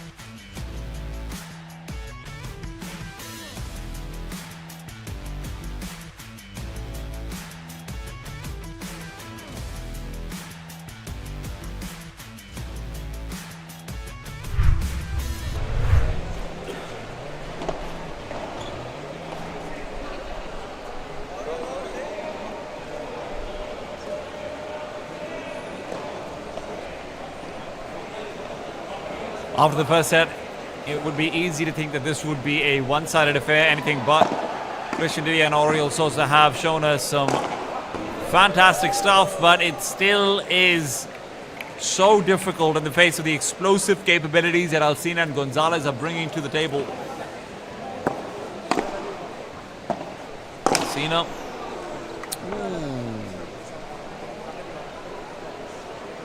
Gonzalez has had a couple of moments where, you know, he's felt comfortable to be more aggressive maybe than needed. Alcina, however, is always the measured one of any duo that he's a part of. Easy, go! Oh, beautiful on the rulo as well. And eventually it will be Christian to make a mistake on the defense. It's really only so long you can keep the ball alive.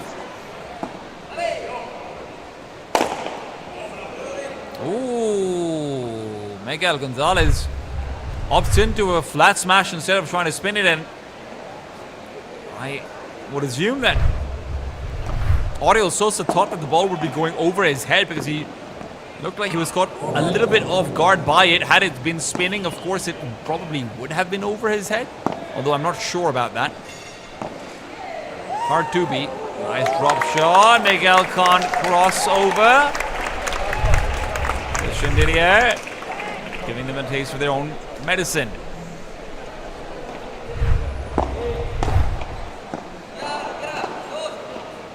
Miguel winds it in. Smash is good. This time it's the elbow of Christian Didier that is caught out. Quick apologies across the court. It's hard to avoid opponents when they are going to be in the center of the court, right opposite you.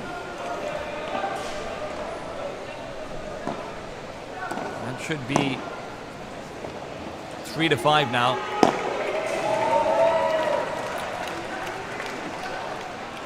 With serve now going the way of Oriol Sosa. Love 15 down.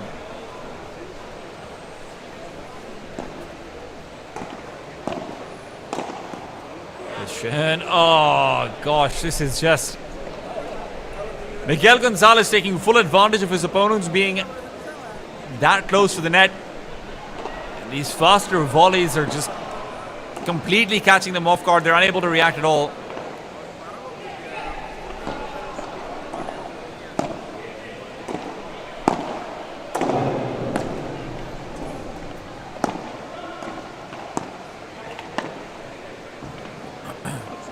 Alcina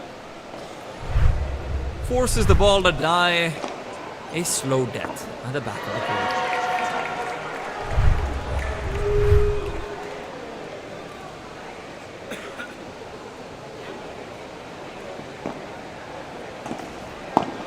Match very soon to be on the line. Miguel dodges out what he suspected could have been a shot out to his body. Instead, it's one where he's able to fire back eventually. It is a point missed out. It is the match over. It is Paul Alcina and Miguel Gonzalez who are set to play up against Sergey Nogueras and Mark Cornels tomorrow at 12 o'clock local time. Still, there's another side of the bracket that is yet to be populated. Coming up next will be Sergio Ricardo Alvisa and Francisco Jurado Sosa versus Martin Ariel Andornino and Carlos Martibanio.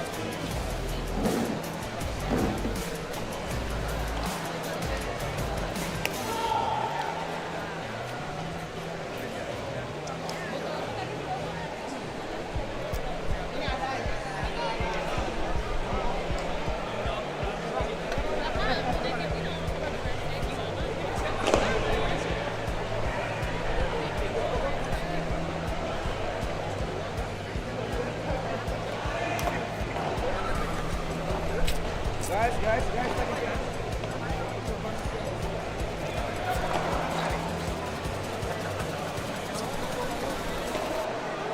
1, 2.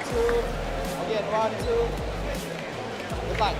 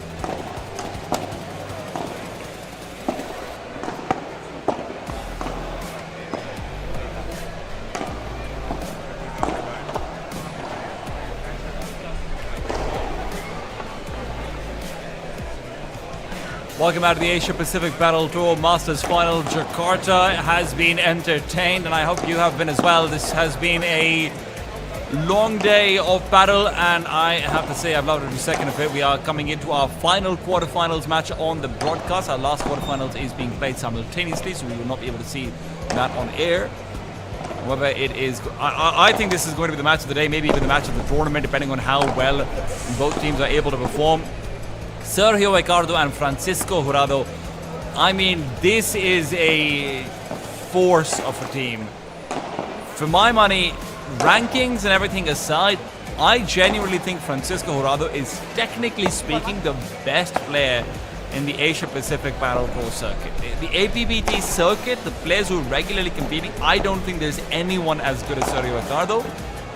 But on the other side, you have Martin Ariel and Carlos Martimanio. Carlos, his heights, his peaks have been some of the best we've seen. I mean, I think Carlos peaked at rank 63 in the world at one point, so you are in for a treat. Martin as well is very similar to Sergio in this case, which is that he's a clear secondary player, which is what makes his right side combo so interesting. But despite being a secondary player, which is what you sort of expect, you know, from the more defensive side of Padel, they have explosive finishes.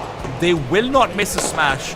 They will send the ball out of the court every single time. Both Martin and Sergio have this fantastic quality about them. So it is truly a dual threat on both sides. If I went into this tournament looking across the entire lineup and you told me that Martin Ariel would have won, Martin Ariel and Carlos Martivanio would have won, I'd say, okay, you know that I could see that happening. If you said Sergio JAKARTA and Francisco Jurado have won as well, I'd say the exact same thing. Both of these teams could be legitimate tournament favorites on their best days. And there's a reason why, you know, we're seeing newer players actually stepping into the field. We're seeing the circuit grow and expand. We're seeing people come through like the Miguel Gonzalez to play with the Paul Alcinas of the world and whatnot. The reason is clear cut.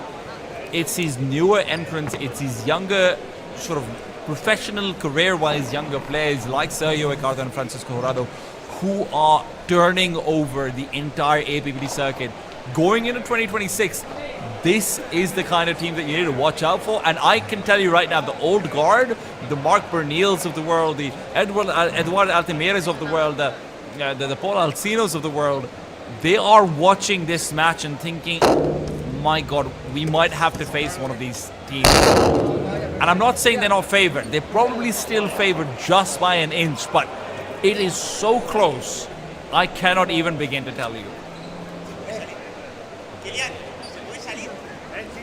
What Sergio and what Sergio and Francisco bring to the table is, this is the most coachable team I have ever seen. You know, you're looking at towards Mark Benils, for example, very flashy. He's all about instinct. He's all about making sure he's getting that one extra step that he thinks he can. He's all about, you know what, shoot first, think later. And that works for him. He's won a lot of championships. Like, that style works for a lot of people. But it's not what Francisco and Sergio bring to the table. Francisco and Sergio are just, they are the epitome of players that have received coaching and play it by the book. It is incredible to see their journey in APPT so far. And right now they are tied at number 6. They don't really have the ability to fight for number 1 for the season, but they are definitely in contention for the spiritual number 1. And if they win this tournament outright, well, you're going to know about it. They have played 2 tournaments so far in the APPT circuit. They have played the Emirates NBD Masters and they have played the APPT Grand Slam. They have won both of them, undefeated in any APPT tournament that they have set foot in. Martin and Carlos will be the ones starting off the serve. Martin, of course, in the green. Carlos will be in the black. We have in front of the camera, we have Francisco and Sergio. Francisco will be playing on the left side in the turquoise shorts, as you can see on the screen right now. Sergio is not in the court, but he will be joining him soon on that right side.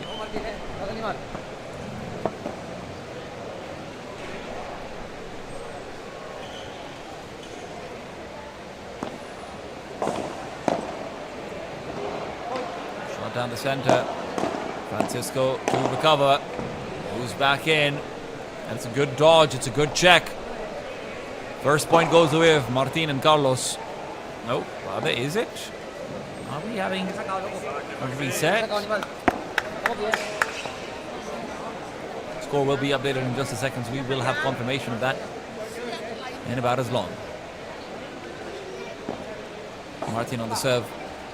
Francisco forced to send out an awkward higher shot. Martin keeps the pressure going, but Francisco is just ready to receive. These are shallow lobs, continually an advantage that will stay in the way of Martin and Carlos, but Carlos with that deep shot will eventually give it over.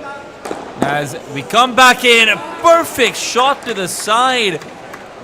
An incredibly aggressive vibra that's not, it's not a traditional sort of vibra. It's a pseudo Bahara in some ways as well. It's just a nice downward slice where you're not trying to get the ball in the corner. You're just trying to get an early low bounce by using the jumping vertical instead. Like a mid-air slice instead.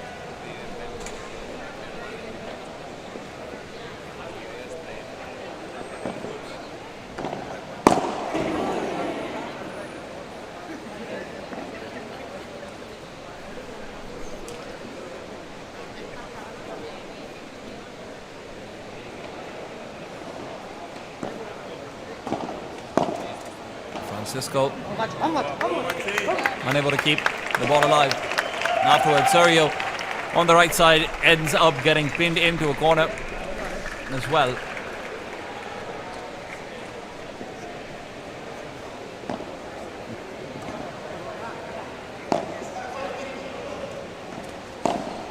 Nice slow shot from Carlos, just wants to keep favor, not get the point. It's Martin who's left with that responsibility from the back of the court.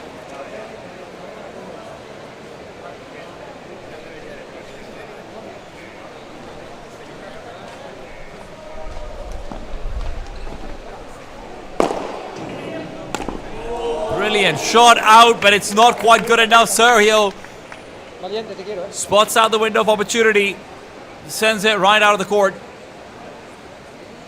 Sergio is, of course, perhaps the older gentleman in the tournament, 36 years of age, but he doesn't feel it at all on the court, still feels spry and young. He is agile, but more importantly, he has veterancy of competition, just keeping a hold of things. Francisco receives a Rulo after the bounce, will be using the double-handed backhand to keep pressure on, but his deep lob is a bit too deep.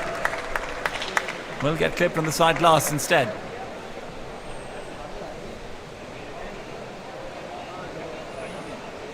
Couple of quick words being exchanged. Carlos,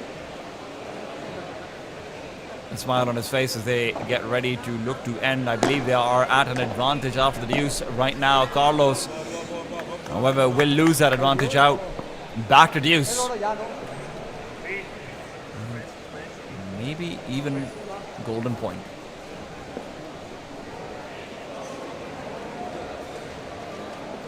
Golden point will be received by Francisco. I mean, you can see how far back Carlos is playing. Francisco plays these powerful shots, and you do not want to be right at the net to receive. Bahara is good. Sergio will not give up control, and as a result of that, Francisco can be in position for that aggression. Francisco going for these very heavy-handed rulos, just prioritizing speed over control, and he suffers because of it. The first game going the way of Carlos Martivanio. And Martin, beautifully done.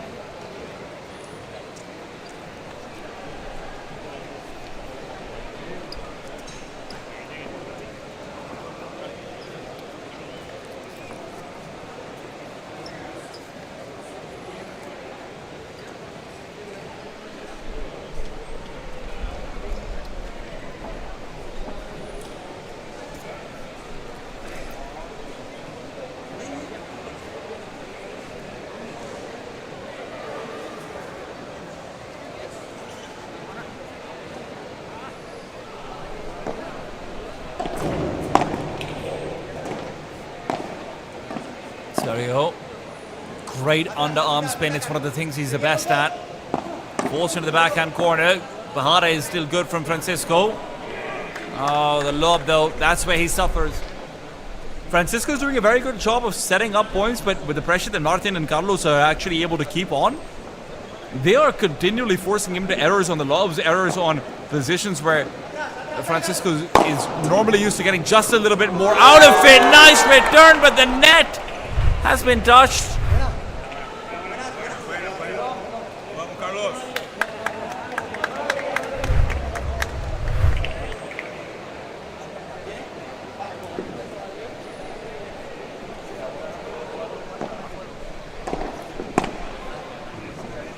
Serve right down the center. Francisco hoping for an exploitable moment. That Bahara is crazy. But even better is Martin, who somehow picks it up. Recognizes that he doesn't need to try and intercept it. Is just in position after the bounce. And Francisco is suffering on his serve. And Sergio and Francisco both. Again, it's a set of points that they're getting. It's a follow-up that they're not.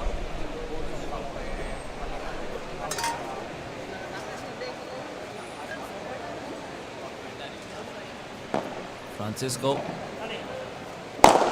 Sergio. Beautiful, beautiful shot to keep them in contention. I believe the score should be 5-30 now, 15-30 rather. Underarm volley down.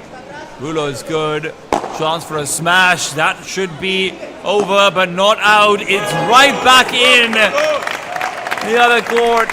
Carlos will punish the low and slow smash with perfect timing, and where Francisco was hoping to still finish it off with a deep shot to the corner, it will be hitting the glass once more.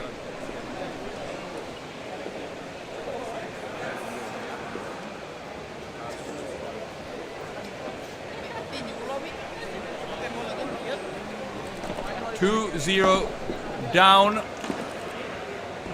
Francisco and Sergio.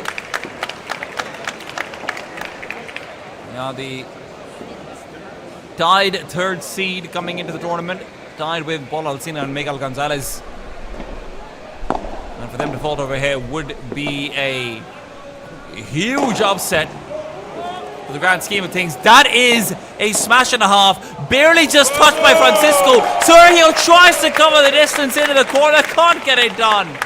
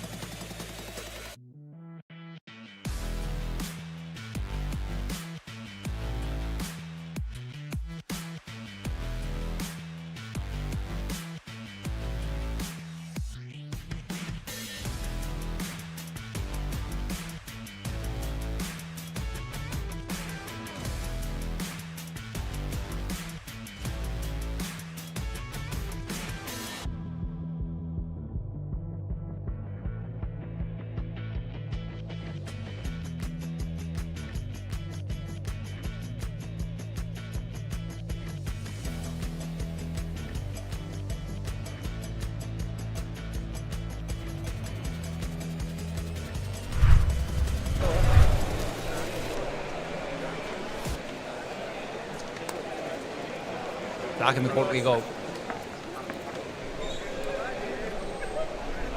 So far this game has not been going the way the seedings would have suggested. Martin Ariel, Andornino and Carlos Martivanio seeded 12th in the tournament coming into it, going up against the joint third seed. Sergio on his service is really hoping to high hell and beyond to hold. And so far, I mean, I have to say, Martin and Carlos have had fantastic strategy. They've not been giving smash opportunities at all to Sergio and Francisco, except for incredibly awkward, above the line high lobs that are so difficult to execute on.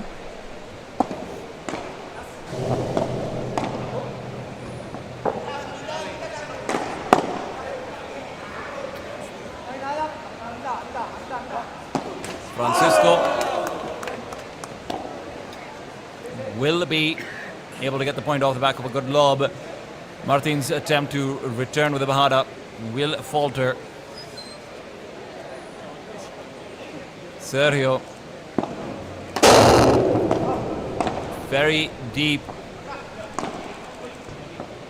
Service to the backhand is what helps set up this point, but Martin has gotten full control. Back out over. Jumping backhand from Francisco. Control, regain, and the net is held on to. But the Bahada is what they're watching out for. Targets the gallery, keeps it slow, and for good reason. Martin sends it out over, and it will still be returned with a good contra. Sergio tries to go in for the drop shot, and it's still Carlos to keep it alive. Carlos just continuing to defend like it's nobody's business. This man cannot be crossed. And now, when finally the smash opportunity is here, it is met by the net. Francisco Serrano cannot get a point on the smash to save his life right now. A very rare problem to see. Generally one of the most consistent performers in the entire APPT circuit. This has not been his day so far. Scoreboard back in as well. That is a sight for sore eyes, but it also reminds you how dire things are for the third seed. Sergio knows that he needs to hold on for this serve.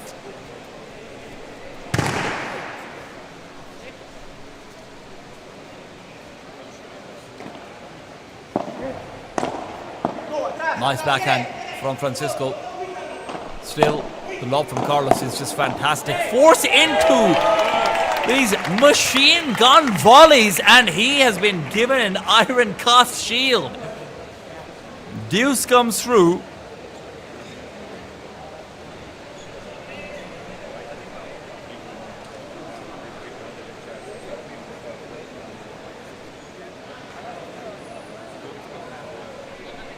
And the pressure is very much on to hold. Martin and Carlos do not feel any pressure in this game at all. They are not supposed to win this. Even if they had their advantages, they have not had an actual break point so far, so they won't be particularly disappointed even if they lose. Sergio and Francisco, however, you get no relief even from a win over here. You know, it's that eventual break that you're chasing. Carlos will not make this point easy. Francisco once again received by Carlos, and Francisco, who's used to being able to cut players off with his speed, with his faster plays, with his quicker intercepts, is unable to do so. Not versus Carlos. It's not the left side play that you're generally praising for the defense, but this is a special exception. Martivanio. Control is his middle name. It's actually Marti, but I don't know what that means, so I will stick to Control instead. It's one of his names.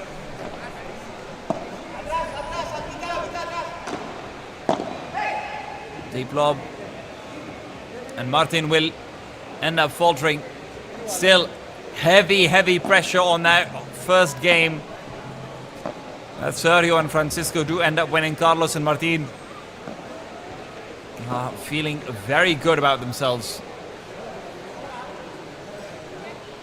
Moving into the next quarter of serves.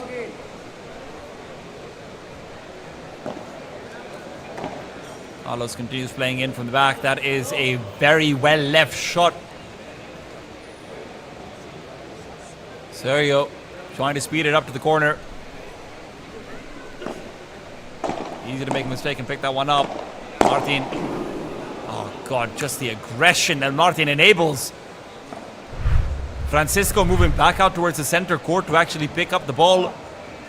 Leaves his entire left side completely empty, and you see Carlos doesn't just go for a chancletazo. He doesn't just go for a flat smash. He goes for the spinning undershot instead.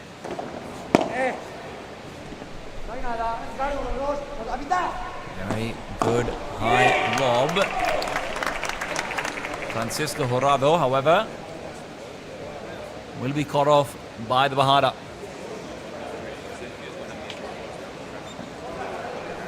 Lead up for Martin and Carlos, 32-15.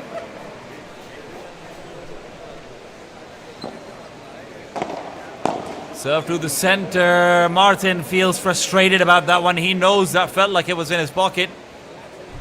You see it in his face after the miss. Just needs to reset back into things. 30 all. That elusive break that they were chasing. Francisco and Sergio will still keep on chasing it. When Carlos is having a monstrous performance like this, breaks are going to be far and few in between.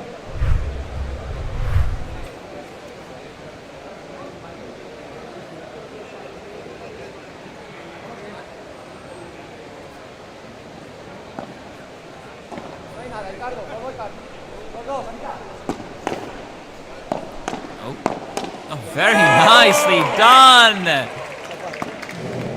It's a good block from Francisco. That immediately after that, Carlos just accelerates for a second faster volley. It's a lot of what Francisco was doing to him, funny enough. And this time with a switch up off opponents, Sergio is caught off guard by it.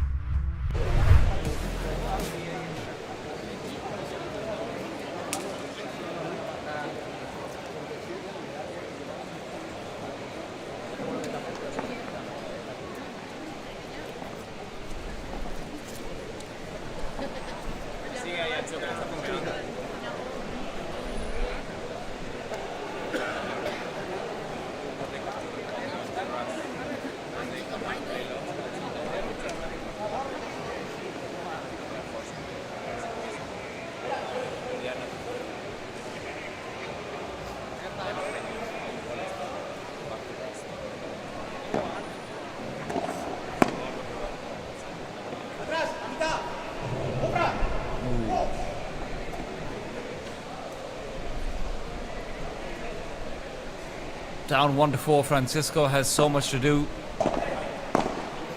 First point goes their way, sure. Second one, not quite as fortunate. 15 all. Martin and Carlos are gearing up for what could be a ridiculous upset. I mean, it's one thing to win this match, it's another to dominate it the way they have so far. You can see them winning, but this is a scary sign for opponents ahead of them. But that's not to say that we should count any eggs before they hatch.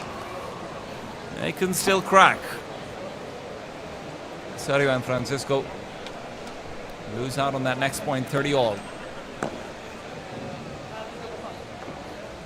Fault on the first.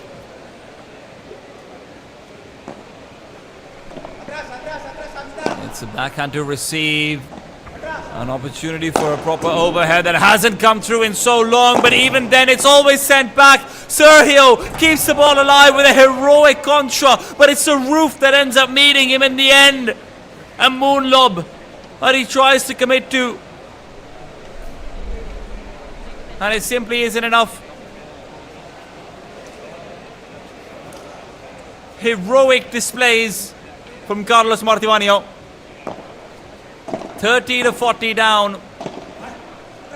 Break point once again. Over Francisco's head it goes. Ah, the corner, the tightest corner that they tried to attack. And it will be... well, there wasn't break point, it was game point. 40-30. My mistake. But it will be the second game now found by Sergio and Francisco.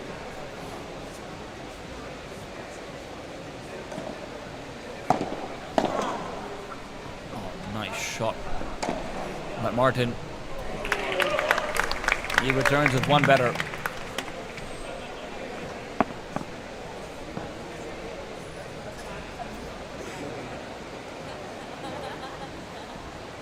A little bit of wear and tear kicking in over here.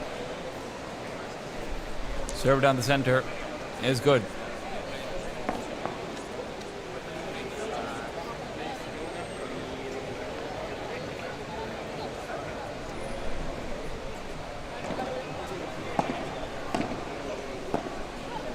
Martin with the backhand puts pressure on Francisco. Francisco receives it well.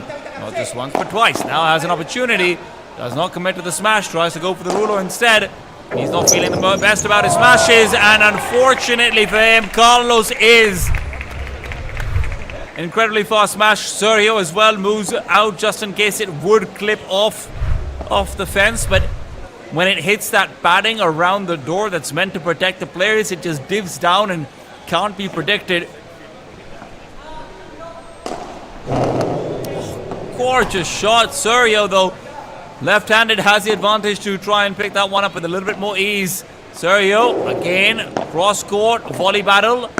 Received now by Carlos. He slows it down. That's what he does best in times like this. Now it's time for speed. Accelerates forward, lobs it over Sergio, gives it back over to Francisco, who has no option but to lob.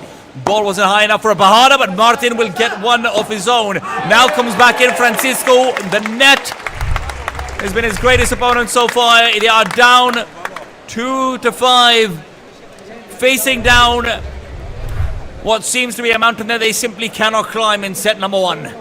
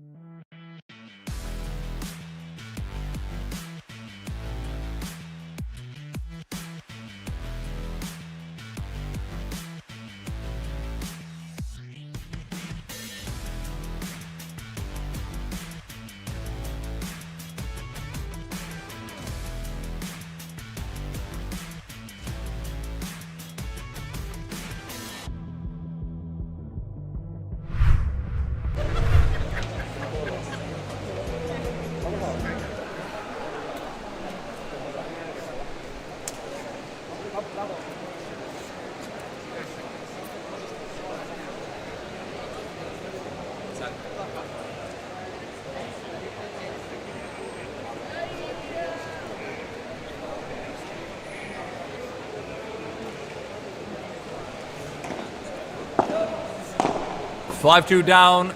Sergio will serve. First one's a fault.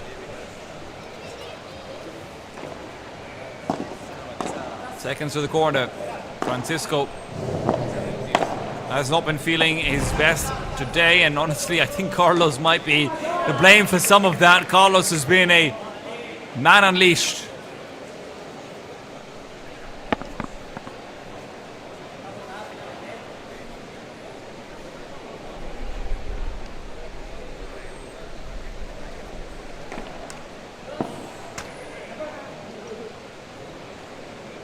Net on the first serve. Sergio will be allowed to take two more attempts. Does not need a second. Oh, good shot from Francisco. That's one of his first. That's been incredibly successful. It is aided and abetted by the net, but he'll take that. Anything to help him get a little bit more momentum underneath his wings. Francisco. Nice high lob. Same comes out over. Sergio will receive it. Francisco just keeps the pressure going. Commits out to a deeper smash. Carlos was in reach, well in reach. He knows it as well. He won't be too disappointed with it, but just misses out on the coordination. He thought he had a big one, and he's had a couple of them so far. But the ball whizzes right by him. The spin catching him off guard. Sergio. Oh, that's the kind of shot that Francisco needs to land. But even when he does, it's Martin to defend. Sergio will make up for lost time and quickly pull back with an El Cuatro. 40-15. Fighting for game 3.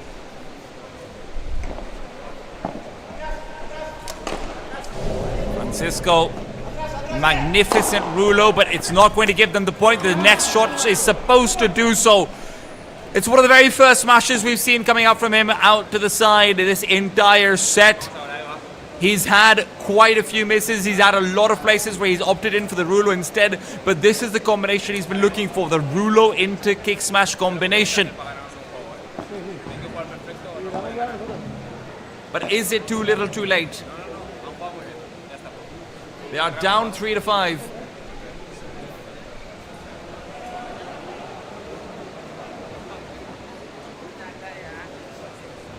And they are down, more importantly, a break.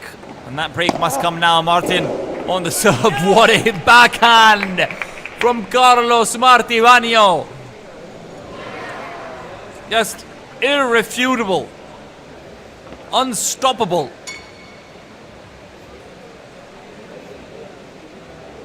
There's no question about who the man of the set is right now. The only question is if Sergio and Francisco have any more fighting spirit left in them for this set. Martin pressures back on to Francisco. Nice follow-up Weber over here as well. Oh, Bajada is good. It can only be stopped, not really answered upon. Rulo on the fence. It will assist Francisco. Fence drags the ball back down. The luck off the grill favors Francisco. 15 all. Martin's serve is absolutely deadly, but Sergio is no stranger to dealing with deadly services. The Bajada attempt could have been magical. It really could have. The gallery would have needed a stretch to come out from Martin. He's been good for those before, but the stretch very often allows for a second volley. And that's what you look to use as the real winner. Martin just wants to keep the ball alive, keep the ball in their favor, will not be able to do so. Rulo again will land, will not be followed up by an extra opportunity. Another Rulo. It's Sergio. It is Sergio who's able to finish the point in the corner. 30 aside, fighting tooth and nail. The Emirati residents, originally Spanish, are putting up a show. The only Middle Eastern representatives here in the Masters tournament. Smash is good. Kept alive. Sergio's there to receive straight to the chest. It is break point. It is what they have desperately been hunting for, but there's still one more step to take before they can fight their way back into relevance. Excellent receive of the smash. Francisco saw that one coming a mile away, but it is Sergio to consistently end. Oh, the lob goes too deep. And where I have been singing the praises of Francisco to start things off, you're also getting to see the veteran at play. Sergio, just critical points that he is bringing back for them, but right now it is deuce, and the first serve is a fault.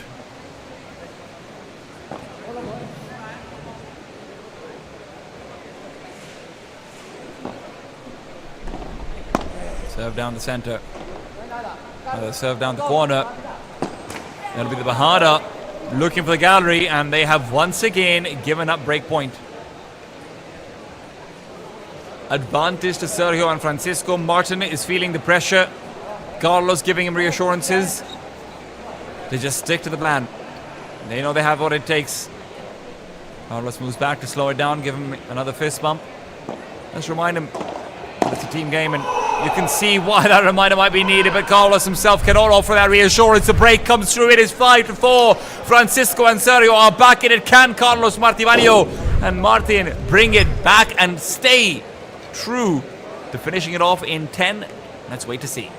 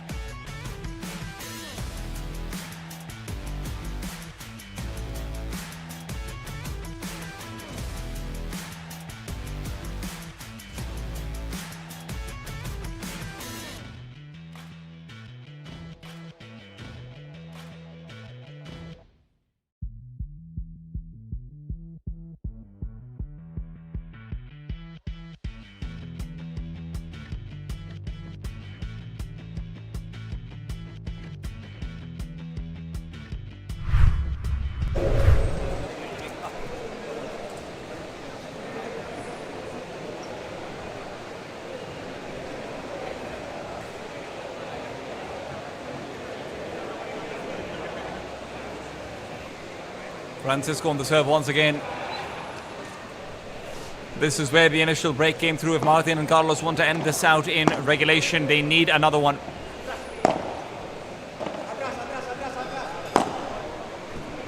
Lob not quite where they wanted to go, but Carlos keeps it alive. Martin does much the same. It is Francisco on a mission to make up for long gone errors.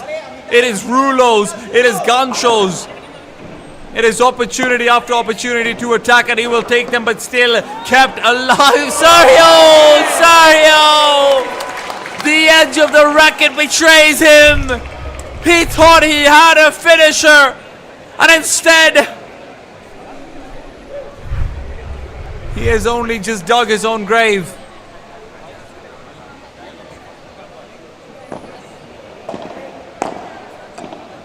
Now back to the backhand. Down a point, but aggression is not going to be stymied, not one bit. Carlos trying to take back the net, but Sergio will not give it up for free, not like this.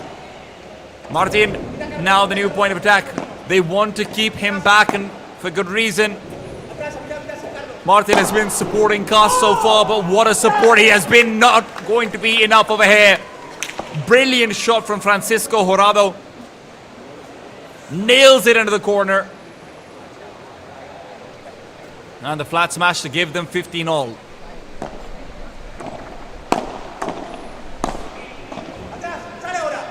volleys are just so incredibly aggressive. Francisco has definitely picked up the pace and his form with it, 30-15. You can see Carlos and Martin no longer have that same razzmatazz as they did before.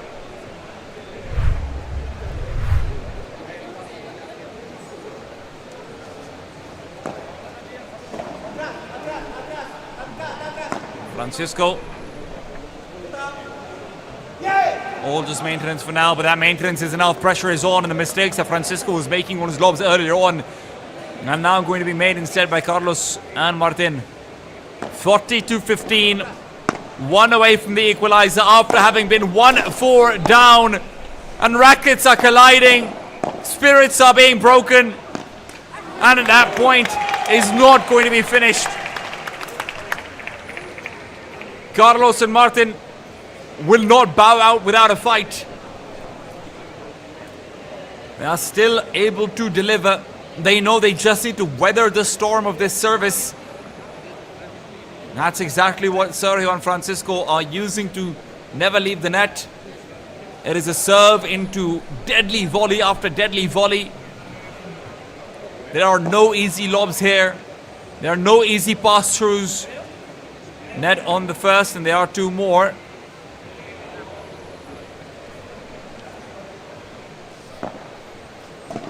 (40-30).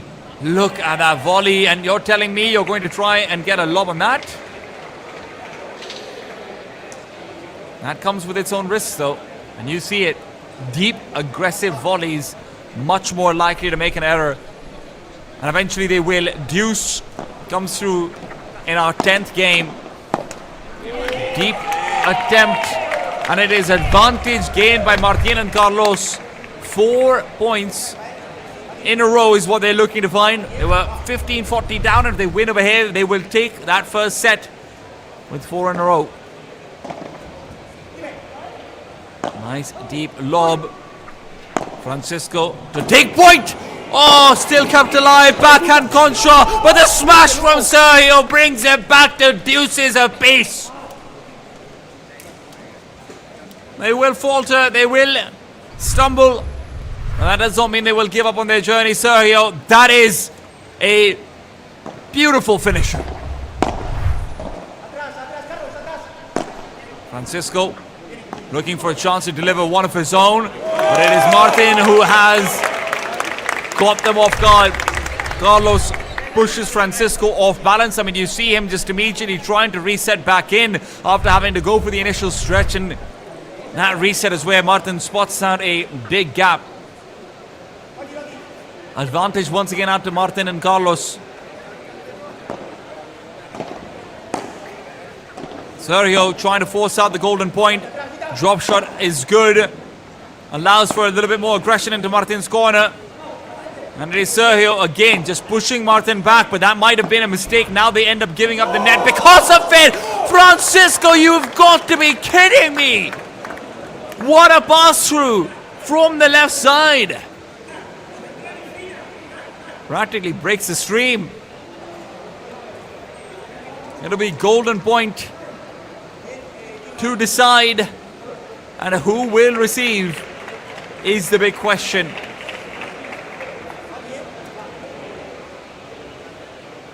Carlos selects for it. Set point on the line.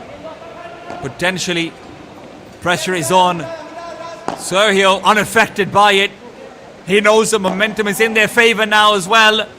Carlos is their target for the point. Carlos trying to come forward. Martin gets evaded instead. It is 5 aside. The full comeback, the equalizer from down 1-4. And Francisco Jurado and Sergio Ricardo will not be bowing out of this set easily. They might not be bowing out of it at all.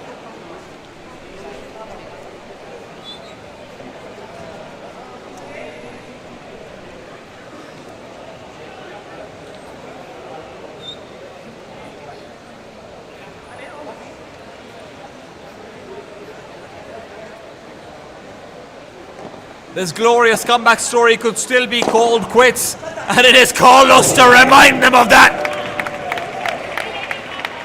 Statement start to his own service.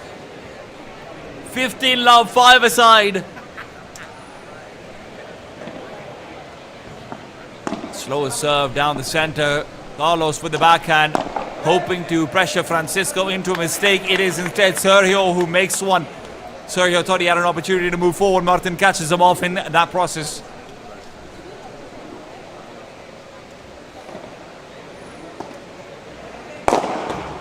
Oof. 3 in a row. 40 love.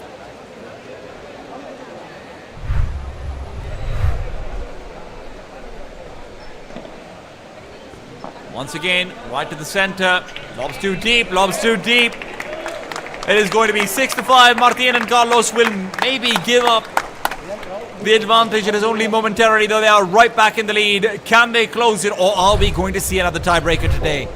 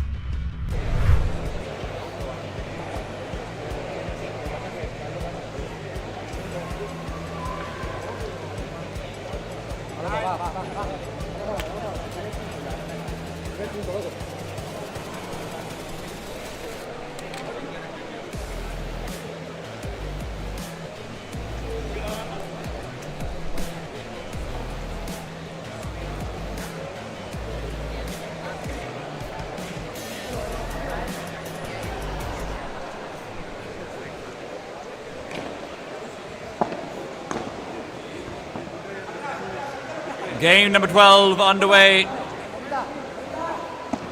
Sergio on the serve. Bahada off the side glass already. Antics on the court. But Antics don't get points. Sergio and Francisco start off with the first point.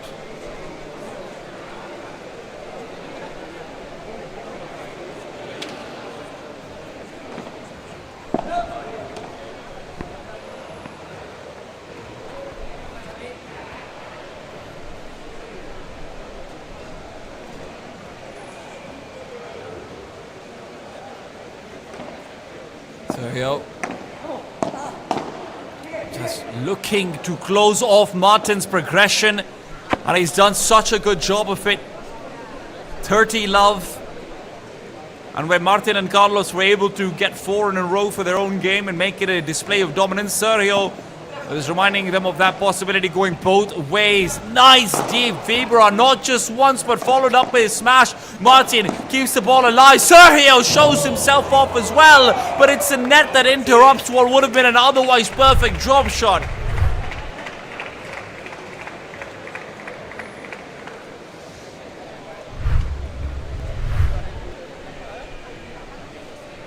(30-15).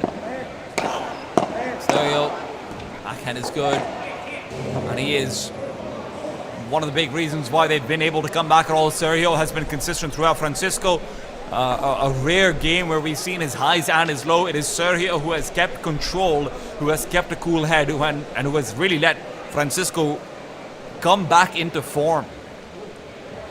This should be a tiebreaker, mark my words.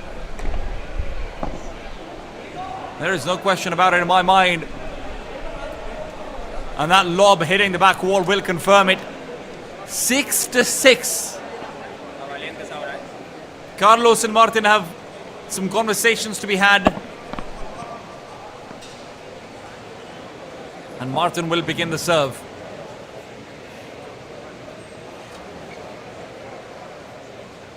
A lot of Carlos's students are watching away on YouTube as well. A lot of supporters for either side, but it is Martin right now who is showing off in that first point of the tiebreaker.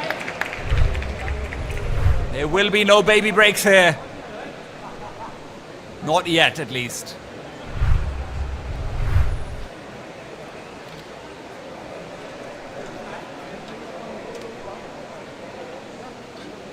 The strategy from Francisco and Sergio should be clear-cut. It is right back to the aggressive volleys. That is what was helping them keep control over the net, but a good serve to start things off will be critical to enable that.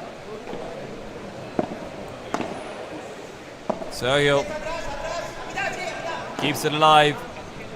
Always to the side glass or the fences is Francisco's goal, and a shot like that, and you can see why. Eventually mistakes will be made. Eventually someone will slip up and either just give you the point, or if not the point, give you a chance to finish it. Francisco, oh, just completely outplaying Martin out on the defense. Martin tries to dance to and fro, but with the spin being as it is, it's just a bit much to deal with.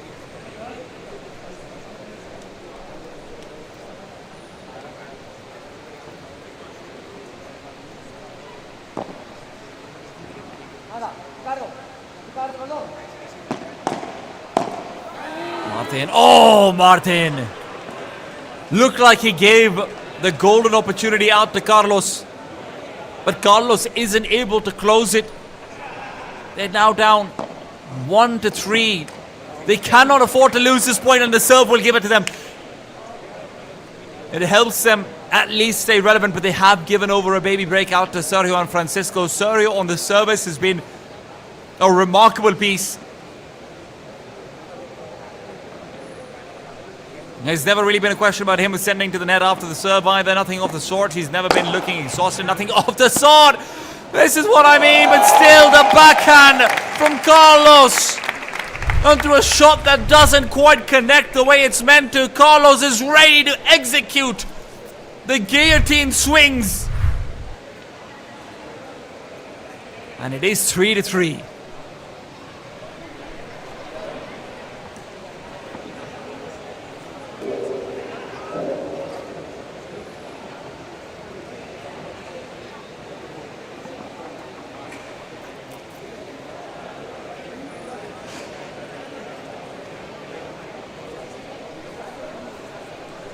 Sides are switched, but positions are not.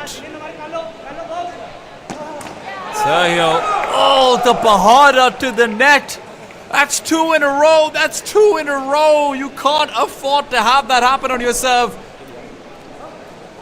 It's times like that where you look back and reassess the entire game based on those 2 points. If you let it slip, now you need much the same.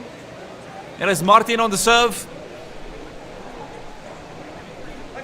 And Carlos to remind, relax, keep calm, breathe in.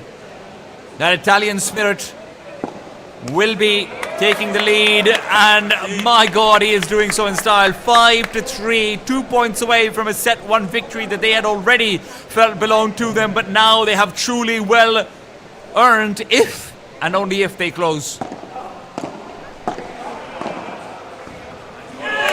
Volley. Another 2 in a row. 6-3. Face down versus set point. Sergio and Francisco. They may have made comebacks happen in the past, but to do it in a tiebreaker is a whole different story. Not only do they need to win both of Francisco's serves, they need to win one of the baby breaks as well. Francisco, though, at least starts off strong. At least he starts off with a quick morale bump. 4-6. And remember, it is first to 7, but you have to win by 2. That's the rule for tiebreakers here at the Masters final. Drop shot attempted. Sails past Sergio, still has time to recover it.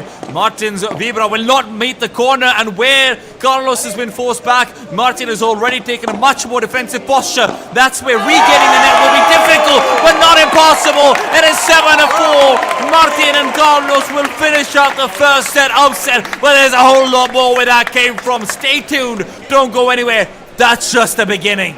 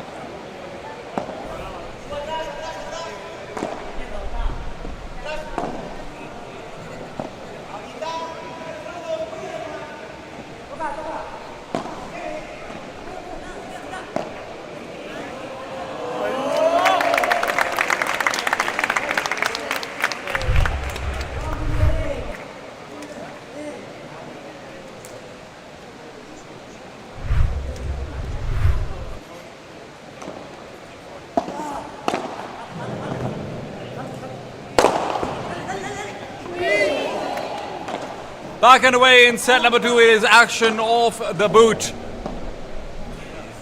Francisco, slowest start to the last set. Will be starting off much stronger over here. At least that's what the fans hope. Welcome back to the Asia Pacific Padel Tour Masters Finals in Jakarta. Milos Padel Club is, of course, hosting a beautiful facility, and it is a beautiful display of paddle that we have seen so far. Francisco with a very nice backhand down the center to catch off Carlos and Martin. Carlos, very deep lob to come through. Lob's a bit too deep, and you can see the frustration on his face as well. First game will go the way of the favorites. Sergio and Francisco take game number 1.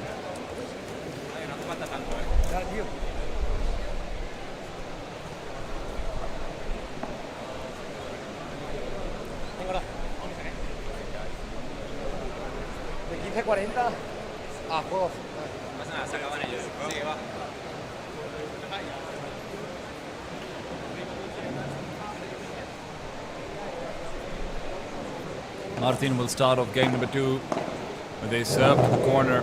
Quick flick of the wrist, but it's a fence that aids Carlos with the win.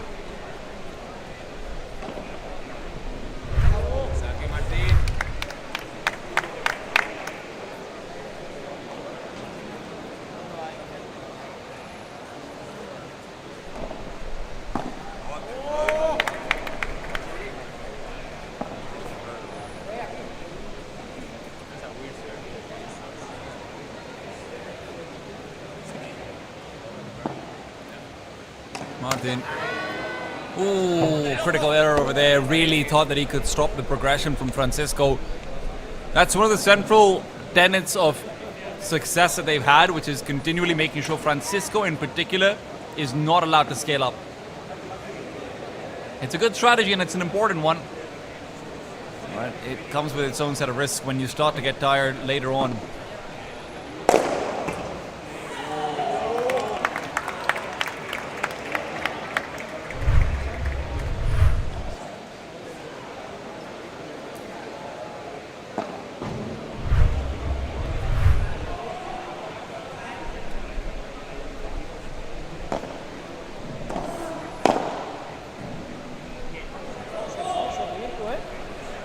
Caught off in the corner is Martin.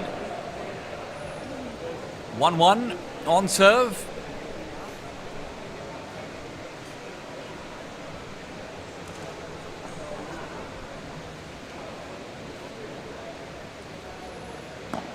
Sergio to try and deliver a bit of a beating on his own serve. Nasiran, I have to say, Sergio and his services, the only place where they really faltered was the tiebreaker in that last set. 2 in a row, that's where it felt like all of that momentum was lost that they had initially gained. But you can also see Carlos and Martin pushed themselves very hard in set 1. They thought they might be able to accelerate past and just win it out quickly, go into the second set with a relatively fresh pair of arms and legs. But it has been a long day for them as well, and this is where it starts to kick in. Yes, they won out the previous match 6-0, 6-0, but that's no guarantee. Beautiful stuff. The synchronized attempt at the X4. It is, of course, Francisco in the end who gets it. I mean, look at the replay. It's going to look comical. Sergio holds back just enough to make sure he doesn't break his teammate's racket and hand with it.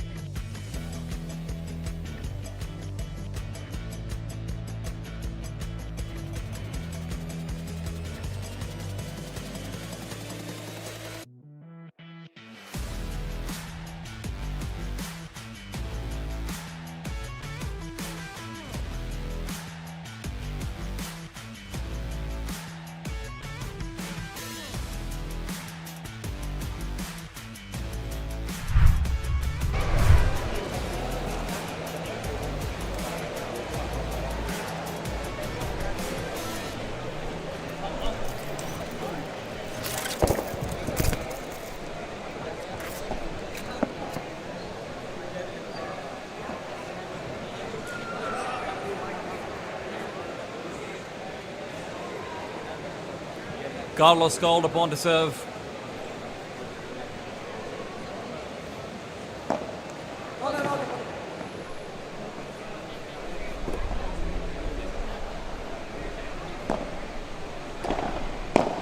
And it is Sergio with a powerful backhand. Doesn't do much to help him keep control of the point because Carlos is still getting every lob he wants. Spins it into a vibra. And that's been lost. Oh my God, look at that attempt from Francisco. That is such a hard shot to go for. It is almost impossible to get right. But he felt like he had just no option but to attempt it. Otherwise, they would end up giving up the net and likely be in a position for a bad shot into a smash. So, tries for the block instead. Francisco. Now he's back in position for Vibras of his own. And this one goes his way. It's interesting to see Carlos being unable to defend the Vibra that heads over into the center wall. Largely it has been the corner shots that he's had to face. This is one of the first times we've actually had that. Of course, he's very good and will be able to do so, but maybe just didn't expect it to be there. Footwork is off. Nice rulo afterwards, though. That is brilliant. Catching Sergio out on the progression. Ball practically sails over him. And where Francisco is slipping and sliding at the back of the court, he's still not able to get the reach out. 30-15 in favor of Martin and Carlos.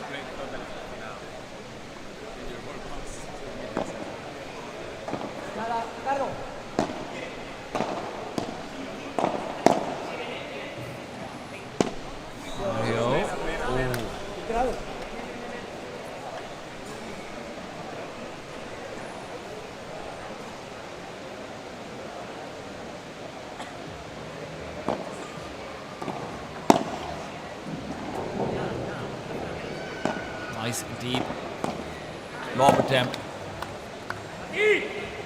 And the fake out from Carlos is in a position where both Sergio and Francisco have progressed far enough that they can actually take positions closer to the center of their own respective half court. So they're actually able to move in for the intercept. That catches Martin off guard. Now they end up in a slightly more disadvantaged position. Francisco, good attempt, but it's Martin to catch him off.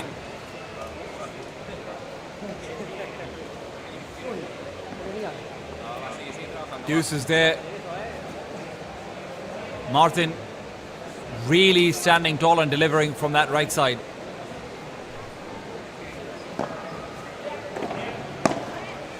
Carlos. Let's that one go for Martin. Martin will just be pressuring the ball once again into the corner. It goes. Lob is a bit too deep. It's just an inch, and you can see the frustration on Francisco. Jazz hands are out as he exclaims in annoyance.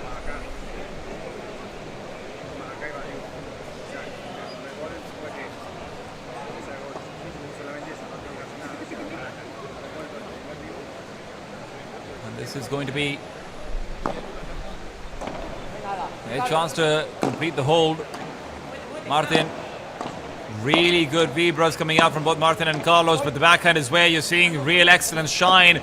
Carlos forced to call over. Martin comes back in for the lob instead. It's down the center and an attack that they just did not expect. They were so convinced that Francisco was going to angle to the side galleries in one way or the other that they're caught off guard at the end of the day. It is yet another deuce in their attempt to hold on. Nice deep lob. Not just once, but twice. Francisco, however, can't take the net off of it. Needs just about another 2 feet for that. Coming in for the finisher is what they thought. What in the world? The spin on that is unreal. I thought Carlos made a mistake asking for that shot to try and finish it, but combine the idea that that could have just been a straight smash, because it's very rare that you see a left side player invade into the right territory to that extent for just an underhanded spin. But then the commitment to the spin, the amount of twisting that comes through, I mean, that is magnificent. Martin, once again, not looking for finishes. He's just hoping to set up the point for Carlos, but this time the point is missed and it is over to Golden. Who will receive?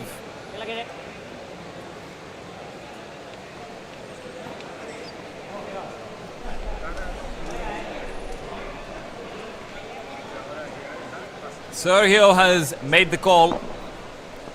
He will be the one to answer the assault of Carlos's serve.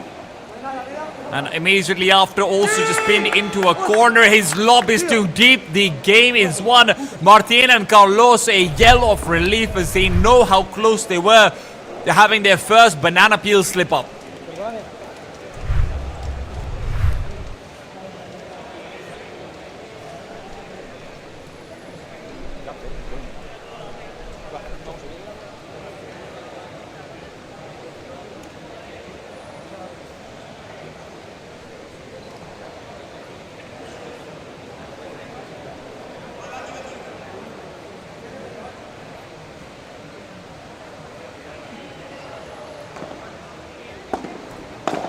Go. Oh, what is that return from Martin? It is not exactly what you're looking for.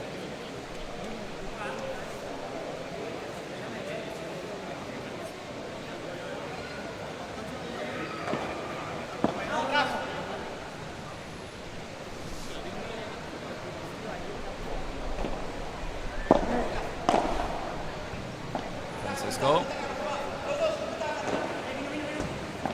Bahada is perfect, but it doesn't matter. Carlos is already in position. The follow-up backhand Bahada is far too sharp. Just trying to squeeze the angle closer and closer to make that a Bahada Rulo on the backhand. I mean, that's too greedy. That is way too greedy. Francisco. Oh, keeps the net. Sergio keeps it alive. Francisco with a much harder shot. It's a flat shot to the corner, and it sets up Sergio to take advantage of Martin being all the way back. Sergio sets out a backhand drop shot to the fence. Not quite the full dormilona, but it's a very nice backhand gancho, basically. And with that, they find the first. One of these days I'm going to hit a backhand like that, and I'm telling you right now, I will call my mother, my wife, my brother, my sister, and anyone else who will listen to me talk about it, and I will tell them that I hit a backhand like that. Now that's more my style.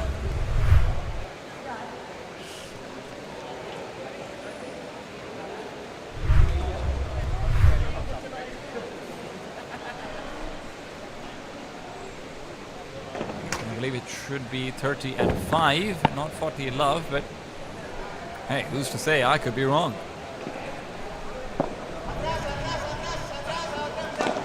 Moon shot lob. Carlos dodges that through the legs on the aggressing Vibra. Martin has tried to take control of the net, and that very same net will betray him. Sergio manages to get a lob over him because of that, and then right to the corner. Carlos once again underneath heavy fire, and not just once but twice, but that heavy fire will falter. If I'm not mistaken, the score should be 30 all at this point, but it wouldn't be the first time I've been wrong.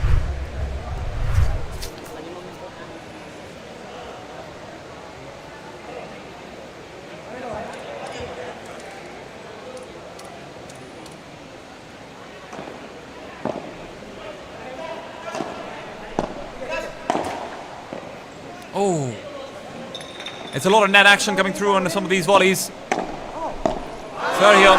Oh, that is magical. Martin has, I have to say, Martin's confidence has been taking a hit all across this entire match. He starts off hitting smashes, committing to these very deep, very aggressive angles. The score is 40-30 right now, by the way, guys. And Martin is now just feeling like he has to go for defensive shots every single time. Francisco hunts for the feet, and he will find the net instead.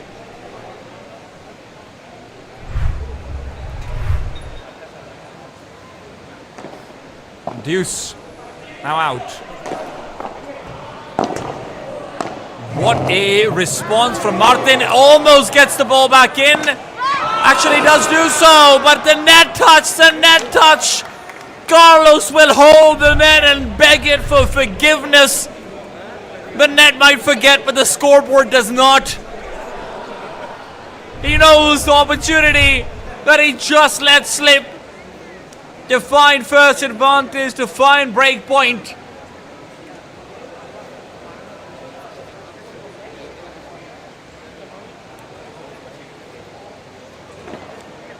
Instead, it's advantage out to Francisco Jurado and Sergio Ricardo. Can they finish on this advantage? Sergio certainly seems to think so. Martin forced back into an awkward angle. Still good to recover. His backcourt play has never been put to question, but now aggression coming out from Francisco.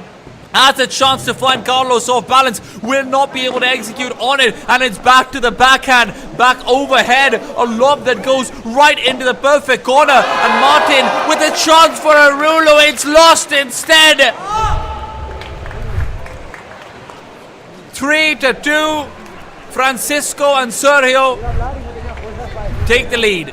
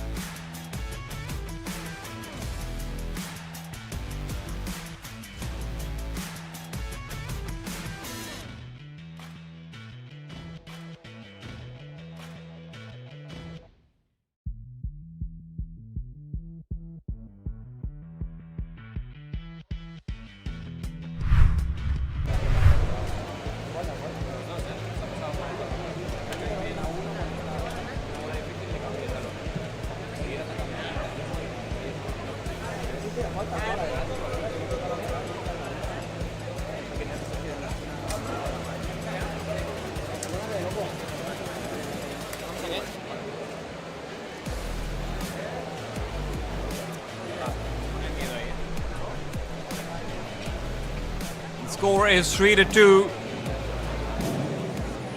Carlos and Martin right now, frustration has begun to show. They know that was a game that they could have stolen back. And all in the meanwhile, we are hitting massive highs on our YouTube as well. So big shout out to everyone watching in, but we need you all to engage. We need you all in the chat telling us who you're rooting for. We need you all to be subscribing. Asia Pacific Padel Tour has exploded, and it's all thanks to the players in front of you. It's all thanks to the people at home watching, and all thanks to the many hands that make this all possible. But right now there are 4 pairs of hands that matter more than most. Oh, there's that aggression that we were missing. Martin reminds us that he still has it in him. Exactly what the doctor ordered to start off that 6th game. The Gatling gun of volleys down middle will not be swayed though. Sergio brings it right back. Right on right action.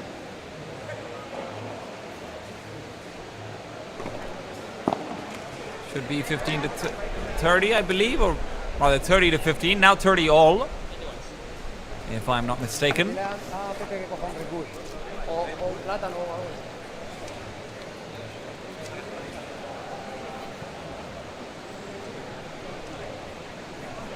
And Martin, if he can wake up into a more aggressive stance, if it isn't mostly Carlos who's being relied on for the points, we are going to see a very, very interesting set. Maybe even more than the last one. Still Francisco. Oh, Francisco. These rulos that he has been relying on over the smashes. Look, I want to see the smashes. I want to see that explosion, but you cannot deny how effective he has been in some of them.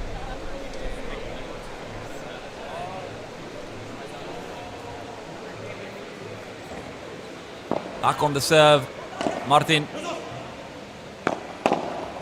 Oh, Francisco. The volley attack is just brutal. It is just brutal. He's on the ground. Carlos knows that this game is slipping through their fingers. He's getting tired. He's getting exhausted. He has been a man on a mission. That mission is long. It is hard. And there is still a lot of climbing to do. 4-2.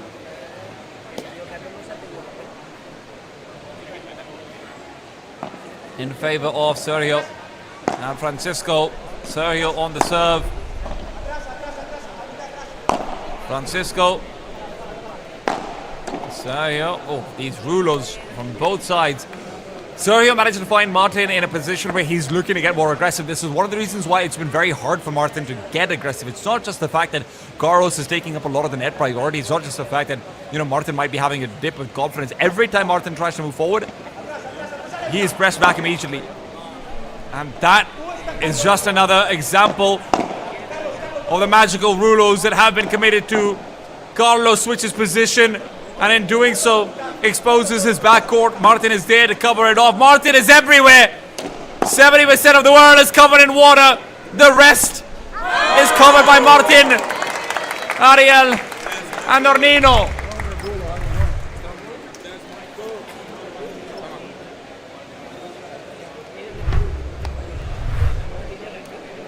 The Italian stallion cannot be stopped. But maybe he can be overtaken. That is exactly what Francisco and Sergio are trying to do. Backhands on backhands. Action continues. Look at this. Just the kind of aggression that they're trying to send over the way of anyone who wants to take this net is unreal. The Emirati side, full control until it's lost. Carlos and Martin, a war of attrition, a battle that they barely eke out on top of.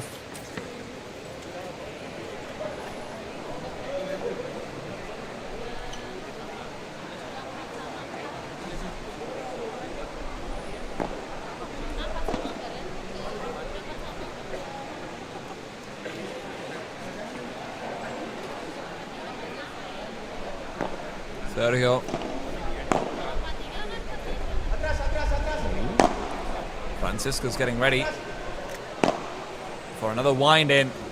Again, the lobs are so good from Martin and Carlos to make sure that Francisco never has he never has a real opportunity to actually get a smash in. If you look at the height of the lobs, if you look at how fast they're going, Francisco just cannot smash. But the Vibros have been on point. And their consistency, I mean, there's a reason why he's still in contention and right now in the lead. 30 all in this game, of course. Both are tied up even. Oh, great shot from Martin. Where I keep talking about those very high-paced, super fast overheads that keep on coming straight to his chest at the net. He's not afraid of them at all. Blocks Martin's attempt, rather blocks Francisco's attempt to target the back wall. And it is going to be a break right back. 4-3. Martin and Carlos might have lost one on their own serve, but they will not falter. They fight back immediately.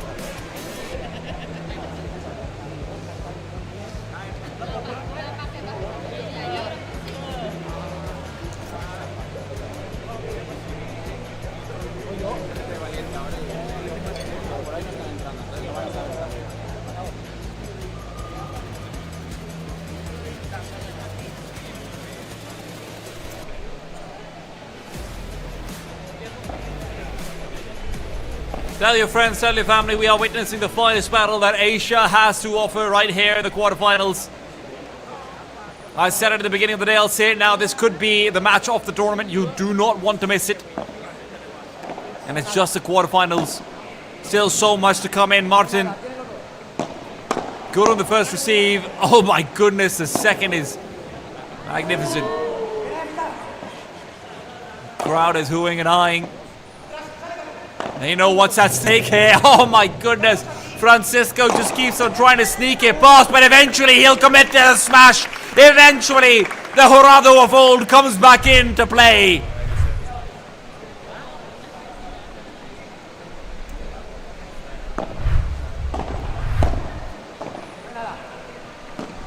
Martin just wants to hold on to that net. Needs to hold on to that net. Carlos trying to give Francisco a taste of his own medicine, but it feels difficult to deploy. He will do so nonetheless. A smash right back out over a reminder that two can play at that game.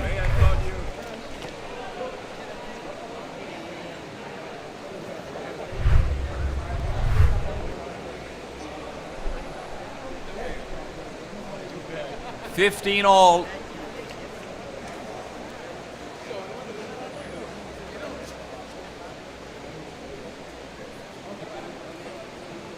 Carlos's service continues.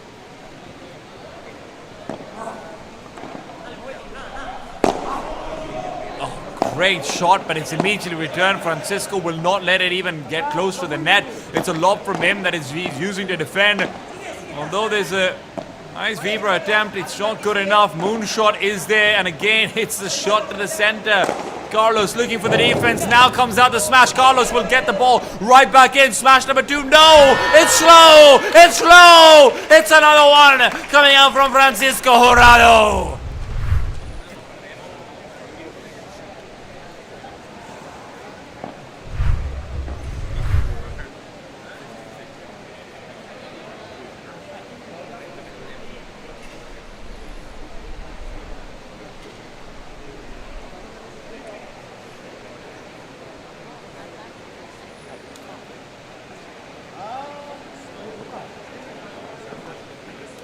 Carlos and Martin are likely the ones who are going to be feeling the exhaustion earlier on. The longer this set goes, the more in trouble they are going to be. It's his second match of the day, and even if the first one was 6-0, it's both sets. The problem is their first match was about 6 hours ago as well, so they've been at the facility, out and about, and as nice as the facility is, it's a very different feeling to just sort of being in your own bed, relaxing before a match, just getting yourself in the right headspace. 30-all service to Sergio. First one's a fault.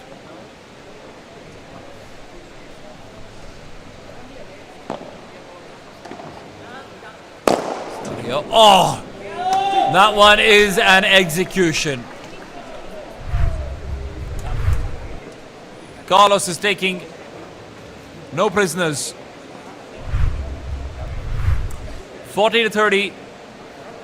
The Emirati side on Spanish. The Emirati Spanish side look to respond in kind.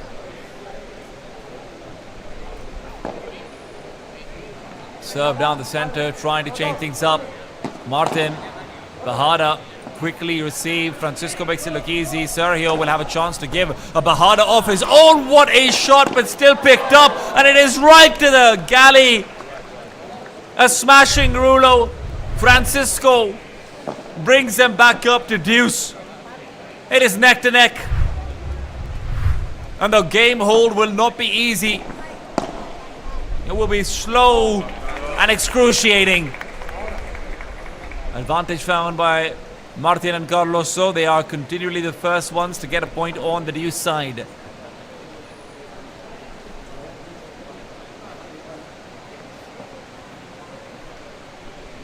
Here on advantage.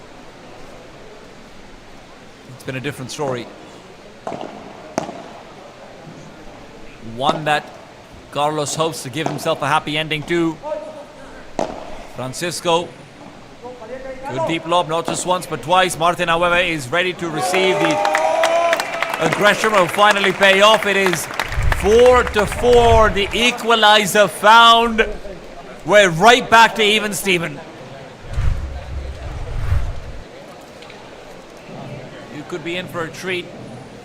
We could be in for another tiebreaker the way things are going.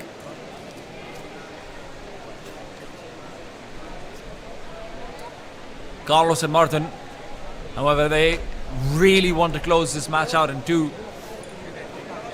If this goes to a set number 3, the advantage will undoubtedly be in Sergio and Francisco's favor.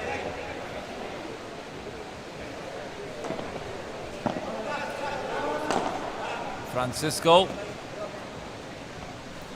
Shot is nice, but the first serve was a fault. Second one gentler. Francisco commits to an aggressive Vibra that will be received. Smash doesn't quite go deep and out of the court, and that's where the net is forfeited. Still, Chiquita's a great from Carlos. Martin as well, the defense master. Sergio slows it down, speeds it back up with his backhand. Martin forced to go for an awkward shot. That's where the middle is left relatively empty. He moves back into occupy, gives over a beautiful lob. That lob is going to force out the blunder from Sergio. Smiles on Martin's face.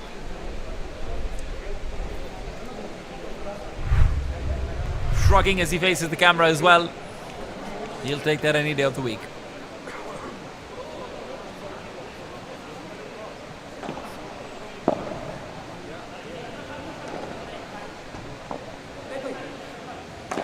Sergio We haven't really been able to see too much aggression from him so far either. He's not been getting those perfect lobs that he likes to receive. And right now, it might be time to shine. Sergio on the defense. Picks it right back up.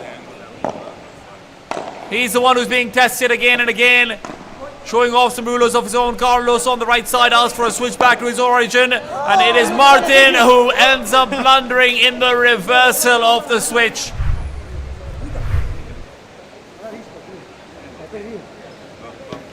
Tries hard to intercept what should have otherwise been a shot for Carlos, but it's hard to keep your wits about you when you're being forced back and forth and back and forth.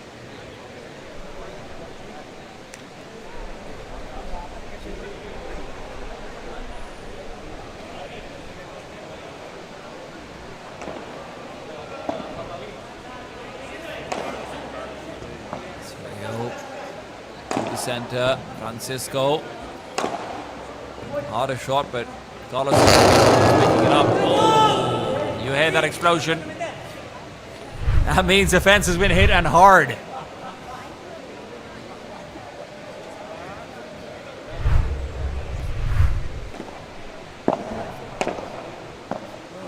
Oh, very nice backhand from Sergio.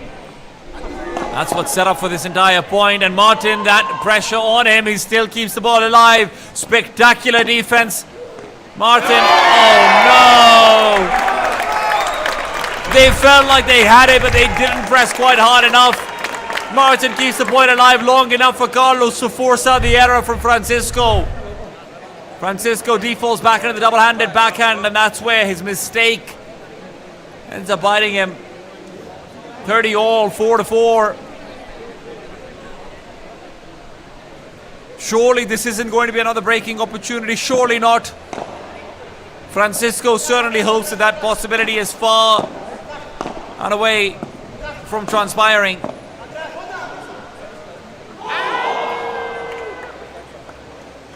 And that failed lob from Carlos can give him some safety and some security in this next point. 40-30 though is by no means out of the danger zone.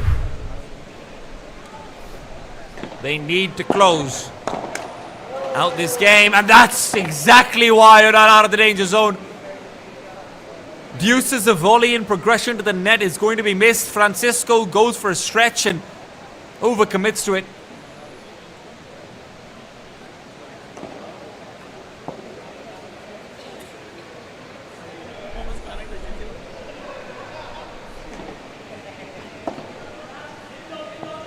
Sergio. Oh, great shot right down the center. Martin caught off guard initially by the fact that he had to receive it. And afterwards, even though he had time to adjust, isn't able to do so. Advantage once again favoring Sergio and Francisco. Francisco,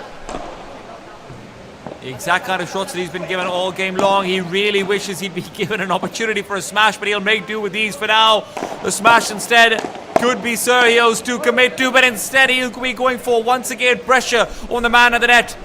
Martin, the demon at defense, and the ball from the fence is far too high. It is far too high. Carlos sends it out on an airplane.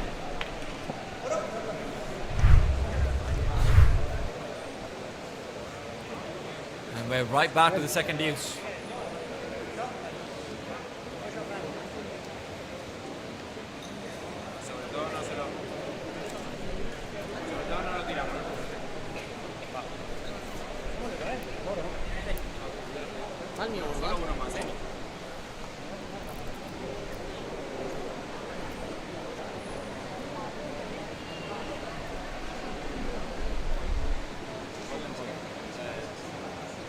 Francisco Rado serving him the second deuce. So far they have managed to find an advantage of the first point every single time. They hope to do the same over here. But Carlos is making them work for their money. What a shot! What a chance! Sergio almost closes the distance. But almost is not going to be good enough. Not over here. Even falls over in the process. That was in fact the golden point. They will end up being broken again. It is 4-5.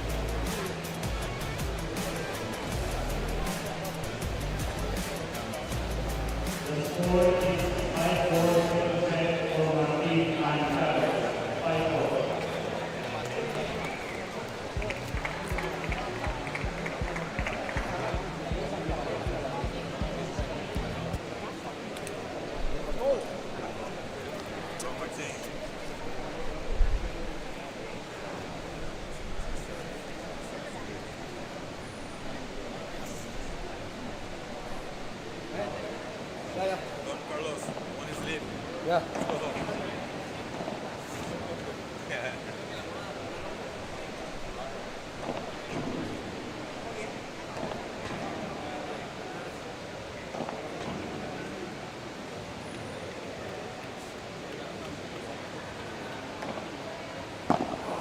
Martin back on serve with the advantage. It is Sergio and Francisco who are fighting against potential elimination. This would be their first ever match lost at an APPT tournament. These are the wonder kids. These were the glorious rookies. These were supposed to be the next generation. But right now, Carlos and Martin are teaching them a thing or two about the past.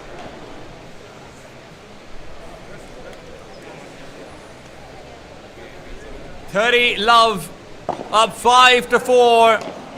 Martin with a Weber out. Oh! They're still in it! Martin's Vibra sets up for a smash, but who knew all Carlos was doing was giving Francisco a chance to add to his highlight reel.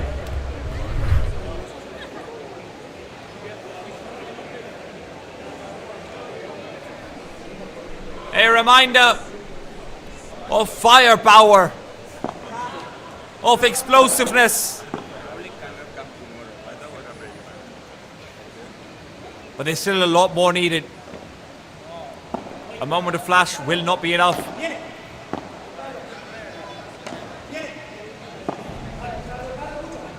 Continual Vibras to the corner when eventually a forehand is offered up. Francisco goes in for a steal of the point. Oh, still Martin. Let's go! You cannot believe what he is doing over here. He is continually catching off Sergio in the diagonal. 40 and 15. 2 match points in a row here in this quarterfinals. Sergio and Francisco potentially 1 point away from being given their first ever defeat at an APPT tournament. But that point will not be here. It is. It's the fence. It's hit it. The match is won. The quarterfinals come to an end. It is Martin and Carlos to move forward. 7-6, 6-4. They will put Francisco and Sergio the boogeyman to bed. And that'll be all for the quarterfinals for today. We have more paddle action coming over your way tomorrow. The APPT Masters are not over yet. Make sure you're coming back in for the women's semi-finals tomorrow at 9 o'clock Indonesian time. We'll then be following up with the male semi-finals as well once the women's are finished at 12 o'clock Indonesian time. This is going to be glorious. We've already seen some fantastic paddle. You know there's much more to come. Come back in, tune in tomorrow for more of the APPT Masters Final.